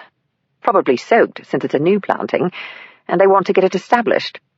Unless it's a completely encased mechanism meant for underwater use, presumably military in nature, explosive devices do not much like water. In fact, a little bit of liquid seeping in can foul a switch in no time, or even render the explosive element useless. You put it in a basketball, it's sealed watertight, or at least watertight enough. Okay, but would a basketball be the first thing that occurs to you as far as a watertight compartment? I don't play the game, so no, it wouldn't for me. She sat up straighter. But you're thinking the choice of the basketball might be a clue as to the bomber's identity? It's certainly a possibility. And since clues have been particularly hard to come by with this case, we can't afford to ignore any possible ones. Then you've bought into Weaver's theory that the guns and the bomb were done by two separate organizations. Guns possibly by the Yemeni group and bomb by person or persons unknown. I won't go so far as to say I agree with it, but it's intriguing enough to check out. So why did they fire all those bullets and not hit a damn thing? I wish I could tell you the answer to that. In my mind, it's critical. This basketball thing is not so popular in my part of the world. True. Though I can't imagine a bunch of millionaire NBA players have banded together to blow someone up at Lafayette Park. But the bombers might have some other connection to the game. Stone pulled out his phone and made a call. Agent Gross, Stone here. I'm down at the park and I have some information for you and a question. He told Gross about his meeting with Weaver and the NIC chief's theory on the case. Then he told Gross about his basketball idea. Gross said, "Okay, I'll pick you up in 20 minutes, and we'll go talk to the folks where that tree came from." Stone clicked off and looked at Chapman. "He's coming to get us. We're going to check out where the tree came from." Good. I'm getting bored doing nothing. Stone rose and looked around. He started pacing off in different directions in the park as Chapman watched him curiously. Some of the damage from the blast had been cleaned up, and the small tented markers were still laid out, giving the effect that both white and orange snow had fallen on the park. Weeks from now, they would probably continue to find things, possibly even years from now. He imagined a tourist happening on a bit of ear, nice souvenir from their visit to the capital. He finally ended up at the crater. Chapman joined him at the edge. So what's going on in that noggin of yours? I'm missing something. Something obvious. But I don't know what.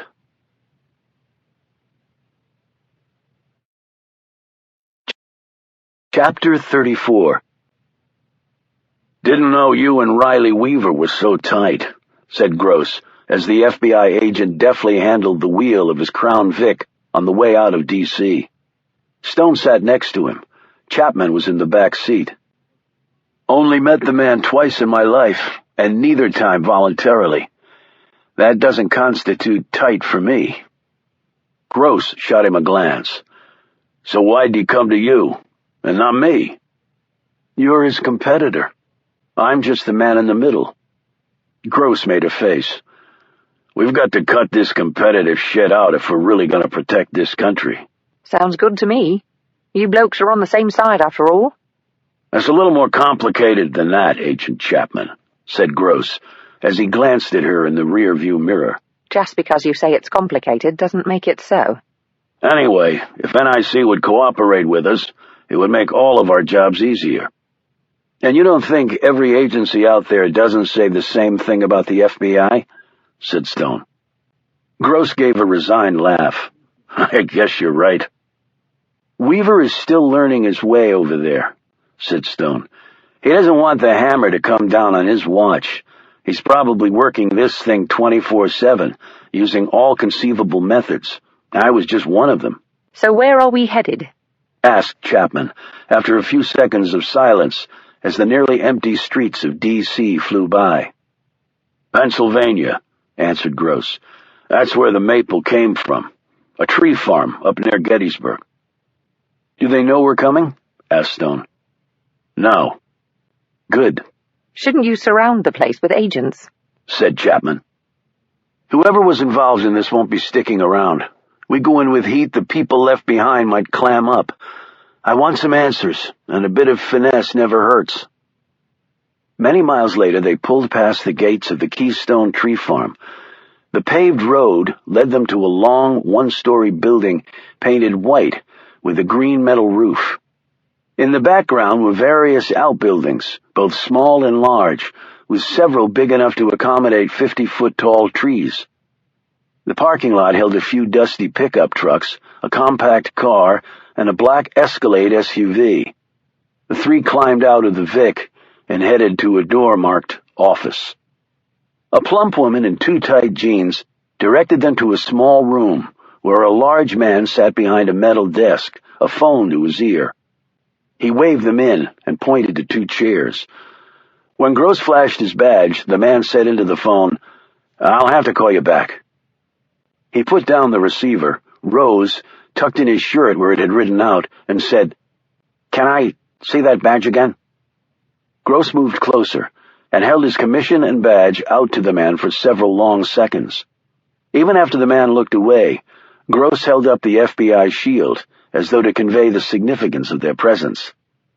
"What can I do for you?" said the man uneasily. Gross said, "A name would be good for starters." The man cleared his throat. Lloyd Wilder." "And you run this place?" "I'm the foreman, yeah, 10 years now. What's this about?" Gross perched on the edge of the man's desk, while Stone leaned against one wall and Chapman sat in a chair. All of them peered at Wilder, who swallowed nervously and nearly fell back into his chair. "Look," Wilder began, "those guys told me they were legal. Okay, maybe they didn't have all the paperwork, but do you know how much red tape there is? Take me all day, every day, just to read through the stuff, and I can't find anybody else willing to do this sort of work, and—" Stone, catching on to this before Gross did, said coldly, "We're not with immigration. The shield said FBI, not ICE. Wilder looked from one to the other. "FBI?" Gross leaned down so his face was uncomfortably close to Wilder's. "FBI, That fellow over there is with the counter-terrorism folks. The lady with MI6 out of the UK. Wilder eyed Chapman with an incredulous look. MI6? Like James Bond? Better than Bond, actually, said Chapman. Like Dear James on steroids. Gross added, and we could give a crap about your illegal aliens, but if you don't cooperate, ICE sure will be interested. Wilder's face sagged. But if you ain't hear about them, what do you hear about? You watch the news? Yeah, I check out ESPN every night. I mean the real news. Oh, I mean some days. Why? Explosion at Lafayette Park, added Gross. You hear about that? Hell yes, it's all over the place. They all stared at him pointedly, and he looked back, puzzled. But what's that got to do with me? He finally blurted out. We believe the bomb was planted in the tree that came from this place of business. Come on, you gotta be kidding me. Wilder grinned weakly. Wait a minute. You guys ain't really feds, right? This is some kind of a joke, ain't it? Gross moved closer to him. When a bomb goes off that close to the President of the United States, I can't find anything remotely funny about it, Mr. Wilder. Can you? The smile faded. So, this is the real thing? You guys really are cops? We really are. And we want to know how a bomb got in one of your trees. As the full weight of what was happening descended on him, Wilder appeared to be hyperventilating. Oh, Jesus. Oh, sweet Jesus. The man started rocking back and forth. Stone moved around beside him and placed a calming hand on his shoulder. We're not accusing you of anything, Mr. Wilder, he said, and from your reaction it seems clear you don't know anything about it. But you may be able to help us nonetheless. Now take a couple of deep breaths and try to relax. He squeezed the man's shoulder. Wilder finally calmed and nodded. I'll do whatever I can to help you. I mean that. I'm a patriot down in my bones. I've been NRA all my life. Hell, my daddy was a Union man. Gross sat down across from him while Stone remained standing. Stone said, Tell us about each of the people who work here. For the next 20 minutes, Wilder pulled out employment records and went over each worker with them. That's it, he said when he'd finished. And there's not one on that list that's smart enough to do anything with no bomb, hard enough to get them to hold the right end of a shovel, although that may be because my Espanol's not too good. Stone put his finger on one name on the list. John Kravitz. He doesn't sound Latino. Well, he's not, of course, but you're barking up the wrong tree there, no pun intended, he added hurriedly. Why? Asked Stone. He's college educated. I thought you intimated they were all stupid, and nothing against your line of work, but why is a college grad digging up trees? We do more than that here. John's degrees in landscape design, horticulture, stuff like that. He's a good arborist, sees stuff no one else does. Why we hired him. How long has he been with you? Asked Chapman. About 7 months. Didn't expect him to stay that long, but he seems content. Has he been into work this week? Every day, like clockwork. Where is he now? Here? Wilder checked the clock on the wall. He'll be here in about 30 minutes. He only lives about 5 miles down the road in a little trailer park off the highway. What else can you tell us about him? Asked Gross. He's about 30, thin, tall as you, he said, pointing at Stone, with brown hair and a goatee. He get along with everybody?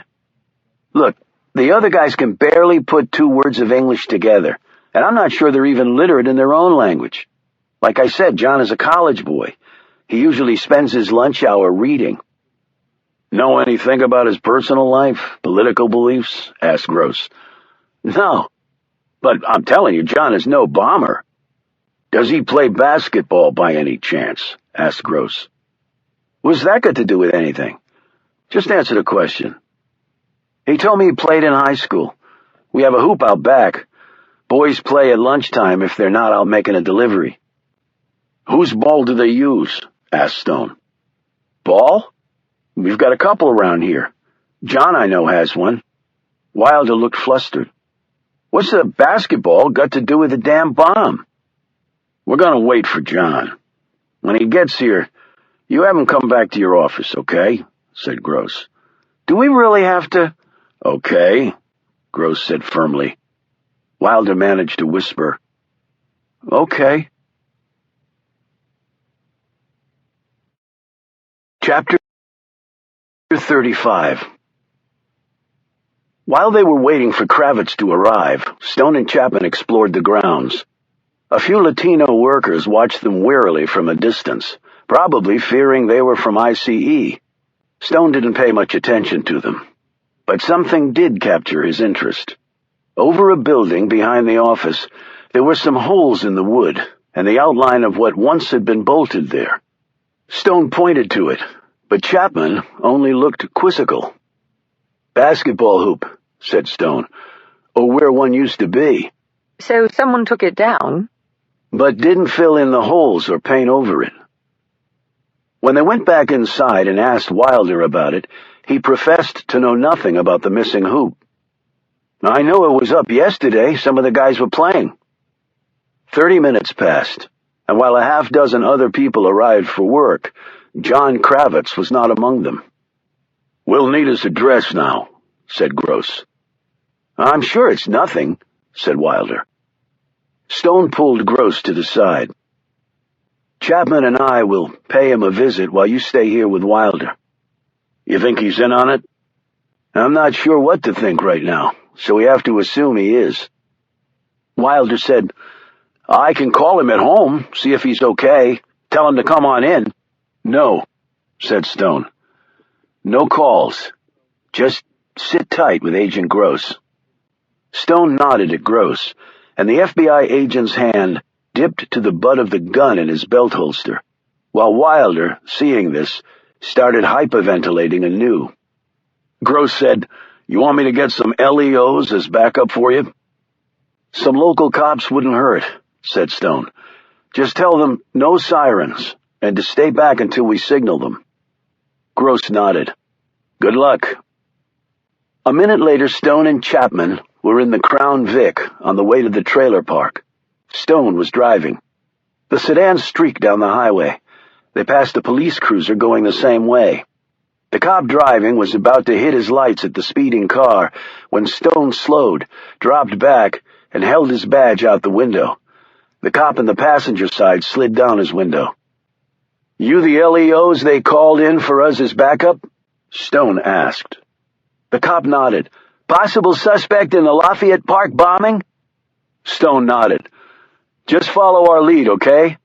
Yes, sir, said the obviously excited young deputy. Stone rolled his window back up and hit the gas. Chapman glanced over and saw the gun in a shoulder holster Stone was wearing. What are you carrying? You wouldn't recognize it. Why not? For starters, it's older than you are. I know most of the major makes, American and European, Chinese, Russian. It's not a major one. I know some of the lesser-known models. It wasn't mass-produced. Limited run? You could say that. How many were made? 1. When they got to the trailer park, Stone left the car by the side of the road, and they made their way to Kravitz's trailer on foot. The park had about 25 trailers mounted on permanent foundations and was bracketed by thick woods. The cops were 10 paces back and on either side of the narrow gravel road that constituted the only ingress and egress. If he is the bomber, he might have his trailer wired with a booby trap. That thought had occurred to me. So are we going to just knock on his door, then? We'll play it by ear. Chapman looked put off. Okay, pleased to see you have the plan all formulated. In a situation like this, plans usually are for shit. You react professionally to what comes at you. That's the best plan of all. The trailer was set off by itself, a small patch of gravel in front. An ancient and battered Chevy pickup was parked in front, its metal corroding, its paint disintegrating. They checked to make sure the truck was empty, and then took cover behind it. Stone eyed the 2 cops, and motioned with his hand where he wanted them to take up position. When they were in place, he called out, John Kravitz? There was no answer. John Kravitz, federal agents. We need you to come out, hands in clear view, right now. Nothing. Chapman looked at Stone. The two cops stared at him, too. What now? We do it the hard way. Which is? Stone eyed the white tank attached to the front of the trailer. He took out his gun. Kravitz, you have 5 seconds to come out, or I'm going to put a round into your propane tank and blow you right to hell. Are you mental? The two cops looked at Stone like they were debating whether to arrest him. 2 seconds, Kravitz, called out Stone. He assumed his firing stance and lined the tank up in his sight. Stone, you could blow us all up. 1 second, Kravitz. The door to the trailer opened, and Kravitz came out, his hands in the air. He looked like he'd just gotten out of bed. Don't shoot. I don't have a gun. Hell, what do you want with me? I just overslept. Do they send the feds out for that now? Stone saw the flash of light in the reflection of the trailer window. Immediately realizing what it was, he screamed, "Everyone down, now!" He grabbed Chapman's arm and pulled her to the ground. From the corner of his eye, he saw the two cops hit dirt. Kravitz still stood upright, looking stunned. Stone let go of Chapman and whirled around, pointed his gun at the woods and fired. At the instant he did so, a bullet was fired from somewhere deep in the woods. The two shots together sounded like a mini explosion. Following his lead, Chapman had her gun out in a second and fired off 6 rounds from her Walther in the same direction. The round fired from the woods hit Kravitz squarely in the chest, exiting out the back and smacking into the side of the trailer. Kravitz stood stock still for about a second, his eyes wide, as though he didn't even realize he'd been shot and killed. Then he toppled to the ground. Stone knew he was dead before he hit the gravel. Long-range rifle ordnance was almost always fatal with a center chest shot. Before anyone else could move, Stone was up and sprinting toward the woods. He scanned the tree line and called over his shoulder. "See if he's still breathing. If he is, do what you can and call an ambulance. Then secure the crime scene and call in backup. Chapman, with me, keep low." She raced after him as he entered the woods. "That was a long-range rifle round," he called out. "Look for any movement, 500 yards and out." How did you even know anyone was out here? Saw the optic signature in the reflection on the trailer window. I had no chance of hitting the sniper with a pistol round. I was just hoping to screw up his shot. After several minutes of searching and coming up empty, they ran back toward the trailer. On the way there, Chapman said, You probably saved my life. "You weren't the target." But still. "You're welcome." When they got back to the trailer, Stone said to the cops, "Anything?" One cop shook his head. "Dead. We called in backup." "Okay. Set up roadblocks and search teams along a mile perimeter. It's probably too late, but we have to try." The cop grabbed his radio to do this. Stone said to Chapman, "Keep low and follow me." They made their way stealthily up to the body. Kravitz was lying on his back, his arms and legs splayed, his eyes open and staring lifeless up at a blue sky. A patch of crimson was on his shirt where the bullet had gone in. "Single tap," observed Stone. LV. LV? Left ventricle. For torso shots, I preferred the aorta myself. You're kidding, right? Stone didn't even glance at her. His gaze was skimming over Kravitz. Working knowledge of the human body is part of any good sniper's curriculum. Well, I guess we know now that Kravitz was part of the bombing plot. And somebody shot him to keep him from talking to us. That seems clear. The part that isn't so clear is how they knew we were coming for him this morning. Chapman looked around. I see what you mean. We haven't told anyone. Gross picked us up at the park on the spur of the moment. Wilder couldn't have called anyone because Gross is with him. Stone stiffened. Damn it! What? Stone didn't answer. He punched in the number for the FBI agent. The phone rang and then went to voicemail. Instructing the cops to stay at the crime scene and wait for their backup, Stone did 100 on the way back to the tree farm, while Chapman white-knuckled the armrest. Along the way, he called in more LEOs to meet them at the tree farm. When they pulled in the parking lot, he knew something was wrong. He pointed to the tread marks on the parking lot asphalt. "Those weren't there when we left. Somebody got out of here in a hell of a hurry." Stone didn't wait for the other cops to arrive. He pulled his gun and kicked open the door to the office. The woman who'd ushered them in to see Wilder was lying on the floor, a bullet in the middle of her forehead. Stone motioned to Chapman to cover him as he approached the door to the interior office. Crouched down and using the wall as a shield, he turned the knob with his free hand and pushed the door inward. Then he backed away and took up position where he had a clear firing line into the office. From her vantage point, Chapman had already seen it. She caught a quick breath as Stone moved next to her. Wilder was on the floor just inside the office. Even as far away as they were, Stone and Chapman could see that a good portion of his face was gone. "Shotgun," said Stone. He moved forward, keeping his gun trained straight ahead, ready to fire in an instant if something came at him. A few seconds later, he gave the all-clear. Chapman joined him as he gazed down at the body of Special Agent Tom Gross, where it lay behind the desk, his gun in his hand. There were 2 bullet holes in his broad chest. Stone knelt and checked the man's pulse. He shook his head. "He's gone. Shit. Damn it!" What the hell is going on?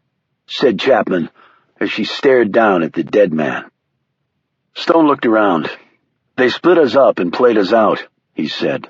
"It's like they know what we're going to do even before we do." He knelt down and touched the barrel of the gun. Warm. He fired it. Very recently. Maybe he hit one of them. Maybe. He scanned the room for other signs of blood, but found none. He pointed to the opposite wall where a bullet had lodged. Probably Gross's one shot before he went down. At least he died fighting. What the hell do we do now? They heard sirens coming. "I don't know," said Stone. "I don't know."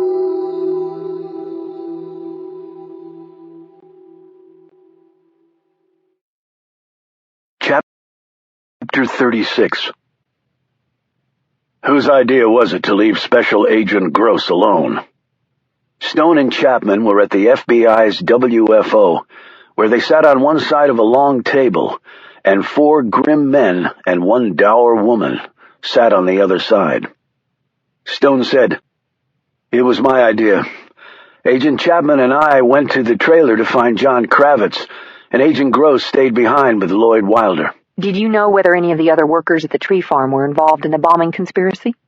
Asked the woman, who had identified herself as Special Agent Laura Ashburn. She was dressed in a black suit, and her brown hair was pulled back in a ponytail. About 40, she was of medium height, had pleasant features and a trim figure, but her eyes were black dots that bored through everything in their path, and right now, the only thing in that path was Stone. "We didn't know that, and we still don't." "And yet you left him there with no backup," said one of the male agents. Before Stone could answer, another man said, "You left with Agent Chapman, and you also had LEO support, and yet Tom Gross had none of that. He was alone." "I should have had Agent Chapman stay with Gross, and then call in backup for them while I went to the trailer park," conceded Stone. Chapman interjected. There was nothing stopping Agent Gross from doing that. All FBI agents looked at her. One said, "When you're trying to control a potential hostile situation, and you have one potential bomber in your presence, you don't really have time to yak on your phone." The same man turned back to Stone. "I understand that you are a recent hire by the adjunct agency to NSC." "I am. But you're a little old to be jumping into the game, aren't you?" Stone said nothing to this, because what could he say, really? Ashburn opened a file and added, Can't find much on you, Oliver Stone, other than an illustrious film career. The derision in her voice was mirrored in the expression of her 4 colleagues. "Pretty rookie mistake for such a man of your years." added the agent at the far left of the table. Leaving an agent in a vulnerable situation. He leaned forward. What would you suggest that we tell his wife, his 4 kids? Got any suggestions? Love to hear them, Agent Stone. I would tell them that her husband and their father died fighting. As a hero. That's what I would tell them. I'm sure that'll make it all better, sneered Ashburn. Another agent said, Have you ever been left all alone on assignment? I doubt it, since a guy like you probably covers himself at all times. Plenty of firepower at your back. Chapman spoke up. You have no idea what you're talking about. He saved my life and the lives of 2 police officers today. He figured out there was a shooter in the woods while we were standing around with our thumbs up our arses. And if you knew half of this man's history, you wouldn't be sitting here grilling him for... I don't care about his history. I'm only concerned with the present. Ashburn shot back. Well, then maybe you need to check with your superiors, because... Stone put a hand on her arm. Don't, he said quietly. Ashburn closed her binder. We'll be filing a detailed report on this, the chief element of which will be a strong recommendation that you be removed from this case, and a full investigation launched to see if any disciplinary or criminal charges should be imposed against you. This is utterly ridiculous, snapped Chapman. Ashburn leveled a withering gaze on her, the black dots resembling hollow points about to be launched. I don't know how it is across the pond, but this is America. Here, we have accountability for our actions. She glanced at Stone. Or inaction, as the case may be. She looked back at Chapman. Piece of advice? I'd find a new partner if I were you. The agents all rose as one and filed out of the room. Chapman glanced over at Stone. Do you blokes routinely beat up on each other like that? Usually only when it's deserved. And do you think it is here? A good man is dead. He shouldn't be. Someone has to be blamed for it, and I'm as good a selection as anyone. He rose. And maybe they're right. Maybe I am too old for this. You don't really believe that, do you? Stone didn't answer. He just left the room, left the WFO, hit the streets and kept walking. The night air was crisp, the sky cloudless. There was snarled traffic and honking over near the Verizon Center because some event was going on there. As he walked along, Stone thought of the last few moments he'd been with Tom Gross. He hadn't really focused on the man's safety. He'd wanted to go after John Kravitz. In truth, he'd believed that he was keeping Gross safer by going after the alleged bomber at his home berth and leaving Gross behind. It had never occurred to him that they would attack at the tree farm and kill Kravitz. They definitely had manpower and intelligence and nerve, a formidable combination. A sudden thought struck him, and he called the number Riley Weaver had left for him. He wanted to know if Weaver had a list of the events that had been scheduled at Lafayette Park. If there was a lead in that list, Stone wanted to run it down. Someone answered the phone. Stone identified himself and asked for Weaver. The man put him on hold, but was back within 10 seconds. Please don't call this number again. The line went dead, and Stone slowly put his phone back in his pocket. The explanation for that brusque put-down was easy. Weaver knew that Stone had screwed up and cost an FBI agent his life. Because of that, Stone was off the cooperation list with NIC now, and forever. As he passed block after block, his focus continued to deepen, even as the D.C. nightlife went on all around him. Runners along the mall, tourists with maps in hand, partiers packed in groups, heading to the next entertainment, and office-dwelling men and women in suits, lugging thick briefcases and burdened with wary countenances as they trudged home, probably to keep working. Taking out Kravitz made perfect sense if he were involved in the bombing. One less mouth to betray the people behind it. They must have staked out the trailer park and were there ready to kill the man when Stone had shown up.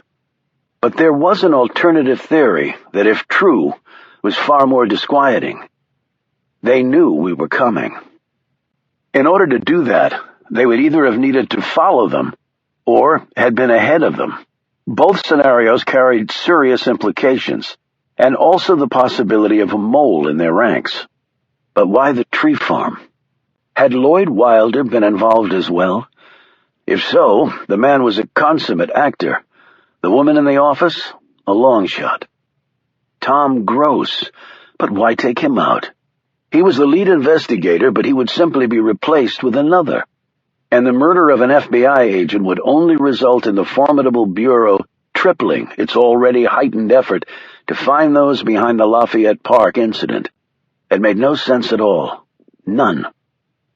He arrived at his destination, flashed his badge to gain admittance, and entered Lafayette Park. At least his credentials hadn't been pulled. Yet. He sat on a bench, surveyed the surroundings where the investigative work was still going on. His mind swirled with recent events, not one bit of it solidifying into something useful. It was just mist, vapor. As soon as he focused on something promising, it vanished. His gaze shifted to the White House across the street. The bombing had no doubt popped the president's bubble of safety that he believed he had here.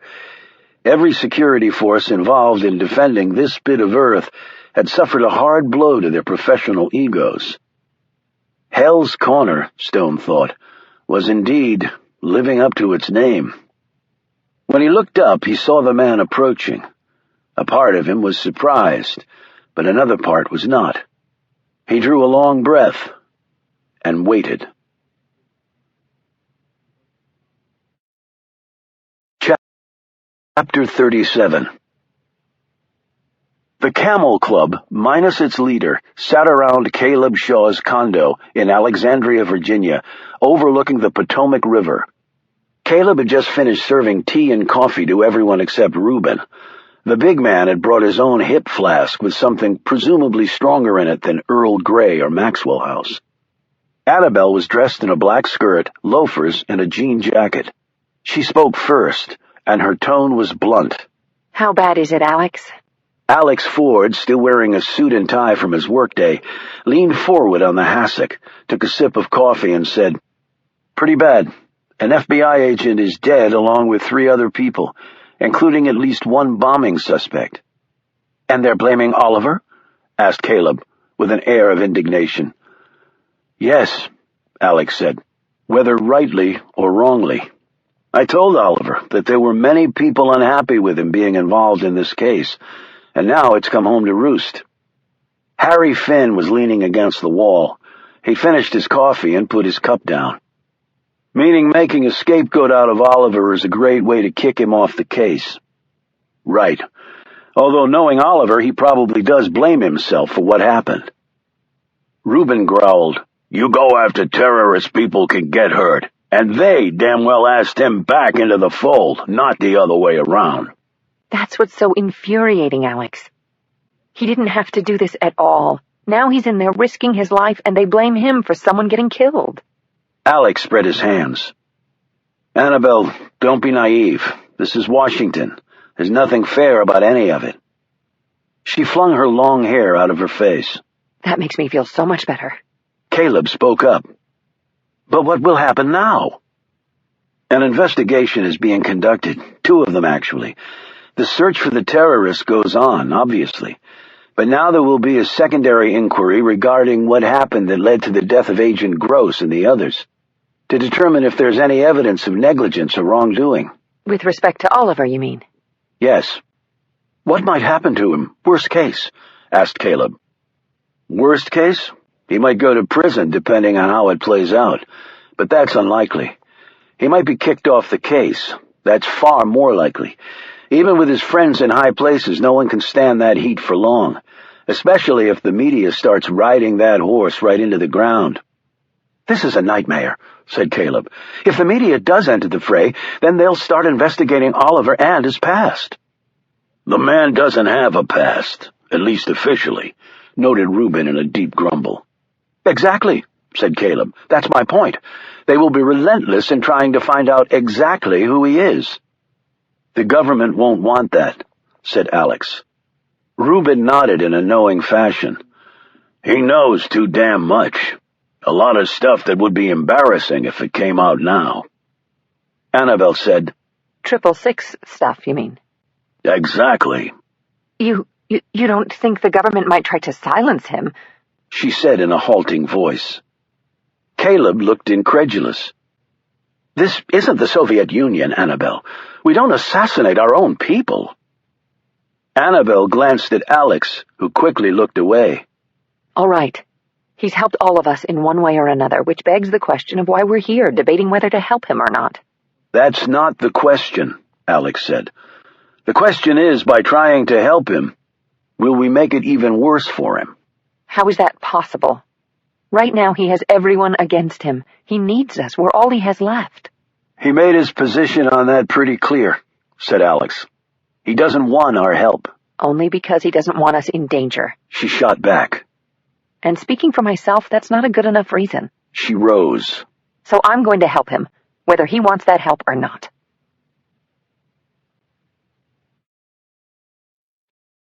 Chapter 38. James McElroy sat down next to Stone on the bench while the Brit security team hovered in the background. He leaned his cane against the edge of the metal armrest. Chapman has filled me in on the particulars, said McElroy. I'm sure. She said you saved her life. Stone didn't answer. Still not a particularly good day for any of us. You could say that. And do you blame yourself? Stone looked at him. And why wouldn't I? McElroy considered this. I suppose I would have been disappointed if you'd answered any other way. I've grown used to finger-pointing over the years, accepting it as just the way the world works now. But I know it doesn't work that way for you, and never has, and neither does it for me. So am I going to be pulled from the case? Do you want to be? I don't like unfinished business. I wish I could give you a definitive answer, but I can't. The president wavering on me? He's done it before. He's a politician. It's never easy. That's mostly why I never threw my hat into the ring. A spy's life is a bit easier in that department. So until I get the word either way, am I free to continue my investigation? The answer to that would be yes. That's all I needed to know. I understand that Riley Weaver came to visit you. He did. He's scared, as I understand it. Sees something big coming over the horizon. And he thinks that what happened here plays into it somehow? That it was merely a first step? I think he believes that, yes. And do you? Since the attack at the park made no sense, then it seems likely that it was part of something else. Bigger than exploding a bomb and scattering machine gun fire across from your president's humble abode? Goodness, we might be in serious trouble. The man's words were said in a jesting tone, but it was apparent from the look of concern in his eyes that McElroy, too, had a sense of foreboding. Any inkling as to what that something else might be? Stone turned to him. Faout Turkakul. What about him? I don't believe in coincidences. Meaning his being in the park at the same time of the attack. I think someone in your food chain knows something about it. So why didn't they kill him then? That would make the answer simple. This isn't simple. He eyed the security team. Feel like a bit of a walk? If you'll lend me a hand, yes. Knees aren't what they used to be, and what they used to be was never much, I'm afraid. The two old allies walked along the brick path. Stone supported McElroy with a firm hand under his elbow as the spy chief made his way slowly along using his cane. Theories, said McElroy. They know everything before we do. And more to the point, they seem to know what we're going to do at the same time we decide to do it. So a traitor, assuredly. Stone nodded. Any possibilities? I've looked that issue up one side and down the other, and I can't find a viable suspect. Damn infuriating.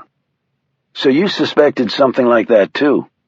I always suspect something like that, and it usually turns out to be true.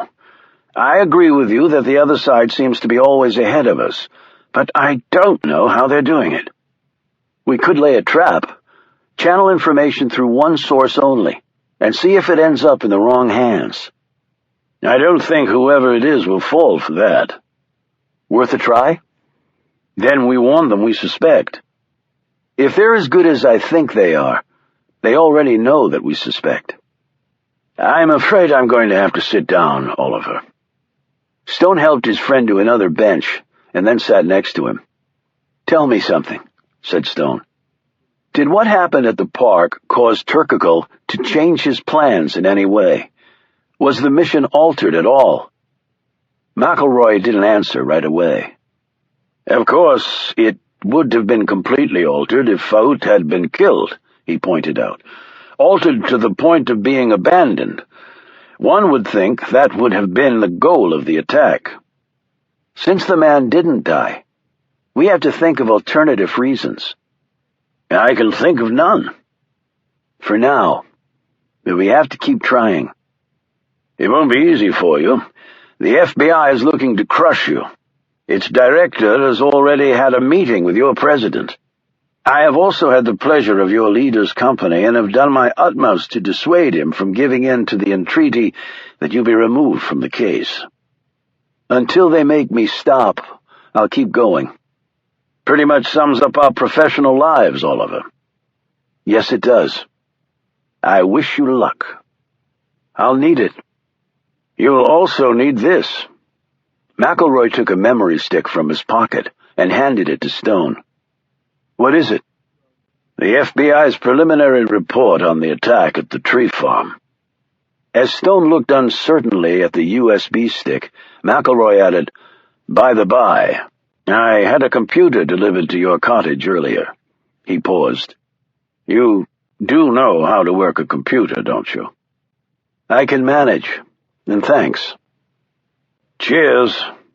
McElroy rose on stiffened legs and slowly walked off. Chapter 39. Stone sat back, rubbed his eyes, and yawned. He poured out a last cup of coffee and surveyed the minuscule interior of his cottage before his gaze alighted once more on his shiny new laptop computer. It looked almost as out of place in his dingy surroundings as a Picasso hanging on the wall would have. What was on the memory stick McElroy had given him was far more interesting than the computer itself. The FBI, motivated no doubt by the murder of one of its own, had done an intensely thorough investigation of the tree farm and the trailer. What they had found was interesting, if not wholly surprising. Stone ticked off the points in his head. A sharp-eyed agent had noticed that a narrow section of the cement blocks forming the foundation of Kravitz's trailer home was of a slightly lighter color. They had removed this stack and entered the open space underneath and found bomb-making materials, along with 2 basketballs, both of which had been cut in half. A review of John Kravitz's personal history had found him to be a college graduate, as his boss Lloyd Wilder had noted.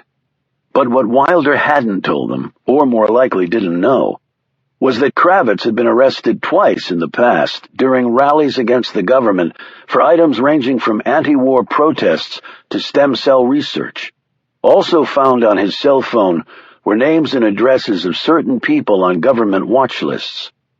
His neighbors had reported that Kravitz had acted suspiciously over the last few weeks, though Stone discounted that as witness bias, since there had been no specific examples from any of these neighbors as to why they thought that, other than the police and FBI showing up at the man's door. From the records at the tree farm and the accounts of those working there, Kravitz had full access to the maple tree before it was loaded on a truck and sent to D.C. This included during after hours, because he had a key to the special storeroom where the tree was being prepared for shipping. The insertion of a bomb in the root ball of a tree that large, even housed inside a basketball, would not be difficult for an experienced hand like Kravitz, the report found. Any disturbance at the site of entry could be easily covered up and then further disguised by the burlap container. Kravitz had been shot with a rifle round that had ripped through his heart, killing him instantly. Stone had to admire the skill of the sniper, since the person would have had to make that shot with the distraction of Stone and Chapman shooting at him. The secretary at the tree farm had succumbed to a .45 round from a handgun, Lloyd Wilder from a shotgun blast to the face, and finally Tom Gross had taken 2 .45 rounds to the chest. He had fired his weapon once, hitting the wall. 2 different guns used in the attack meant 2 different attackers at least. A shotgun was problematic. It was unfailingly deadly at close range, but very noisy. The handgun could be used with a suppressor, yet no one had heard anything, the report added. This was not so unlikely as it seemed. When Stone had traveled there with Gross and Chapman, he'd observed that the tree farm was set far off the road, so no cars passing by probably would have heard the shots. And the other people working there at the time were far away in the fields. The office building was low and long. It would have blocked the view of any vehicle coming there from anyone working in the fields or other buildings. And tree farms were noisy places, with machinery on for much of the time. Still, everyone there had been interviewed and professed to have heard or seen nothing. There were only 3 people in the office, and they were all dead. Stone leaned back and drank his coffee, as outside the dawn began to emerge. So Kravitz was part of the bombing plot, and he was killed when the cops moved in. Short, sweet, made sense. Evidence all there. Signed, sealed, delivered. Check off the box. But why the attack at the tree farm in the first place? Was Lloyd Wilder part of the conspiracy? There was no evidence to point to that. And Stone had seen the man's face when they told him why they were there. Stone had seen many liars. Wilder, he believed, had not been lying. The secretary? No connection. No evidence of wrongdoing. Stone heard the footsteps outside the cottage. He quickly closed the laptop, sending the room into darkness. He pulled his gun from his desk drawer and crouched down in the knee-hole with his eyes barely above the top edge, just as he had with Riley Weaver. He was getting a little tired of late-night, unannounced visits. The silhouette at his door was that of a woman. He could tell by the hair, the shape of the face and torso. Agent Chapman? Too tall. Hair too long. Oliver. He moved his finger away from the trigger and rose. A few moments later he was staring at Annabelle Conroy as she walked into his cottage and plunked down in a chair by the fireplace, crossed her arms, and scowled up at him. Annabelle, what are you doing here? We need to talk. About what?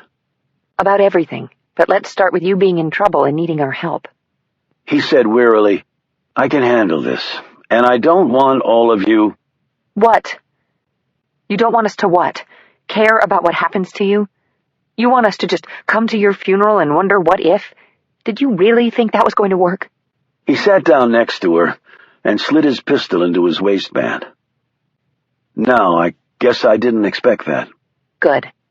Because I'm here to tell you that we're going to help, whether you like it or not. How? You can't meddle in an FBI investigation. I wouldn't call it meddling. And since when are you against becoming involved in official investigations? From what I know, you've made a career out of doing just that. It's different this time. Why? Because you're now working for the government? I don't see how that really makes a difference.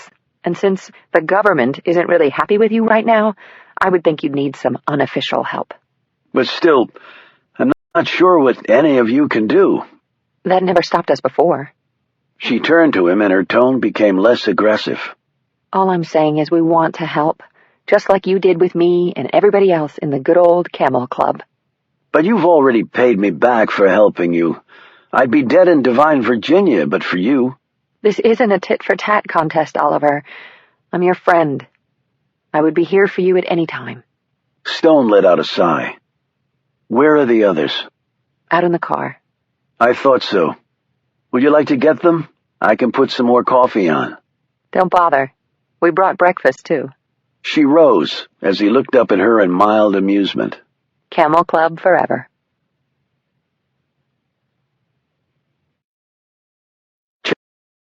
Chapter 40. It took the better part of 3 hours, but Stone finally brought them all up to speed on the case. Finn, Reuben, and Caleb sat in chairs ringed around Stone's desk, while Annabelle perched on top of the desk. Alex Ford was not with them because he was on duty. "So, the bomber, at least one of them, has been caught," said Caleb. "Seems that way," answered Stone. "Only you don't look convinced," said Finn. He had on a dark blue windbreaker, jeans, dusty boots, and his Glock. "All the evidence is there," said Stone. "In fact, too much." "FBI see it that way?" asked Reuben. "I don't know, seeing as how I'm a bit out of favor with them right now." If not this tree guy, who then? If you're saying he was set up, it's a hell of a setup. Agreed. Stone was about to say something else when someone knocked on his door. It was Chapman. Stone said bluntly, "I finally come to my senses and asked my friends to help us out." Chapman looked around at them. Help us? How? She said, in a skeptical tone. "In the investigation." And what agency are they with? Caleb volunteered. "I'm with the Library of Congress." Chapman stared at him open-mouthed. The bloody hell you are. He looked taken aback. "I beg your pardon?" She turned to Stone. What the hell is going on here? "I spoke with McElroy last night. He gave me the FBI file on the incident in Pennsylvania. I've gone through it. With them." With your friends? Who are going to help us? She said slowly, as though not believing her own words. A bloody librarian. Caleb said with dignity, "I'm actually a rare book specialist. In my field, that's like being James Bond." Chapman drew her pistol with enviable speed and placed it against Caleb's forehead. Well, in my world, little man, that means shit. She put her gun away while Caleb looked like he might have a stroke. Do I have a choice? "In what?" asked Stone. In working with them. "If you want to continue to work with me, you'll have to work with them." You lot do things a bit peculiarly over here. "Yes, we do," agreed Stone. "So would you like me to fill you in on the FBI's report? Unless McElroy has done the honors already." 20 minutes later, Chapman was fully informed both of the content of the report and Stone's skepticism with its conclusions. So if Kravitz might not have done it, who did? "That's what we have to find out. But I may be wrong and the FBI right." And we'll be doing this how? With the FBI's knowledge and cooperation? "I would say with neither their cooperation nor knowledge," Stone replied. Chapman pulled Caleb from his chair and plopped down in it. All right. Do you have any whiskey here? "Why?" Well, if I'm going to break the law and my oath of service, I'd like to do it in a bit more relaxed frame of mind, if you don't mind. "You don't have to do it at all, Agent Chapman," said Stone. "This is my plan and my responsibility. Your boss will understand fully once I talk to him. Then you can back out gracefully." And then what? I get my arse shipped back to the good old UK? "Something like that." I don't think so. Unfinished business bothers the devil out of me. Stone smiled. "I can understand that." She sat forward. So where do we go from here? "With a plan, an ever-evolving one, but one that involves no one else getting hurt," said Stone firmly. I don't think you or anyone else can guarantee that, Oliver," said Annabelle. "Then at least a plan that allows maximum protection for all of you." "Doesn't sound all that much fun, really," said Reuben. Chapman eyed him with interest. So you're willing to die for the cause? He faced her with a defiant gaze. "I'm willing to die for my friends," I like your way of thinking, Reuben," said Chapman, giving him a wink. "Well, there's a lot more of me to like, MI6. Caleb had watched this exchange with growing frustration. He turned to Stone. "So, is there something we can do now?" "Yes," Stone said. "I actually have something for each of you to do that will utilize your strengths." Caleb looked at Chapman. "I usually get the dangerous stuff." Really? She said, looking bemused. "It's my lot in life, I suppose. You should take a drive with me sometime. I think that will explain everything. I'm a real daredevil. Just ask Annabelle. Oh, yeah. Said Annabelle. If you want to drive yourself nuts, spend a couple of days zooming around country roads with Mr. Speedy, while he drones on and on about some dead writer no one but him has ever heard of. Sounds delightful. Replied Chapman. Sort of like gnawing off one's arm for sport. Caleb, said Stone, I'd like you to research at the library all upcoming events to be held at Lafayette Park over the next month. Chapman's lips twitched as she stared at a red-faced Caleb. I'd go in with at least 2 machine guns for that one, mate. Stone proceeded to give out the rest of the assignments to the others. Before they left, Annabelle gave him a hug. Good to be back where we belong. Chapman was the last to leave. Stone said, I'll meet you at the park in 3 hours.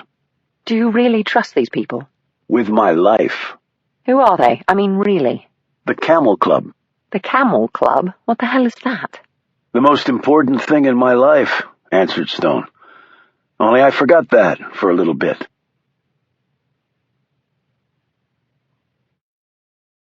Chapter 41. You look puzzled, Agent Garchik. Stone and Chapman walked up to the ATF agent as he was staring over the grounds of Lafayette Park. Startled, he turned to them.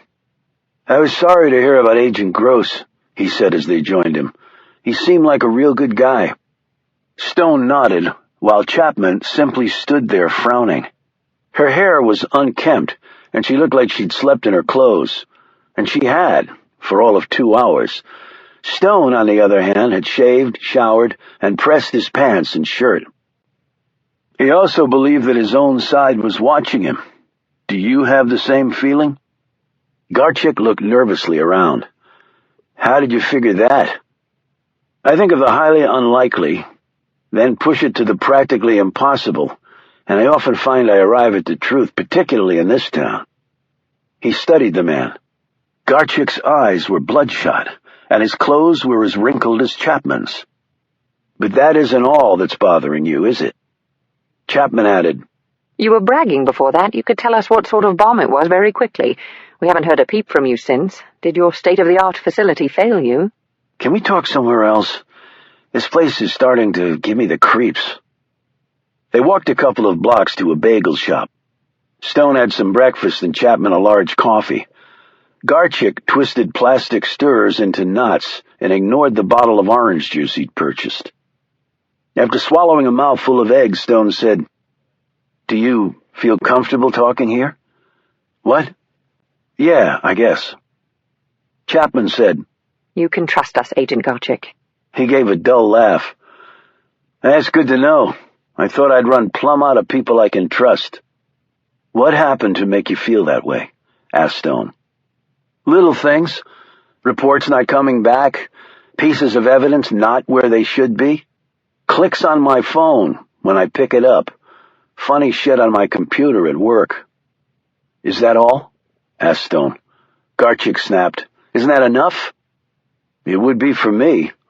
I'm just wondering if there's more. Garchik drank some of his juice. He put the bottle down and took a breath.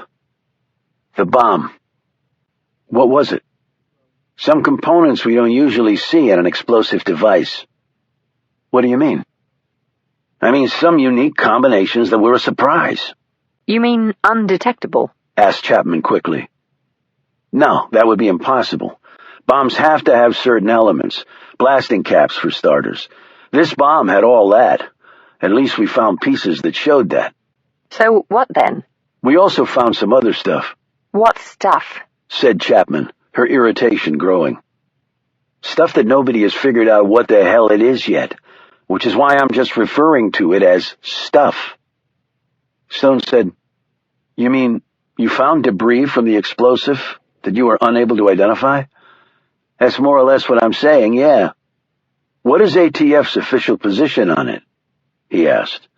Official position? Garchik chuckled. Their official position is that they are officially baffled and scared shitless.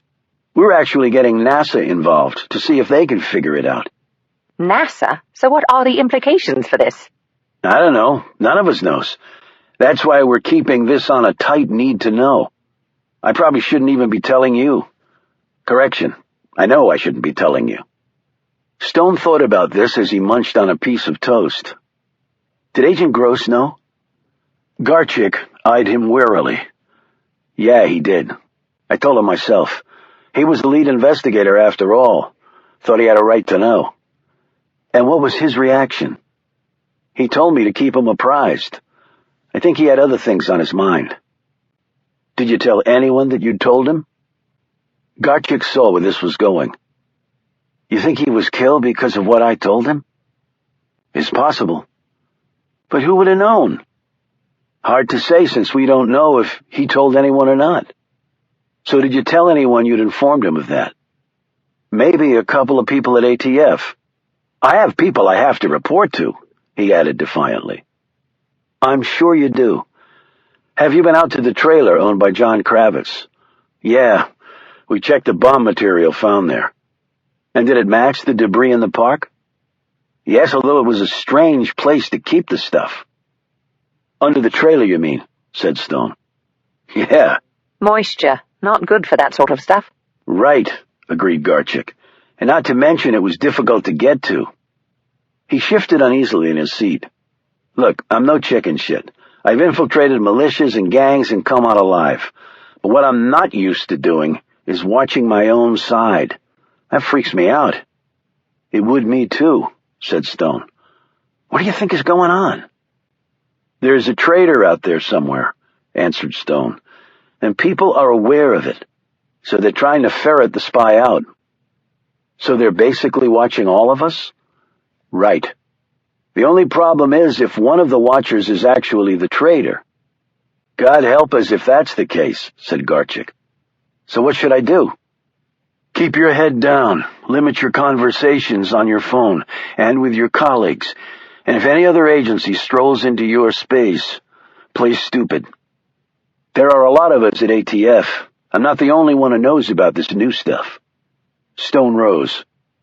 Given the circumstances, I wouldn't necessarily count that to be a good thing. They left a troubled-looking Garchik in the bagel shop and headed back out. Chapman said, So what about your fabled Camel Club? Have they started their work yet? Stone checked his watch. Right about now, in fact. Harry Finn walked along like he had not a care in the world. Wraparound shades, jeans, and a sweatshirt, sneakers, bedhead. He looked like a college student, which was what he wanted considering he was on the Georgetown College campus. It had stone buildings that looked craned in from Cambridge or Oxford, nice green spaces, students hurrying here and there or else lounging in between classes.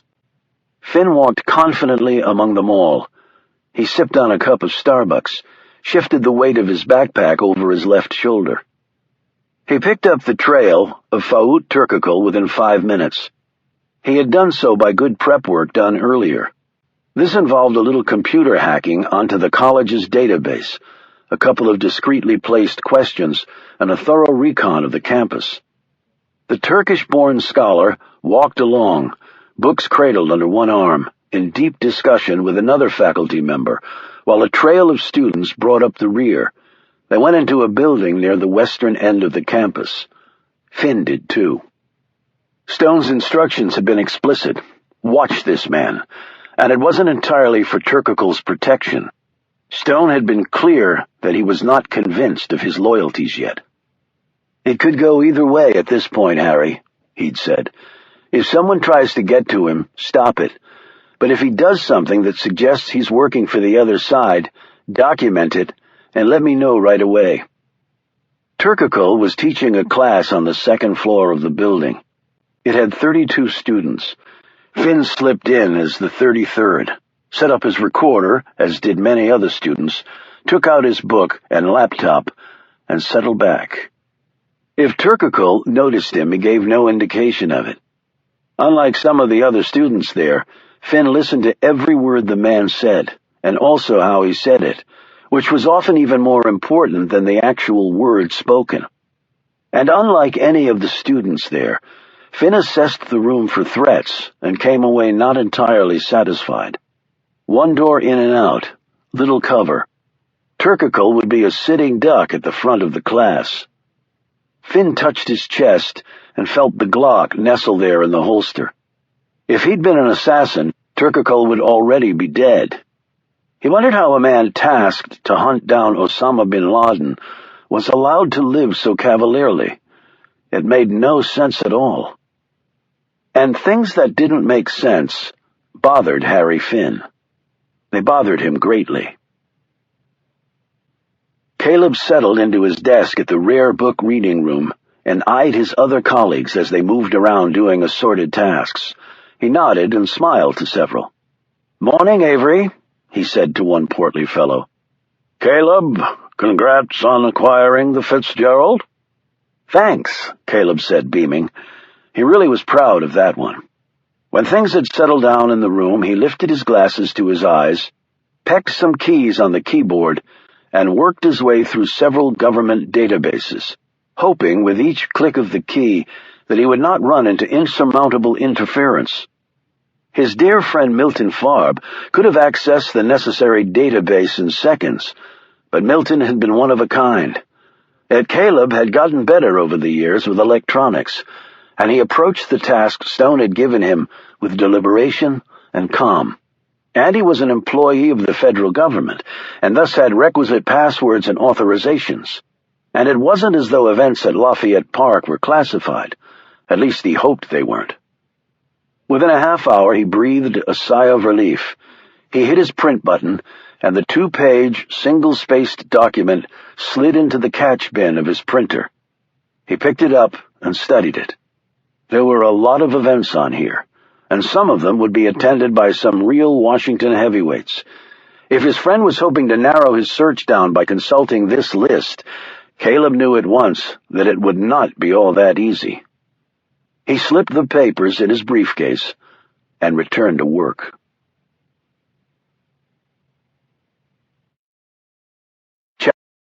Chapter 42. Annabelle and Reuben reached Pennsylvania around 3 that afternoon. They drove first to Keystone Tree Farm. It was obviously still secured by the FBI. Barricades and black SUVs were everywhere, and Pennsylvania state troopers were there to support the federal agents. Annabelle, who was driving, said, "No surprise there. That place will be out of circulation for a long time. Let's keep rolling." "You want to try the trailer park?" "Might as well, but I have to believe it'll be the same crime scene scenario there." And it was. Cops and feds in abundance. The road into the trailer park was completely closed off. "Want to bluff our way in?" asked Reuben. "If we say we live there?" Something tells me that's way too risky for the potential reward, but I have another idea. "Good, because Oliver wants information, and I'm not sure how we're supposed to get it." There's always a way, Reuben. We just have to find it. At 4:30 that afternoon, Annabelle found it. Parked outside the tree farm, they watched as a pickup truck pulled out with 4 of the Latino workers from the farm inside. "Quitting time," said Reuben. No, I doubt there's much work going on there. Feds probably interviewed all of them and then let them go. If they try to leave the area, they'll probably be really sorry. Let's see if they're keeping them under surveillance. The truck pulled onto the road and sped off. They waited for 30 seconds, but no other car followed. Annabelle put her car in gear. Okay, the feds are very trusting, and we're not. "Where do you think they're headed?" asked Reuben. There's a bar in that direction. Let's hope they pull off for happy hour after all that interrogation. They did go to the bar, and Annabelle and Reuben waited for them to go inside before slipping out of the car and heading in. "You speak Spanish?" Reuben asked. I spent a long time in L.A., so yeah, pretty fluently. You? "I know more Vietnamese than Spanish." Then order your beer in English and let me do the talking. "And my role?" If a guy who we're not interested in hits on me, take him out. "Great, thanks. Nice to use my finely honed skills." Inside, the 4 Latinos were huddled around one table, beers already in hand. They were talking in low voices and casting furtive glances at the few other people in the bar. Annabelle and Reuben sat at a table near them, and then Annabelle put some money in the jukebox. On the way back, she dropped her car keys near the table. One of the men bent down to pick them up. When he handed them back, she thanked him in Spanish. Then she pulled a map from her pocket and asked him directions, explaining that she and her friend were trying to find a tree farm. The man told her that he and his friends worked at this very same tree farm. Annabelle smiled and pulled up a chair, motioning Reuben to stay where he was. She sat down and said, "We're looking to buy a dozen cypress, and we're told that your place had some excellent specimens. I work for a landscaping firm in Delaware." She explained. All of this was spoken in rapid Spanish and seemed to put the men at ease. The first man told Annabelle that they indeed had such trees, but she could not get them. "Why not?" He explained about what had happened. "Oh my God. That's awful. I read about it in the paper, of course, but they didn't say the name of the tree farm, so I never associated it with yours. I hope they caught who did it." The men shook their heads. "And was this John Kravitz a friend of yours? His name was the one I was actually given when I was coming up here." Kravitz had not been a close friend, and the men seemed stunned to learn that he had been involved with the bombing in Washington. "That's really a shame." One of the men said that he believed John Kravitz to be innocent. "But I heard on the news that they found bomb-making material at his home. That's pretty serious." Whether the man had heard this too wasn't clear. He insisted that Kravitz was innocent. "And were you all there when the people were killed?" They nodded. "That must have been horrible. I guess you're lucky you weren't killed too." They had been out in the fields, they told her. They had heard and seen nothing. "I guess the police have questioned you," said Annabelle. The surly looks on the men's faces confirmed that. "Well, it looks like whoever did it might get away. Too bad." Annabelle left that comment hanging out there to see what reaction it might inspire. One of the men whispered something to the first. He looked at Annabelle. "The police didn't ask about the basketball hoop," he said. "Basketball hoop?" Annabelle feigned ignorance even though Stone had told her about the missing hoop. "We had a basketball hoop up at one of the outbuildings. We would play ball there at lunch. John played too sometimes. He was good." "And what happened to the hoop?" The first man glanced over at his companion who'd whispered to him. "What's up?" Annabelle asked innocently. "Miguel saw something last night." "What night?" "The night before the people were killed. He came back to pick up his sweater he left there." "What did he see?" "He saw someone taking down the basketball hoop." "Taking down the hoop. Did he see who it was?" "No, but it wasn't John. It was a smaller man, and older. Then another man come, another stranger. They talked." "Miguel, did you hear what they said?" Miguel shook his head. "They spoke a funny language. I didn't understand it." "Did you try and talk to them?" "No, I was afraid." "Did you tell the police this?" "They didn't ask." "Okay, well, I guess we'll have to look somewhere else for the trees. Thanks." She returned to the table with Reuben and filled him in on the parts he hadn't overheard. "Taking down a basketball hoop. And speaking a funny language, huh?" "Well, it obviously wasn't Spanish." When they left the bar, a man who had been sitting near the jukebox sipping on a beer followed them. When their car pulled out, so did his. And then he clicked a number on his phone and spoke into it. A half-mile away, another vehicle started up and sped toward the direction Annabelle and Reuben were traveling.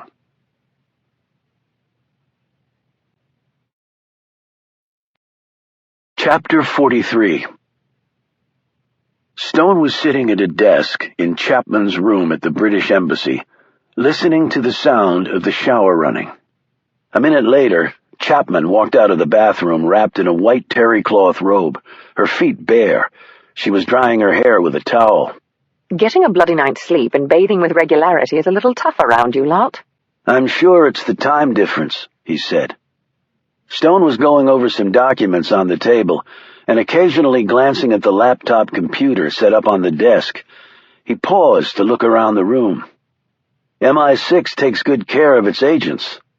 "The British Embassy is known for its first-class accommodations," noted Chapman as she sat on the couch. "and a hotel just doesn't cut it when one is examining classified documents and carrying a laptop with highly secret data." She rose. "Give me a sec to dress, and we'll have a spot of tea." She left the room, and Stone could hear drawers and doors opening and closing. A few minutes later, she came out dressed in a skirt, blouse, no hose, and no shoes. She was just finishing buttoning her blouse. He glanced away when she looked up at him. "Feel better?" he said casually. Loads, thanks. I'm famished. She picked up the phone, ordered tea and some food, and joined Stone at the desk. Any word from your friends, the Camel Club? Caleb called during his lunch hour. He faxed the list over of upcoming events at the park. Stone picked up 2 sheets of paper. Here they are. There are lots of potential targets on there, unfortunately. Chapman ran her eye down the list. I see what you mean. Any of them stand out among the others? A few. 2 that the president was going to be attending. Other heads of state, congressmen, celebrities. But narrowing it down will be difficult. But my PM isn't in the mix. She put down the papers and looked thoughtful. You know, chances are very good that I'll be pulled off this little caper. Because of no proven threat against the PM? That's right. MI6 doesn't have unlimited resources. But the implications of what is being planned here could have global repercussions that reach to the UK. That's what I'll say in my next report, because I'd like to see this through. But I wouldn't be surprised if you have to carry on without me. Stone didn't say anything for a few moments. "I hope that's not the case," he said. She looked at him closely. I'll take that as a compliment. It was meant as one. When the tea and food came, they ate and drank while going over the evidence once more. Nothing from Garchick and his mysterious debris? Chapman asked as she took a bite of a hot scone. "No. Weaver from NIC has cut me off. FBI too, obviously. ATF may be next." He looked at her. "Guilt by association, I'm afraid. You won't be too popular either." I've dealt with worse. Got on the wrong side of the Queen once. Stone looked intrigued. "How?" Misunderstanding that was more her fault than mine, but she's the Queen, so there you are. But it eventually got sorted out. She took another bite of scone. But from what I've learned about you, you're a man who's used to rocking the boat. "That was never my intent," Stone said quietly. She leaned back in her chair. You expect me to believe that? "I did my job, even when I didn't agree with it. In that regard, I was weak." You were trained to follow orders. We all are. "It's never that simple." If it isn't that simple, our world goes to hell in a hurry. "Well, maybe sometimes it should go to hell." And I guess it did for you. "You ever been married?" No. "Ever want to be?"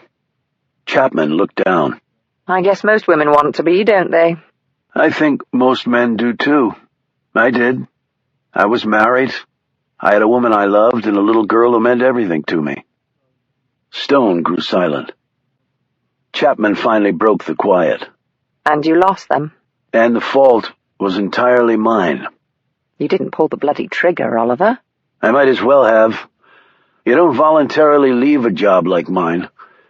And I shouldn't have married. I shouldn't have had a child." Sometimes you can't control those things. You can't control love. Stone looked at her. Chapman was staring directly at him. You can't. She repeated softly. Not even people like us. "Well, considering how things turned out, I should have tried."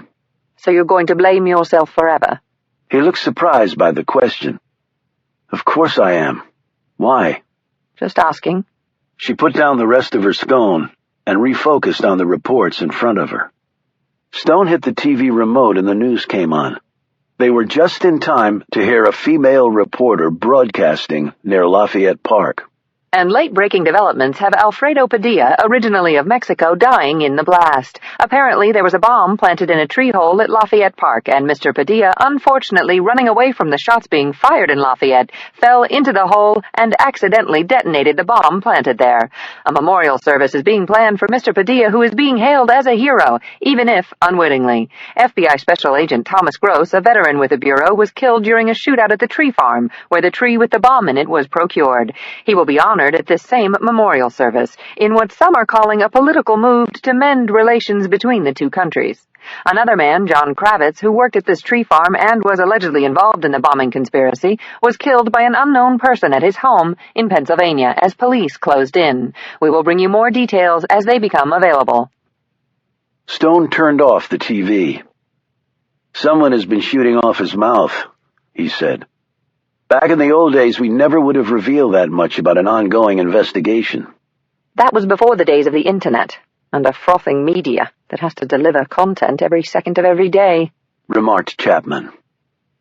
"I wonder if they'll let me attend Gross's memorial service." I wouldn't count on it if I were you. 5 minutes later, Chapman said, Hold on. "What?" Stone said, glancing at her. She held up a piece of paper. Evidence listing from the crime scene at the park. Stone looked at it. "Okay. What do you see?" Read down that column, she said, indicating a list of numbers and corresponding categories on the left side of the sheet. Stone did so. "All right. So?" She held up another sheet. Now read this. Stone did so. He flinched and looked back at the first sheet. Why didn't anyone put this together before? Most likely because it was on 2 separate reports. Stone looked between the 2 documents. 246 slugs found in the park and environs matching the Tech 9s, he said. Right. He looked at the other piece of paper. But the casings found at the Hay Adams Hotel only numbered 240, he said. Right again. You would expect to have more casings than slugs, because some of the slugs might never be recovered, Stone began. But you would never have fewer casings than found slugs, Chapman said, finishing his thought. Unless the bad guys took a few with them and left the rest, which they never would. They would either take none or all. Stone looked up. You know what this means? Chapman nodded. The casings were planted at the hotel and someone miscounted. The shots came from somewhere else.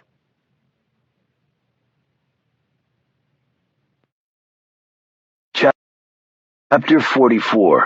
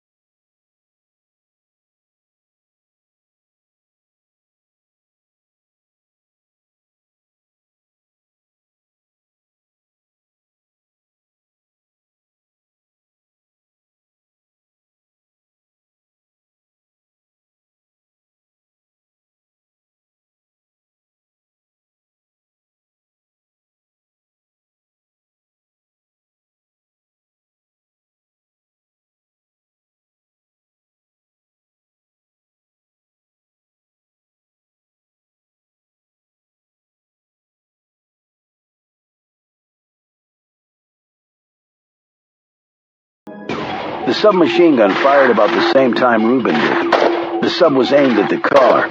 Reuben was aiming at the front tire. The sub hit its target, blowing out the back window of their car. Annabelle hunched forward and down, her head near the steering wheel. Reuben fired once, twice, and then a third time as the guy holding the sub reloaded. The front tires on the SUV shredded. The car shot across the road, hit the shoulder, and flipped on its side. Annabelle sat back up. Jesus. Reuben turned back around. Look out! He screamed. A second SUV was coming from the opposite direction and heading right for them. Annabelle cut the wheel hard, and her car lurched across the road, cleared the shoulder, and landed in the dirt. She gunned the engine and steered the car toward a stand of trees. They reached it. She slammed the car to a stop, and they jumped out and ran for the trees as the SUV bore down on them. Reuben turned and fired a few shots in the truck's direction, causing it to veer off. The second they reached the trees, bursts of machine gun fire hit. Reuben grabbed Annabelle's arm and threw her into the cover of the woods. He wasn't as fortunate. A round slammed into his arm. Shit! Reuben! He wheeled around and fired at the now stopped truck. The windshield splintered, and the men inside took cover. Reuben turned and stumbled into the woods along with Annabelle. She held onto his other shoulder and helped him along. Between gritted teeth, Reuben said, "Now might be a good time to call the cops, Annabelle. I'd rather have to explain things to them instead of lying in a box after these guys finish with us." She slipped the phone from her purse and hit 911. Nothing happened. Damn it, no bars. Great. But I had bars around here before. Maybe they're jamming the signal. Who the hell are they? People we do not want to meet up close. They heard running feet behind them. They took cover behind a tree. Reuben fired off the rest of his ammo in the direction of their pursuers. A volley of automatic fire came back at them. "Load my pistol for me," said Reuben between gritted teeth. "Extra clip in my right pocket." She did so and handed it back to him. He studied the terrain around them. "Submachine guns against the pistol only has one outcome," he said. So we're dead. Didn't say that. I wonder what Oliver would do. What Oliver would do was the unexpected. So exactly what does that mean in this situation? Reuben fired 3 more shots. Then they took cover behind a large oak as the machine gun fire raked across it. Reuben said, "When the rounds stop, you run that way." He pointed behind them. "Cut to the left and get back to the road. You should be able to make a call there or flag down a car." And what about you? The firing stopped as the men reloaded. Reuben grabbed Annabelle's arm and pushed. "Go." There has to be another way. There is no other way. We can't con our way out of this. Reuben, I can't leave. He gripped her arm so tightly that she winced. "You will do what I tell you to do. One of us has to get out of this." But... The next moment he was running flat out right at their pursuers. Stunned, Annabelle turned and ran in the opposite direction. Tears streamed down her face as she heard the firing start up again. Annabelle ran, but she couldn't outrun the tears as the gunfire erupted.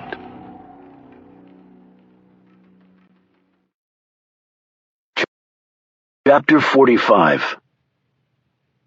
It was dark in the city. Stone watched carefully from a spot he'd chosen in Lafayette Park. He checked his watch. 10 seconds to go. He counted down in his head. The lights started blinking from a distance. This was a little demonstration he and Chapman had come up with. She was clicking a high-powered, red-beamed laser off and on to simulate the muzzle flashes of a weapon. She was standing in the rooftop garden of the Hay Adams. The light was barely visible from where he was standing, and the trees were blocking any real sightline. He called Chapman and told her the results of his observations. She moved to the next spot in their experiment, a building behind and to the left of the hotel. Stone had chosen that building using the hotel as a base marker because of the bullet pattern in the park, and also because the windows in that building actually opened.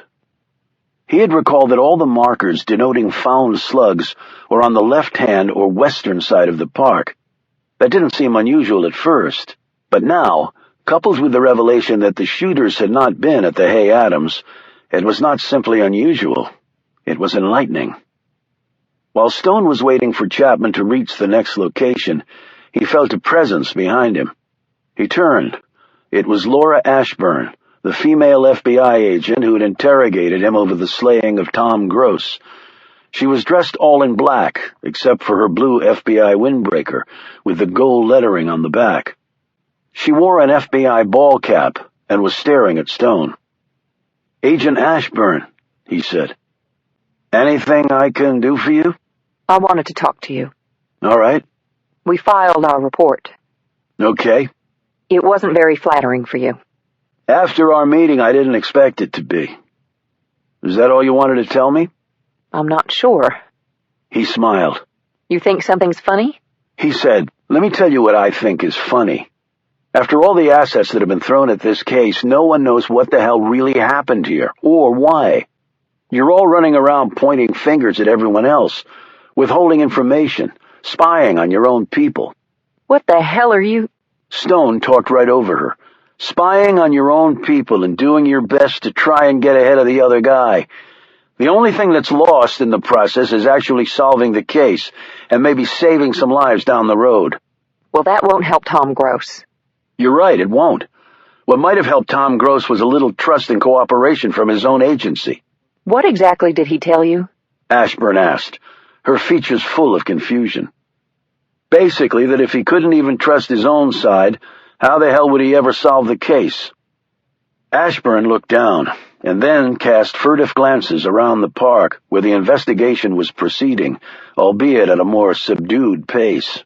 I finally got some background on you, she said, her gaze still avoiding him. I'm sure that will make its way into your amended report. Did you really turn down the Medal of Honor? Stone glanced at her. Why do you want to know? My son is in Afghanistan. Marines.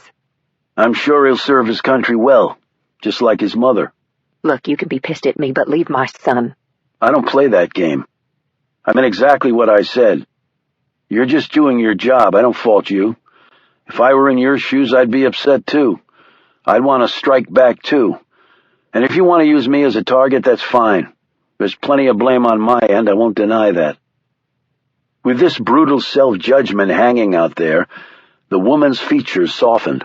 I've actually been going over things again about what happened in Pennsylvania. That's really why I came here to find you. Why would you be going over things again? You already filed your report, as you said. Look, I am pissed. Tom was a friend of mine. I do want a target, and you seemed like a very handy one. All right. The thing is, I'm not sure you actually did anything wrong. I interviewed the state cops. They said you probably saved their lives, acted before they even knew what was happening, that you got shots off at the shooter and was after him while they were still wondering what was going on. I probably had a bit more experience than you have in those types of situations. So I understand.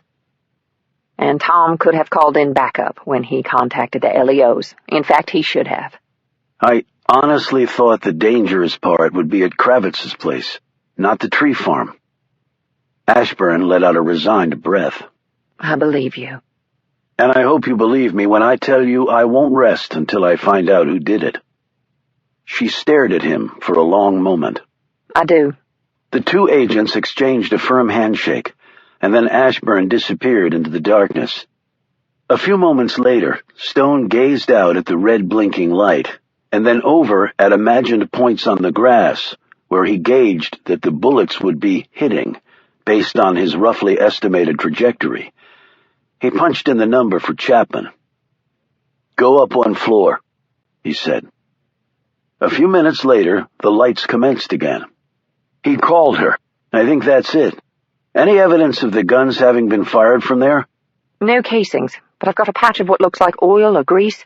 I'll collect some of it for examination. And when I opened the window, there was no squeak or creak. Like it had been opened recently. Yes, but Oliver, you didn't tell me it was a U.S. government building undergoing renovation. I was hoping I was wrong.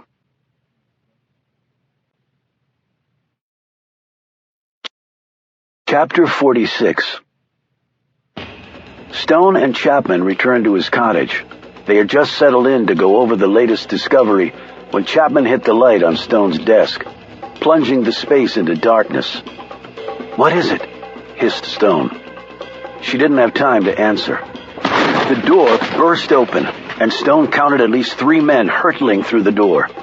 They were masked, dressed in black, and carried MP5s. They moved as one unit, an unstoppable force. They were just about to meet the proverbial immovable object. Chapman hit the first man with a crushing blow to his knee, pushing it in a direction no knee was designed to go. He went down screaming and grabbing at his destroyed limb. Stone grabbed his gun from his desk drawer, but he didn't even have time to aim before Chapman cartwheeled across the space, dodging a wall of submachine gun rounds launched from the last 2 men in the unit. It was soon to be 1 left. Her fist drove up and through the man's throat, at the same time that she cantilevered her body to a seemingly impossible angle, whipping around him like he was a pole, and she was the dancer. She kicked his legs out from under him and delivered a crushing blow to the back of his neck. He coughed once and lay still. Not missing a beat, Chapman launched herself at the remaining man, who was already halfway to the door in full retreat. When he saw what the man had thrown, Stone screamed, "Look out!"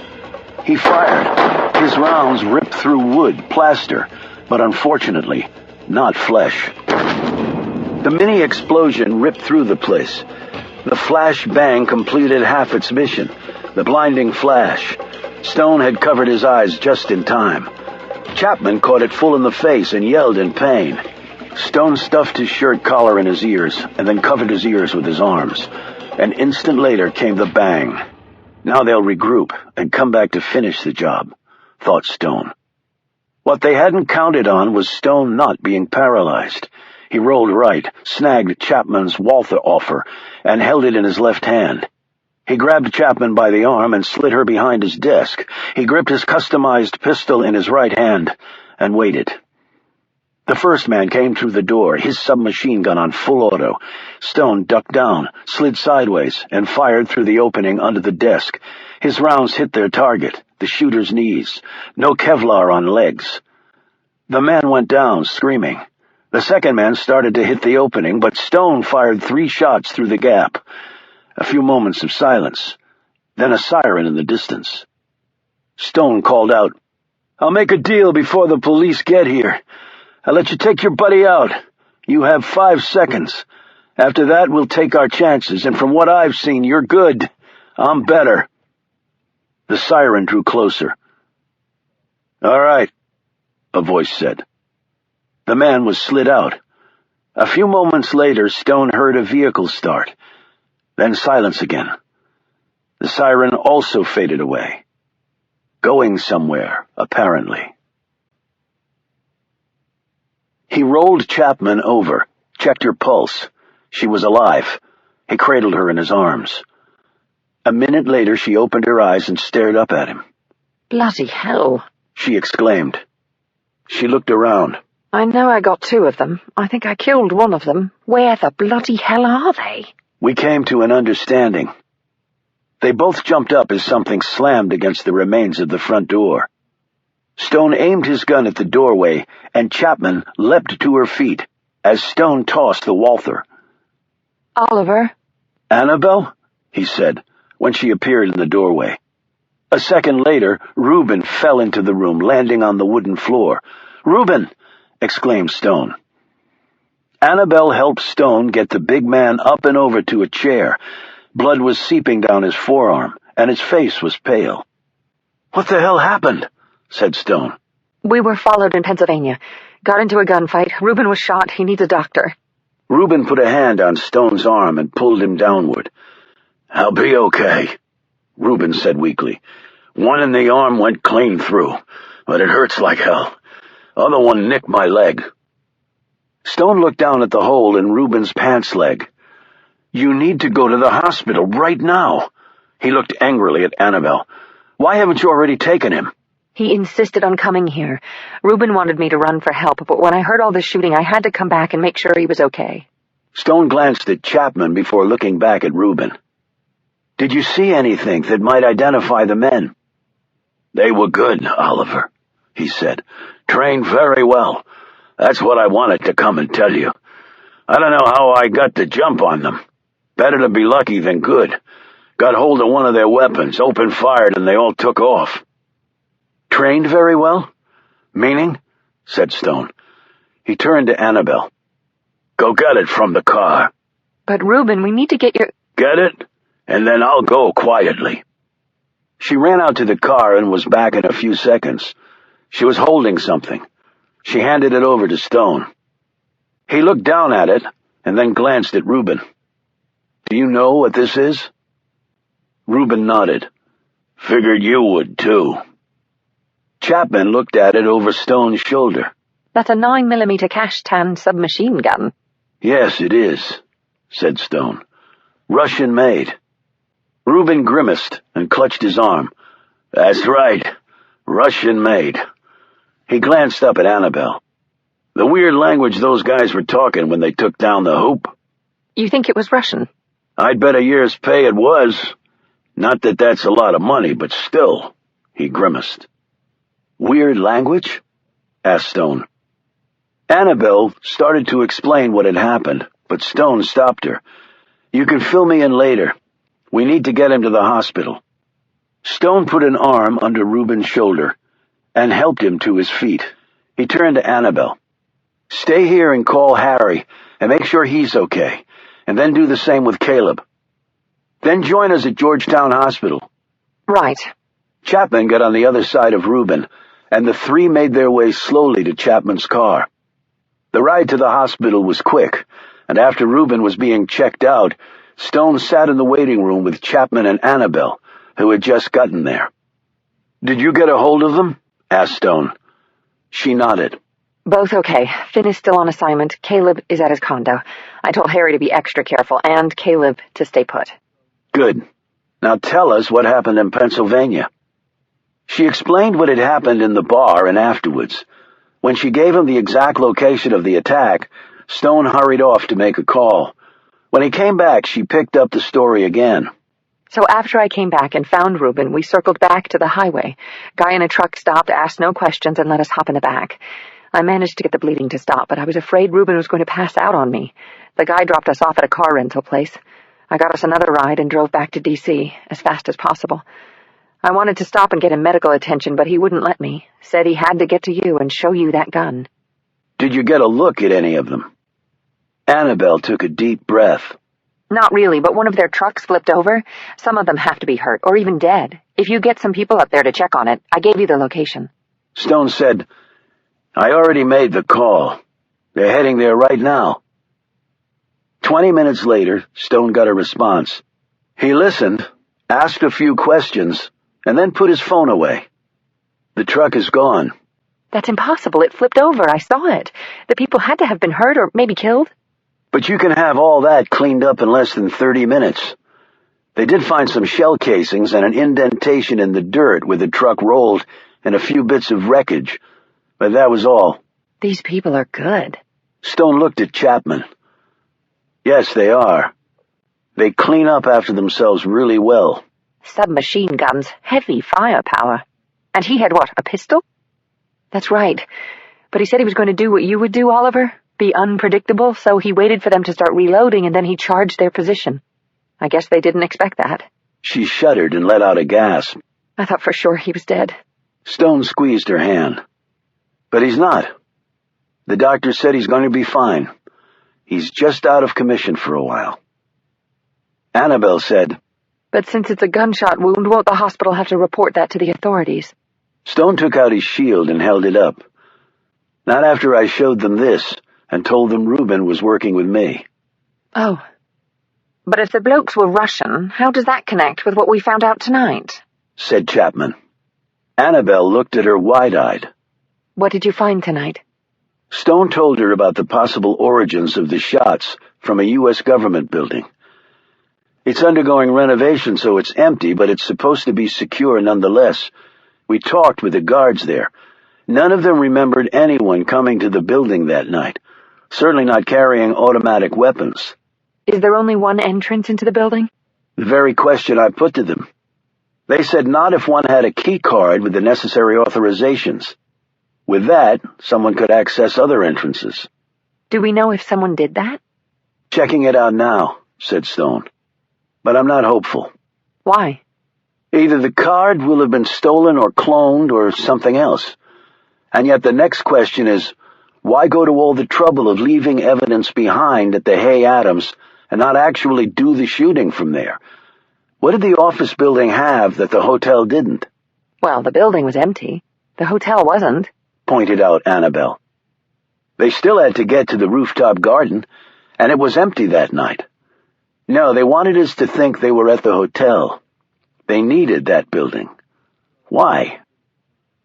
Chapman said, Just add it to all the other questions we don't have answers for. But it is important, Stone said. Why? Asked Annabelle. Because right before you and Reuben got to the cottage, someone sent a team to kill us. They almost succeeded, and would have, except for my friend here." He indicated Chapman. "How did you learn to move like that?" he asked her. I took ballet as a lass. Hated it back then, but I have to admit, it does come in handy when someone's trying to kill you.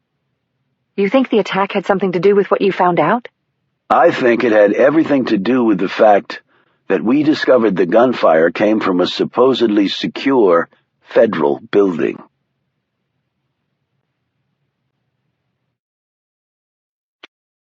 Chapter 47. The next morning, Chapman was at Stone's cottage by 7 o'clock, and she wasn't alone. James McElroy slowly made his way into the cottage and took a seat in front of the fireplace. He'd changed his jacket and wore no tie. His open-collared shirt had a checked pattern. His hair was neatly combed and his slacks pressed, but his reddened eyes and saggy face spoke of the stress he was enduring. "Chapman told me about your little adventure here last night." He looked at the damaged door and eyed the bullet holes. "Not quite as civilized as a nightcap," he pointed out. "No," agreed Stone. "U.S. government building, eh?" "Yes. Complicates an already overly complicated situation. But it's the first time we've gotten under their collar, so to speak." "Well, that is something, I suppose." His expression changed. "Spoke to the PM this morning, Oliver," he began. "And? And he's not pleased." "Well, for what it's worth, neither am I. But we've only been on the case a few days. And in that time, 4 people have died, and my friends nearly made it 6. Yes, Agent Chapman filled me in on your decision to use your... what was it again?" The Camel Club. "Right, this Camel Club group to help. I have to say I find the name quite imaginative." "And do you disapprove of my use of them?" "Personally, I found the utilization of irregular forces a stroke of genius, particularly when the paid troops are lacking. Whether that was the case here or not, I'm not prepared to say, but that's not the issue." "So what exactly is the problem?" "I understand that you put a man on Fayut Turkokul?" "Yes, Harry Finn, former Navy SEAL. He now works for a Red Cell team testing the security of sensitive facilities in this country and abroad, but he's taken some time off, and he's elected to use that time off to help me. I, of course, know all about his mother, Lesia, and the fate of his father, Raphael Solomon." Stone looked stunned. "I wasn't aware that was public knowledge." "It's certainly not," replied McElroy. "I would not have been advised of it, except that Solomon was a friend of mine from years back. We had done some joint operations together in both Asia and South America, and I knew Lesia from her days with the former Soviet Union. I was actually one of the first Western intelligence officers to know that she was a double agent." "Then you know the whole story. About me, I mean. What I did to Raphael Solomon." "Orders are orders, Oliver. You were following them. If you hadn't, you wouldn't have been simply put in the clink for insubordination. You would have been shot for treason. I know how the Yanks operate on that score, which is similar to how we do things." "I could still have refused." "But you can't change that fact now, no matter how much you may want to." "Then you also know about Harry?" "Not everything, no." He and Stone exchanged a long glance. McElroy said, "But you do trust him?" "He's proven his loyalty to me beyond doubt." "May I ask how you managed that, with what happened between his father and you?" "We worked it out. That's all I can say on the matter." "I see." McElroy did not look convinced. "Still making him privy to Fayut's presence and role? That was a reach, wasn't it? I have to say I'm surprised." "I can't ask a man to risk his life without telling him why. Harry knows what Fayut Turkokul means to this country. He will do everything in his power to safeguard him." "Which begs the question of why you think Fayut needs additional protection."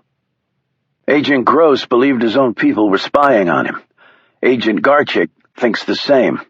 And we found out last night that the park shooters were not in the hotel, but in a government-owned building that required a special security card to access. I see, McElroy said, nodding his head. Did you know that ATF found something in the bomb debris that they can't ID? That they've had to call in NASA? Yes, Chapman reported that to me. Bombs to outer space? Of all the agencies you folks have, why that one?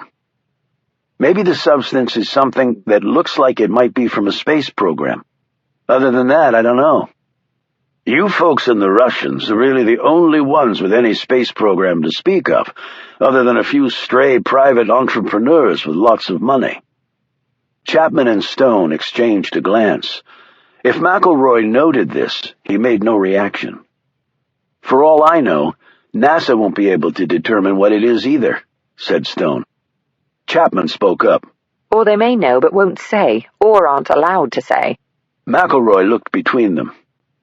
Well, we seem to be in an appalling sticky wicket. I've had to look over my shoulder for my enemies before, but I'm not sure there's a degree on the compass right now that's safe. So what does your PM want? Assurances that we won't make a bad matter even worse. Can it get much worse? Anything can become worse, said McElroy. Oklahoma City to 9/11, the underground bombings in London to the attacks in Mumbai. This could be the tip of the iceberg, as Director Weaver intimated to you earlier. And I haven't heard from him since. I take it what happened with Agent Gross triggered that. If I had to speculate, I think our Mr. Weaver is truly running scared, afraid to turn to anyone, so don't take it personally. That's a hell of a situation to have with the head of our intelligence arena. And yet it's exactly the one we do have. It's like when the global financial collapse occurred. Credit markets were frozen, no one trusted anyone else. That's where we are in the intelligence world right now. And the bad guys keep plugging away, said Chapman hotly. Precisely. And we can't control what the bad guys do, said Stone. It depends on who they are, replied McElroy. Stone thought about this for a moment. Are you suggesting what I think you are? What do you think I'm suggesting, Oliver? That we back off because certain folks might not like what we find? I think that captures the spirit of the thing, yes. And that's what you want us to do? With difficulty, McElroy rose on shaky legs. When Chapman got up to help him, he waved her off. I'm fine. He straightened his jacket and turned to Stone. I'm telling you no such thing. As far as I'm concerned, it's full speed ahead and damn the torpedoes, I believe, is how your Admiral Farragut put it. But the PM, said Stone. Nice enough fellow, but he's out of his depth in the intelligence field, and so long as he sees fit to entrust me with the security of the British people, I will act as I see fit. I refuse to be paralyzed. I trust you. I presume you trust me. That's good enough. Bucking the command carries a price. I'm too old to care, really. But don't forget my earlier warning. I believe that very little of what we've seen so far is actually what it appears to be. Which means that all of our conclusions are wrong, too. Perhaps not all, but the important ones probably yes. He looked at Chapman. You two make a good team, unless my instincts have totally deserted me. Watch out for each other. He turned to leave. Oh, and Oliver. Yes? I'm actually quite glad you have these Camel Club people on your side. So am I. Remember, all the king's horses and all the king's men. I remember. One more thing. There's a car waiting outside to take you to the WFO. The FBI wants to talk to you two. McElroy twirled his cane in the air. Good luck. Chapter 48. The ride to the WFO was made in silence. The two agents in front didn't look at or speak to them. They were escorted into an elevator once they arrived and rode it up to a higher floor. They got off and followed two other agents to a large conference room with a table that would accommodate a dozen. There were only 3 people sitting at it, though. One was the FBI director, the other his second-in-command, and the third was Agent Laura Ashburn, who'd approached Stone in the park the previous night after grilling him about Tom Gross's death. The director was a short man with a pugnacious face and a brisk manner. Of all the bureaucrats in Washington, the FBI director was the one with real independence. His tenure did not end with an election result. It continued on for the full 10-year term, no matter who won the Oval Office. He asked them to sit, shuffled some papers in front of him, adjusted his glasses, and looked up at them. "Agent Stone, Agent Chapman, I'm trying to come fully up to speed on this thing, but the more I get into it, the more confusing it becomes. I would like you to start from the beginning and tell me all that you've discovered, all that you've deduced, and all that you are currently speculating about." "Does this mean I'm not going to be taken off the case, sir?" Stone asked. The director glanced at Ashburn and back at Stone. "I've read the report, the amended report filed by Agent Ashburn here. Suffice it to say you won't be taken off this investigation. Now, I'd like to hear both of your reports." "It may take a while," Stone advised him.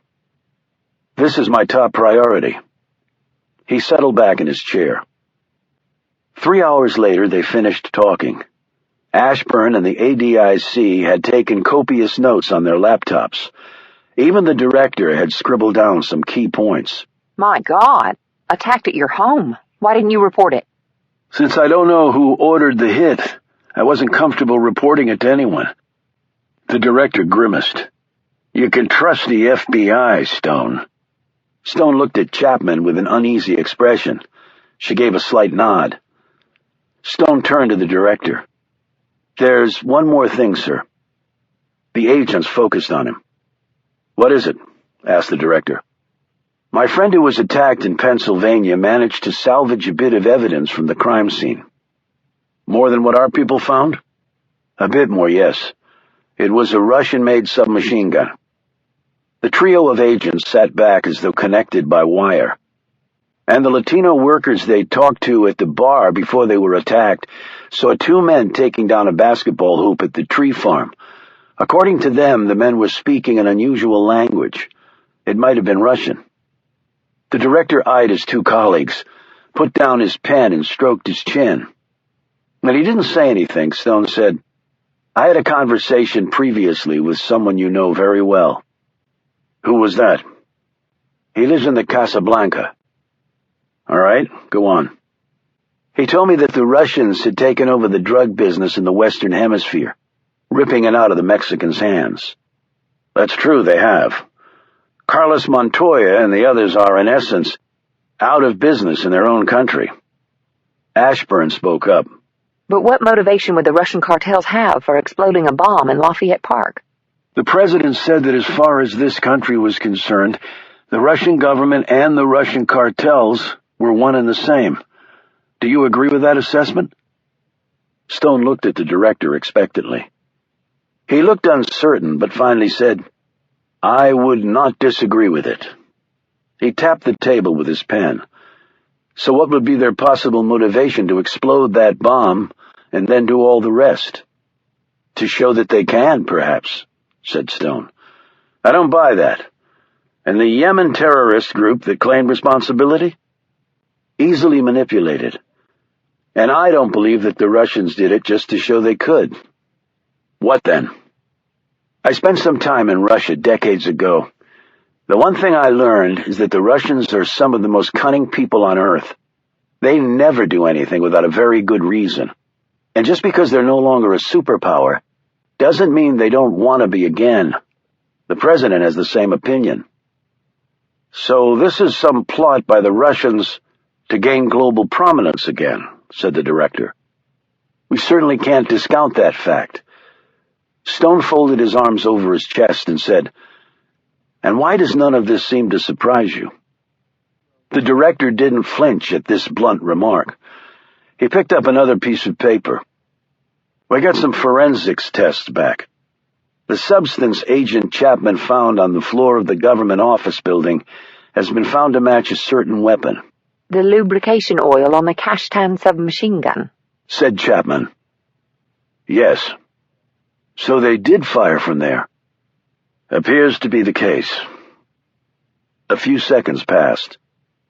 Is there something else?" asked Stone. The director was looking off, and seemed to have forgotten there were other people in the room. "John Kravitz. What about him?" "He also spent time in Russia." "When?" "When he was in college. He was already on a couple of our watch lists. We believe he went over there to hook up with a group that specializes in mass disinformation campaigns on the Internet." but nothing violent. asked Chapman. "No, but the non-violent can quickly become violent. We've all seen that." "The U.S. government building," added Stone. "Someone had access to that, and I don't believe it was John Kravitz." The director nodded thoughtfully. "And Special Agent Gross actually told you that he feared his own people were spying on him?" "Yes, sir." Chapman nodded in agreement. Stone added, "An agent from the ATF told us the same thing." The director said, "Garchik." "Yes." "Have they found out what this mysterious component to the bomb is yet?" "Not to my knowledge, no." Stone's mouth opened slightly and he sat forward. "To your knowledge, sir?" The director looked nervous for the first time since they'd arrived in the room. He glanced at the ADIC and nodded to the door. The man did not seem pleased by this unspoken directive, and then looked positively put out when the director stopped Ashburn from joining him. After the door had closed behind the ADIC, the director leaned forward. "Something is going on here that is unprecedented in my experience." "There's a traitor in the ranks," Stone said. "More than that, I'm afraid. Worse than that." Stone started to ask how anything could be worse than having a traitor in your midst, but then he remembered what McElroy had told him. Things can always be worse. The director cleared his throat. "There is something going on inside our government that does not mesh very well with the way we do things." "Meaning what exactly, sir?" asked Stone. The director rubbed his hands together. "Some of us appear to be working at cross purposes." Some of us. asked Chapman blankly. "Agent Garchik is missing." "What?" Stone said sharply. "And the mysterious debris component that he found at the park has also gone missing." How is that possible? asked Chapman. "I'm not sure. It was outside our chain of command." "But the Bureau is the lead agency," pointed out Stone. "But ATF was taking the lead on the bomb forensics." "But an agent and evidence going missing is very unusual," said Stone. "Yes, of course it is," the director said sharply. Any leads? asked Chapman. "No, we just found out about it, actually. We have teams going over the scene." "Where was he taken from?" "Not exactly sure. He's divorced, lives alone. His car is missing." "Signs of a struggle?" "Not definitive." "No communications?" "Neither from Garchik nor from whoever might have taken him." Might have. asked Chapman. "We can't rule out that he left voluntarily." "Who reported him missing?" "His supervisor when he didn't show up for work." Stone said, "Who reported the evidence missing?" "His supervisor as well. When Garchik didn't show up, he became worried. One of the things he did was check the evidence locker. Garchik told us that NASA was being called in to try and ID the debris. I wasn't aware of that." Stone sat back as Ashburn said, This is all really stunning. "The media can't get wind of any of this," said the director firmly. "All statements will go through my office. Is that understood?" "I don't talk to reporters," said Stone, as Chapman nodded in agreement. The director motioned to Ashburn. Agent Ashburn will be taking over the lead on the investigation. You will work directly with her." Ashburn and Stone exchanged a glance. Stone thought he saw the woman attempt to smile. "That's fine," said Stone. "I look forward to it. Agent Ashburn here told me you were up for the Medal of Honor for your service in Vietnam." "I was offered it, yes, but turned it down. Why?" "I didn't think I deserved it." "But your country did. Isn't that enough?" "No, sir. It's actually not." Chapter 49. "Reuben." The large man opened his eyes and stared straight up. Stone gazed down at him. "Doc says you'll be leaving soon." "Great. I don't have health insurance, so let me just declare bankruptcy right now." "Oh, that's right. Bankruptcy is for people who actually have property." I can see you're feeling better already. This came from Annabelle, who had been planted in the chair ever since Reuben had been admitted. She rose and stood next to the bed. Stone said, "Your bill is being taken care of." "By who?" "Uncle Sam." "Why? Did he bail out the loading dock where I work too?" "Just get some rest." "Did you find those guys?" Stone shook his head. "The area had been pretty well sterilized." Annabelle said, So you're still on the job? "For now. What else can we do? I think you've both done enough." We didn't learn very much that was new. "No. You actually helped shine a whole new light on everything." "Russians?" said Reuben. "Are the bastards really behind this?" "Looks to be the case."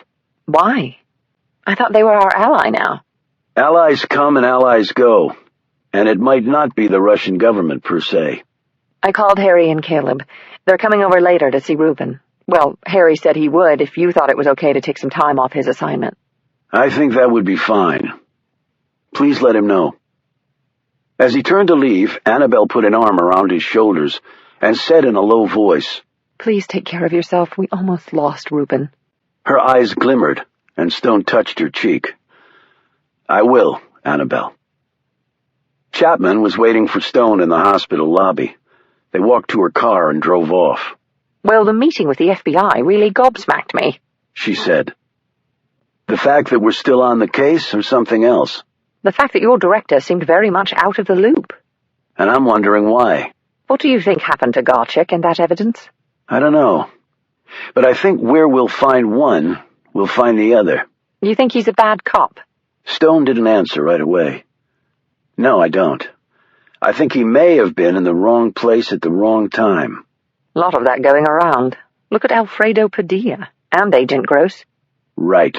So the question becomes, if someone is keeping things from the director of the FBI, who could have that kind of clout? Stone looked at her. "I need to try and see someone today." Who? "Just someone." Is it important? "Yes."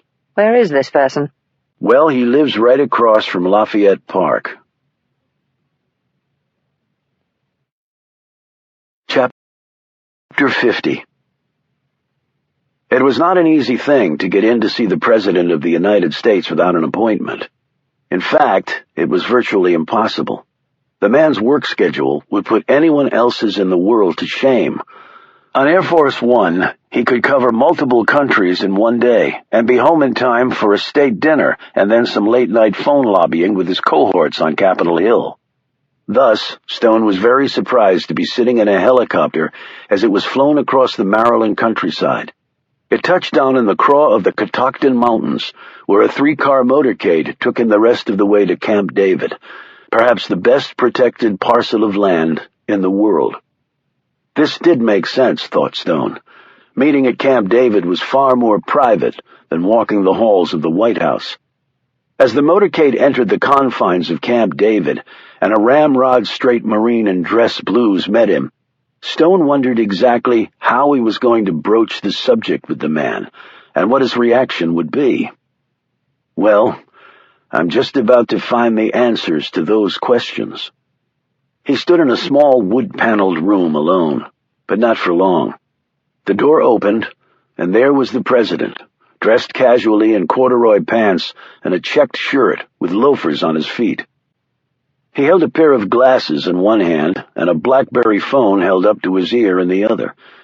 He glanced at Stone standing there and motioned for him to take a seat. The president finished his call in low murmurs, slid the phone in his shirt pocket, poured a cup of coffee from a pot set up on a side table, and poured one for Stone, too. He handed him the cup and sat down, sliding his glasses over his face. "Lost the contact," said Brennan. "Backup glasses until they get my other pair. Can't face the public in glasses, they don't like that." Stone thought about that, and it did occur to him that he couldn't remember seeing a president with glasses on during a public event. "I appreciate you taking the time to see me on such short notice, sir." The president leaned back and scrutinized him. "I'm sure you know why I did. A sense of urgency is compelling. We seem to be spiraling right out of control on this. Every day there's a new crisis. Made any sense of it yet?" "Some, but there are a lot of new questions." "Give me a quick debrief." Stone did so, leaving out nothing, including the attack at his cottage and about Faout Turkakul. "I know I'm not telling you anything you aren't aware of," he said. The president nodded. "The PM and I are very close. James McElroy also plays by the rules. An impressive man, always seems to know more than anyone else, myself and his prime minister included, I think." "The mark of a good intelligence officer," commented Stone. "But keeping me in the dark on that did cost us time." "I'm aware of that, but it couldn't be helped," he said brusquely. "I understand." "Some good has come out of this," said Brennan. "Sir?" asked Stone with a questioning look. In response, the president picked up a remote and hit a button. A part of the wall slid open, revealing a flat-screen TV. The president touched another button and the TV came on. "This was recorded earlier," he explained. Stone watched as the image of Carmen Escalante appeared. She looked even smaller, and her leg braces even bigger on the screen than in person. She was being interviewed about the death of her beloved uncle and her own personal plight with her medical issues. "Word has really spread about this, causing two things to happen. We're holding a joint memorial service for Mr. Padilla and Agent Gross. The President of Mexico is flying up for the ceremony. And second, private donors have stepped in to pay for Ms. Escalante's operations for her legs." "That's very nice." "As you probably know, relations with Mexico have been strained due to the immigration issues, among other things. However, things have thawed a bit with what happened to Padilla. I know he's an accidental hero, but he still lost his life, and we need heroes wherever we can find them. The story has gotten favorable play in Mexico and here. The people of our two nations have come together a little bit more. It's positive, or so my aides tell me. Something to build on for the future." He hit more buttons and the TV turned off, and the wall slid back into place. He put the remote down and leaned back in his chair, sipping his coffee. "Which brings us to today." "Yes, sir." "All right. I think it's now time for me to ask why you wanted to meet." "I know you're a busy man, so I'll get right to it." Stone paused, but only for a moment. "Could you tell me where Agent Garchik is, and what happened to the evidence that went missing with him? Because I know you have the answers to both those questions."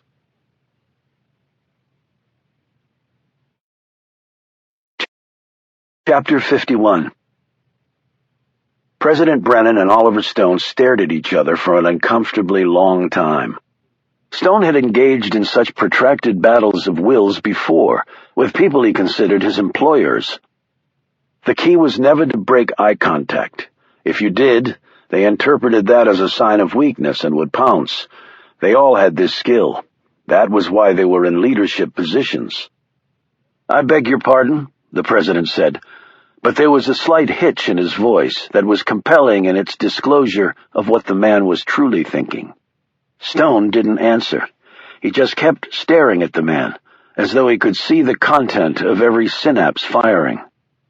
Stone had to convey through this silence that he knew everything, though some of it was only speculation. He waited. Brennan said nothing else, his gaze intensifying briefly, but then slowly the burn faded. He stood. "Let's take a walk, Stone. I think we need to come to an understanding, and I need to stretch my legs." Stone followed him outside after the president slipped on a jacket. The security detail accompanied them, keeping both men encircled at the center of a hard diamond formed by the Secret Service agents. The men and women of the security detail were dressed casually, in deference to their bosses' clothes and the rustic surroundings. The president spoke in a low voice as they made their way along a trail in the woods over which many past presidents had trod. "Love it up here. Recharge. Forget my troubles, so to speak, at least for a little while." Stone's gaze drifted right and left and up ahead as the agents kept their marks precisely. Camp David, in truth, was even better protected than the White House. It was in the middle of rugged terrain, and its perimeter defenders, a large detachment of highly trained Marines, would be able to see any adversary coming long in advance. The president drew so close to Stone that their elbows touched. Stone automatically looked around to see if the Secret Service agents had a problem with that. However, since their boss had initiated the proximity, the security detail just kept trudging along. "Stone, we have a problem. The debris. Do we know what it is yet? Have you ever heard of nanobots?" "Nanotechnology? I've read about it in the newspapers. That's about the extent of my knowledge." "Damnedest things. It's already in our clothes, foods, cosmetics, appliances, lots of things. And most people have no idea it's even there. Half the scientists think it's perfectly safe, and the other half say we don't know enough, and it could have unforeseen and possible disastrous long-term consequences." "So they found some of these nanobots in the debris? But I thought they were microscopic." "They are. They were only revealed after being put under the scope." "Why would it have been there? What would be the purpose in the context of a bomb?" The president smiled resignedly. "There's the rub, Stone. We don't know. What we think is that someone out there has come up with a new application that uses nanotechnology in ways that were never intended." "You mean for criminal or terrorism purposes?" "Yes." "What are people speculating? I mean, for why the nanobots were there? There must be some theories." "There are. The most popular one is also the most chilling. That theory involves some sort of contagion being grafted onto the explosive. When the bomb exploded, it released this contagion that is now in the system of everyone who's been at the park, and they've unwittingly carried it onto others." Stone flinched and moved away from the man. "I've been to that park. I was knocked over by the blast. I could be contaminated. You shouldn't be near me." "I've already been exposed, Stone, through Agent Gross, Garchik, and others. Hell, the FBI director was out there, too. But I can tell you that I've had every test known to the doctors, and they've given me a clean bill of health." "Is there any evidence of the existence of such a contagion on the debris?" "Not that we know. But you know what they're telling me now? That the damn nanobots have the ability to invade and actually change the molecular structure of other substances. It can leave them in their lethal form, but it can change them subtly enough to make identifying them much harder. So right now we don't believe there's a contagion problem, but the truth is we don't know for certain. We're not even sure what to test for. So all the things the doctors checked me for may prove to be worthless. And furthermore, they could have used nanobots to produce a totally new contagion. It's like my grandkids playing whack-a-mole. You hit at one hole, and the damn thing shows up in another." "And Agent Garchik?" he said. "We thought it best to remove him from the field for a while. He's currently at an ATF safe house in—" Stone put up a hand. "I'd prefer not to know the exact location." "You mean?" "In case someone tries to get it from me. Yes. Dangerous times, Stone. Uncertain times. Enemies closer." "Right. If only we knew exactly who they were anymore. It's getting harder and harder on that score." I think every soldier deployed to Iraq and Afghanistan would agree with you on that. It's ironic, actually, said Brennan. What's that? I originally sought you out to go fight the Russians in Mexico. Now I find them much closer to home, possibly right across the street from the White House. You know, of course, about the gun found and Kravitz's ties to Moscow. Yes, all of that. But there's something else. Stone waited expectantly. When the Soviet Union was a world power, they had an immense scientific discovery program. Labs all over the place and tens of billions of dollars to fund those efforts. So, nanobots? Nanobots. There are few countries or organizations with the wherewithal to pull something like this off. The Russians are near the top of the list. What do you want me to do now, sir? Your job, Stone. And I promise you that I'll have your back. Stone gazed hard at the man. The president seemed to sense Stone's doubts. I mean that, Stone. You survive this, the slate is clean. You have my word. No more blowbacks against you. He put out his hand. Stone shook it. Brennan added, Why do men like you do the job you do? It can't be for the medals, and it's certainly not the money. Stone said nothing. Why then? God and country? Both simpler and more complex, Mr. President. What then? So I can look at myself in the mirror. Chapter 52. Stone was flown back to D.C., where he met Chapman by prearrangement at Lafayette Park. How did it go? She asked anxiously. Informative. In a helpful sort of way? That remains to be seen. Come on, any revelations? You met with the president, for God's sake. Stone explained about the unknown bits of debris possibly being connected to nanotechnology, and also about the whereabouts of Agent Garchik. Did you know all that when you asked to meet with the president? Let's say I suspected it. And you told him of your suspicions? I thought the direct way was best. Pretty ballsy. So nanobots, bloody hell. What's the world coming to when they stick stuff in stuff we can't even see that could come back and kill us all? I think some folks would call that progress, actually. So the Russians are playing around in their laboratory again. Ominous development. Drug trafficking is worth hundreds of billions of dollars. That's one motivation. Couple that with science that could make Russia's enemies wastelands. That's something you can't measure in mere treasure. Russia's enemies, meaning my country and yours? Despite détente, Gorbachev and Yeltsin, things have never really been rosy among the three nations. But that still doesn't explain what happened in the park, the bomb. Had to be another reason for it. He moved over toward Ground Zero and looked down at the crater. Riley Weaver's questions are also still unanswered. What do you mean? How did the tree suddenly die? And why was the hole left open after the tree went in? Agent Gross was looking into that.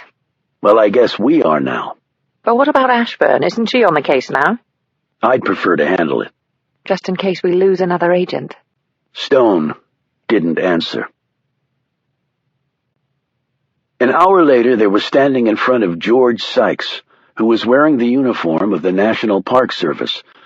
He was the supervisor previously identified by Tom Gross, who'd overseen the installation of the tree. Sykes was a fit man, with a crushing grip. Chapman discreetly rubbed her sore fingers together after shaking the man's hand. The maple had shown no signs of disease or any other problem, he said. We did a survey of the park one morning and found that it was nearly dead. No way to save it. Broke my heart. That tree had been there a long time. Chapman said, So you pulled it out, ordered a new one, and installed it? Right, replied Sykes. We're very careful about the materials that go into the park. They have to be historically accurate. So we understand. And the tree farm in Pennsylvania was one of your vetted suppliers? Said Stone. Yes. I told all this to Agent Gross. We understand.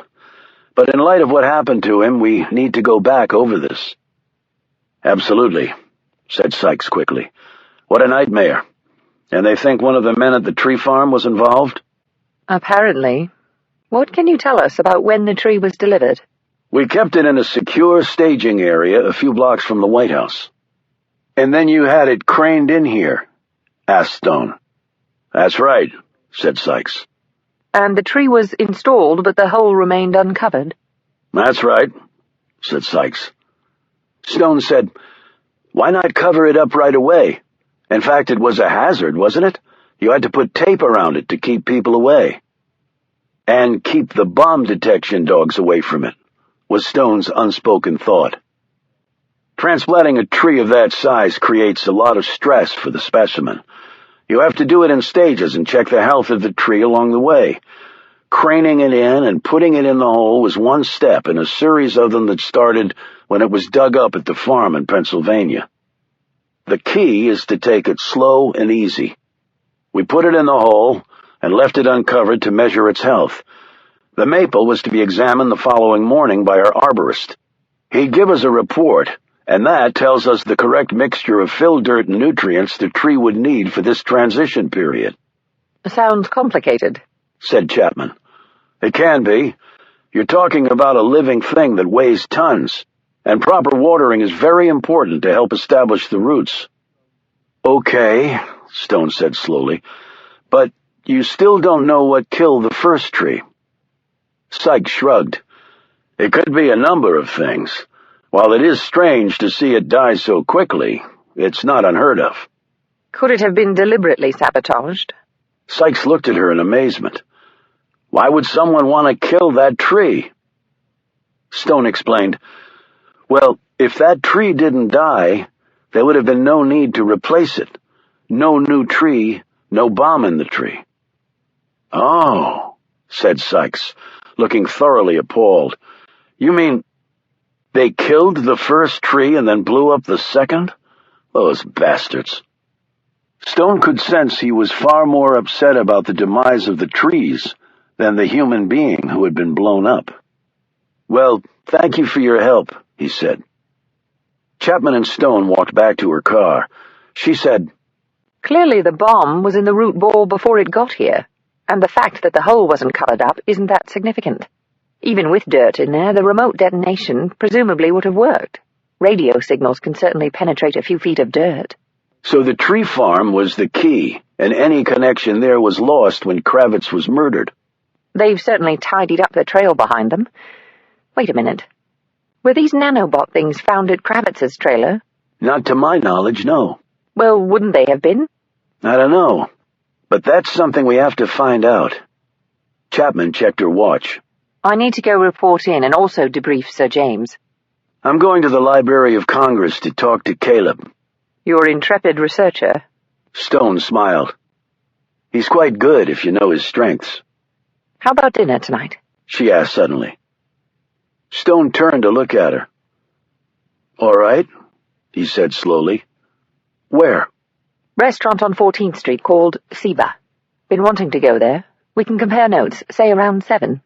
Stone nodded and walked off while Chapman hurried back to her car and drove not to the British Embassy, but to a hotel in Tysons Corner, Virginia.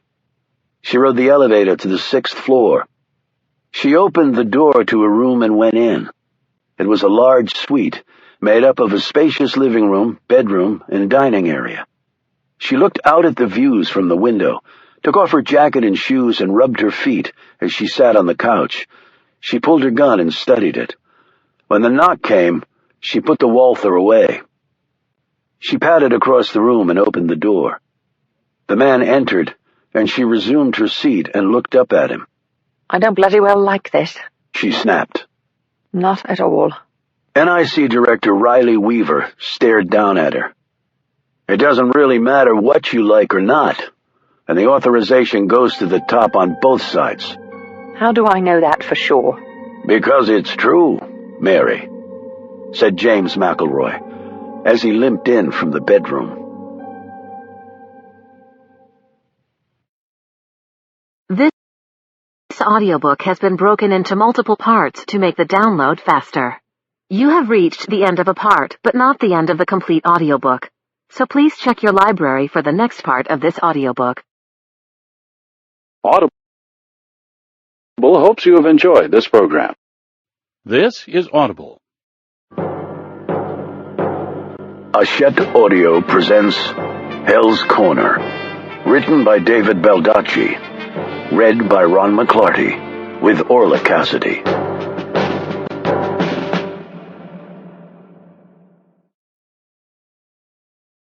Chapter 53. Stone made a stop first at the hospital to check on Reuben. He heard his friend's voice long before he got to his room. Apparently, from the little Stone could make out, his large friend wanted to leave, but the doctors were unwilling to release him for several more days. Annabelle met him at the doorway to Reuben's room. Maybe you can talk some sense into him. "I doubt it," Stone said, "but I'll try." "I'm fine," bellowed Reuben, as Stone came into his line of sight. "It's not like this was the first time I've been shot. But I'll take a damn bullet over Nurse Ratchet here, poking me with needles in places I don't want to be poked." The nurse, taking his vitals, merely rolled her eyes at Reuben's comment. As she turned to leave, she whispered to Stone, "Good luck." Stone looked down at Reuben. "I take it you want to leave." "What I want to do is get the assholes who did this